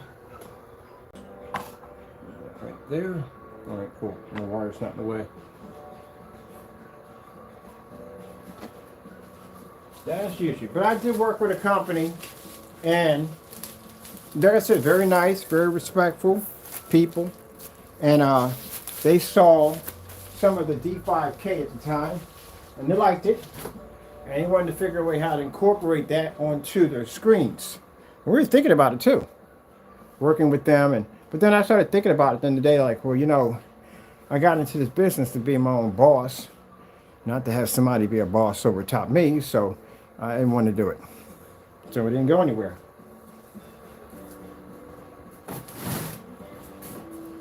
And I've had people contact me, and big companies will contact me and say, hey, we got a project, and we don't know how to go about doing it. Can we pick your brain and figure out how to get it done? And then one guy came in, I never forget this guy came in. He was real nice too. He did the holograms. for when they do the Michael Jackson and Tupac and they do those hologram designs and stuff like that, and they couldn't figure out how to get the images to pop a little higher. And you saw some of our demonstrations. The guy paid me $20,000. $20,000. They paid me 20 grand to engineer a customized technology for him. It was fast $20,000 over me, but yep. Went to Disney World. That's when we went to Disney World. Got paid 20 grand just to go in and basically engineer technology for this guy so he can get the levels to pop higher on the holograms. And this guy was no joke. I thought he was playing with me at first. I thought this guy's just playing with me. He's just joking with me. He said, no, I'm dead serious. He said, what's your PayPal account? And I was like, give him my PayPal account. I looked up on my account, I had $3,000 sitting in my account. I was like, what in the world? And I was like, yeah, that's to show you I mean business at the end of the day. Then after that, I went in and did the whole thing, put it all together, and sent it over to him. And he came in and he put 20 grand in my account. And I looked at my ex, I said, look at this. I just made $20,000. I made $20,000 in a half an hour. I was like, what do you want to do? She's like, I don't even know. I said, let's go to Disney World. And that's how we ended up in Disney World.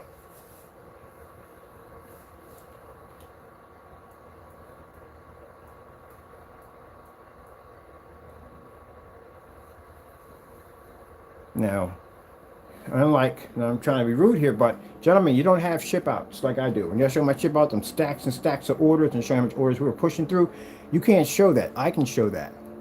So if I sit there and say that when I got to a point where I was paying so much money to live in those houses, and the houses were not cheap.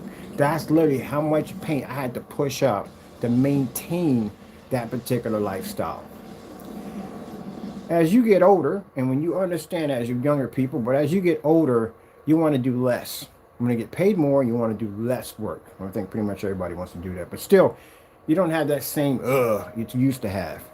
So you want to keep things on a lower level, which I didn't do that at all this year, at all, period. I was trying to point in that direction. I really was trying to, but it didn't happen the way I thought it was going to happen. So I thought everything was going to be small, keep it small, do a couple orders here and there, be happy, and no, didn't happen. Because we started showing off the FLE technology on different sites and stuff, and getting offers and stuff about doing contracts and doing installments and this, that, and the other. And then I decided to go to that one building and show up the ad tech technology, and they were like, hey, we put this in here, you know, we're going to have other people come in here, you know, I mean, we can start a little business. I'm thinking, oh, here we go. And the next, you know, we're going to be on site. I got to be over at this smoke lounge and do installments over there, and they know our technology over there. So, no, that whole thing is going to get big, quick and fast. So that's why I've been going in. I went to my YouTube channel and changed my whatchamacallit to a more professional. Instead of having Lost Sand God there, I changed to something that represents our company. I went in and set up Twitter X accounts. I went up and set up Google accounts. I went on Yelp and set an account up over there. I've actually expanded. I used to be on 4 sites. I'm on 16 now over there. And I also to expanded my chat rooms. Yeah, I'm getting ready. And since I spent the time in my sister's laundry room, where people were laughing about, I got all my documents completed. This is the reason why I still have an LLC attached to my company, because I went and got all my documents done correctly, instead of rush job and everything. So I have my licenses and everything that I need, that when I step over to that platform, I'm good to go. All my paperwork checks. Which you're going to have all your paperwork checked. You're going to have a license if you're going to be over in that section. The license allows me to get my permits. My permits allows me to do demonstrations in the park and but I'm getting ticketed. And in a sense, I tested the living daylights out of the technology. As you can see, I can go anywhere I want to go with full confidence that this product is going to do exactly what it's designed to do. And since I have a knowledge of my technology, and I don't talk a bunch of bibble and don't know what I'm writing down on my specification sheets, I can explain this the best way I possibly can to anybody, and they can understand it, just like I just did in this entire demonstration. Came on here with an ultra short throw, came on here with 1,000 lumens, came on here with a Pico, did the certified screens, did the white screens, did the gray screens, did the white screens and gray screens on a Pico projector with the lights on and lights off on a white level demonstration and showed the contrast and color. There you go. You got to be to back it up.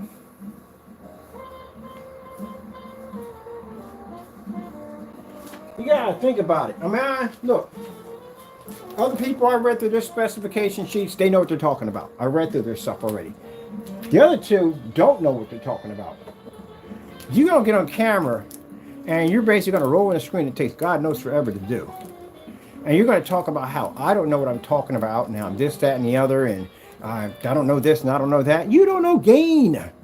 You don't know proper, realistic gain that actually does exist on every freaking form site anywhere. You don't know gain. The fact that you got on camera and you talk that way and about how I don't know how to paint a screen correctly, how I don't know this and how I don't know that, and you don't know proper basic gain that everybody knows this. Look, you could have Googled it and got that right. You could literally just went to freaking Projector Central. If you weren't sure, you could have went to any form site. They'd have gave you a whole list of gains. I don't know where in the world this person got a 0.80 from and a 0.85, which doesn't even exist, even a 0.9. Where does this even come from? And then you talk about something that doesn't exist. Range gain doesn't exist anywhere. And you got products matching house paint. There's no proper testing. Nothing being done. Ugh. I couldn't imagine if we had 30 or 40 of these people doing the same thing. All right, how long have we been in this one? Oh, Craig, been here 4 hours. Really? I killed 4 hours in here? What time we got? I was in here at 6. It should be 10. Jeesh, really? Oh, doesn't feel like 10. It's been 4 hours. Okay. That's what I'm used to doing anyway. I'm used to doing long demonstrations anyway. You make a comment by saying, well, I don't do 10 because you don't have nothing to show. You don't know what you're talking about. That's why you can't do that many demonstrations. You have a person who studied nuclear physics, all right? A person who basically knows just about everything in nuclear physics and has studied for 10, 12 years on this. He could have lectures to go on for days because he has tons of information to explain to you. But a person who's only studied 2 pages of this can't tell you jack. So they're going to keep it short and sweet. Ooh, no color demonstration. Ooh, nice. Color, color, color. All right. All right.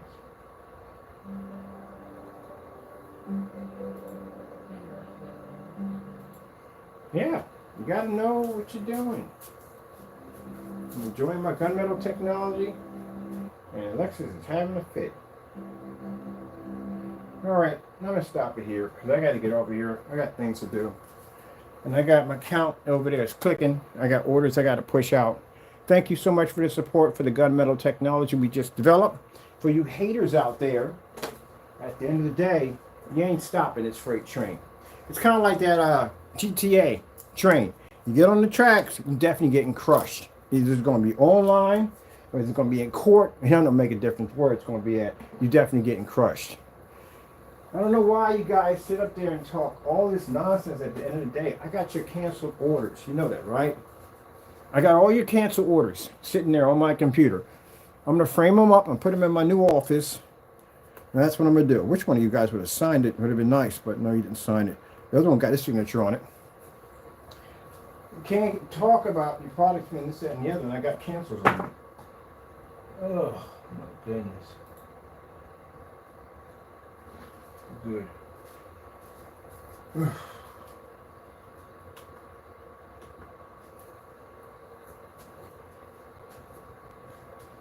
And after watching that demonstration, I'm going to do that again. I'm going to back that up. I want to do that again because I want that separate. I want that separate by itself. 50 lumens versus a gray and white. Can it turn my screen dark?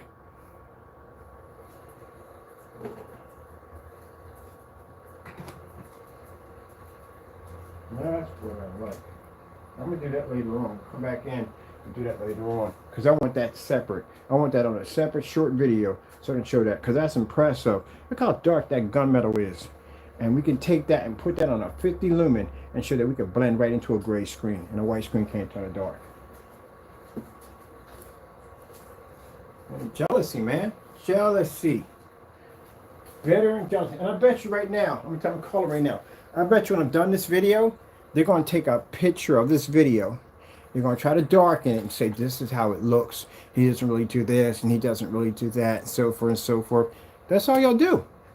That's all you do. You just talk about how dark my screens are and how they don't work and so on and so. But y'all don't do anything else. That's all y'all do. So y'all have become official haters. Official haters. Because some haters, that's all they do. They don't make any other content. They just make hate content. And that's what you guys become. For people who call themselves making screen paints, I don't see enough tests. I don't see enough demonstrations. I don't see enough of anything at all. Nothing but just bickering about us. I just come on here and just embarrass y'all. Like I said, gentlemen, if I want to embarrass you, I'll just go buy your stuff and watch you give me back my money. That's all I got to do.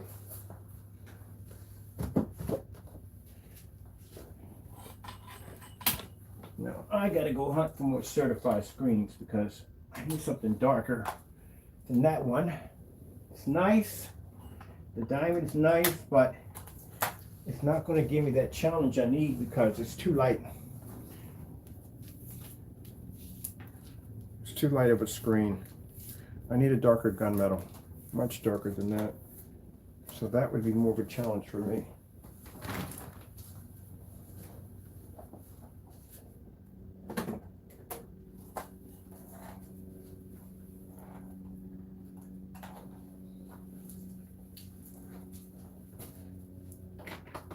I got terrified when I was over at the smoke lounge because he heard me talking about contracts. Oh, we can't have him get a contract because if he gets a contract, so and so and so, it's going to make it look bad. So, gentlemen, let me explain something to you.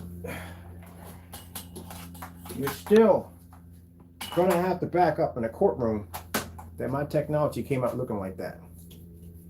All the talk you're doing right now, you're just setting yourself up for more trouble. You're going to have to back up everything you said about my products. And I still haven't got my black paint yet. No tracking numbers, nothing at all, not a thing. So you're still going to have to back all this up. Any claim that you make on YouTube, Facebook, Twitter, Instagram, whatever social media site you're on, you're going to have to back this up in court. If you believe for a hot second that you're never going to show up in a courtroom, I'm here to tell you you are. Just like when I told Fernando that we're going to have a process server come to his front door for copyright infringements. And he sat there and joked and laughed about it. And one popped up. Well, now there's going to be another one popping up for another lawsuit, for a couple lawsuits. And a fake move is not going to help you. So, that'll happen.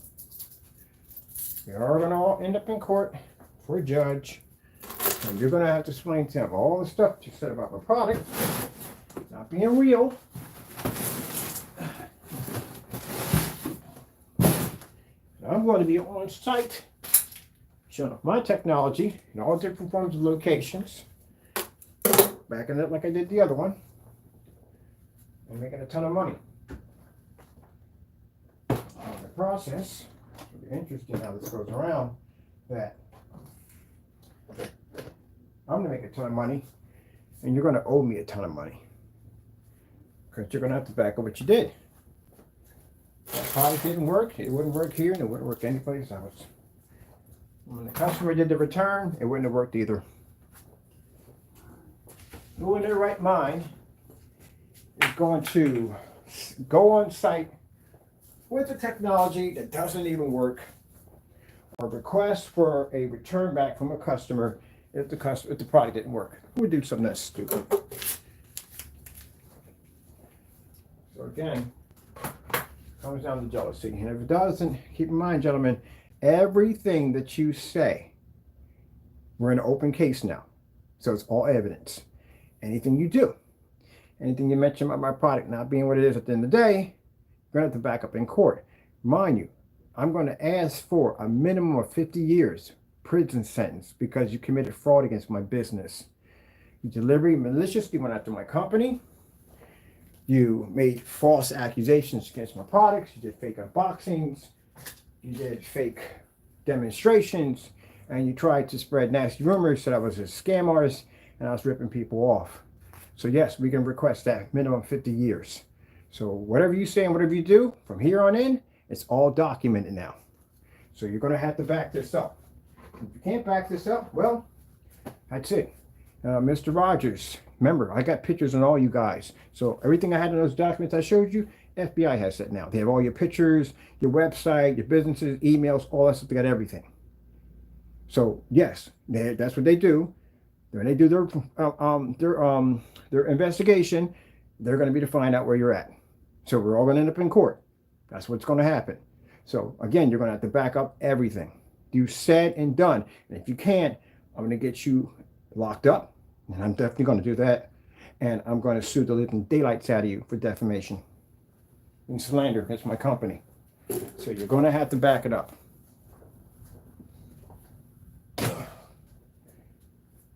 So just to show you mean business, Jamie's going to get hit with the first lawsuits. I'll show you what we do to him. The same thing will happen to you. We'll show you soon. We have lawsuits that have already been filed over at City Hall to get him ready to go to court for several lawsuits for defamation against my company, against me for taking pictures of me without my permission, which I never asked you to do. That's why Wake went in and removed his whole entire channel at one point, because there was a video in there of basically him doing the demonstration against the Series C, and the demonstration is no more. We have the only copy of it because when Jamie got hit with the process server, he got scared and he removed all his videos, which you're known for doing that because we caught you on my channel where we recorded you doing a fake unboxing, and when you were discovered that you did a fake unboxing, your video started to disappear off your account. So y'all known for erasing evidence when you get caught. Like, the whole fake move. Let me see. I'm done with all this. We got to start on our new technology now. So we're done with this. I'm bored. We start new technology. I still want to do, I'm waiting for my other surface gets here, because I'm waiting for another certified surface gets in. When it gets here, we'll do that. And then after that, I'm going to start working on my new stuff. So probably going to go for, I'm going to go with that new what do I want? I want that new black silver. I want to do the black silver next. That's the next one I'm doing. It's the black silver. Do the black silver. And then I got to get a sheet of plexiglass for the visible gunmetal. I definitely need plexiglass for that. I might do those two first. I'll do those two first, and then I'll work on the Onyx Gold and the Infinity 7. Infinity 7 is going to have to be done outside because that's a spray-on application only. Infinity 7? Yes, spray application only. That's when we're going to turn bed sheets into OLED screens. All right, people. Thank you so much for stopping by. I got things to do. I'm going to start working on the new technology already because we're done with this. I got to do one demonstration against another certified for this to make me happy. And then once that's finished, I'm going to start working on my other new stuff. Got to go. Thank you all, and God bless. There we go.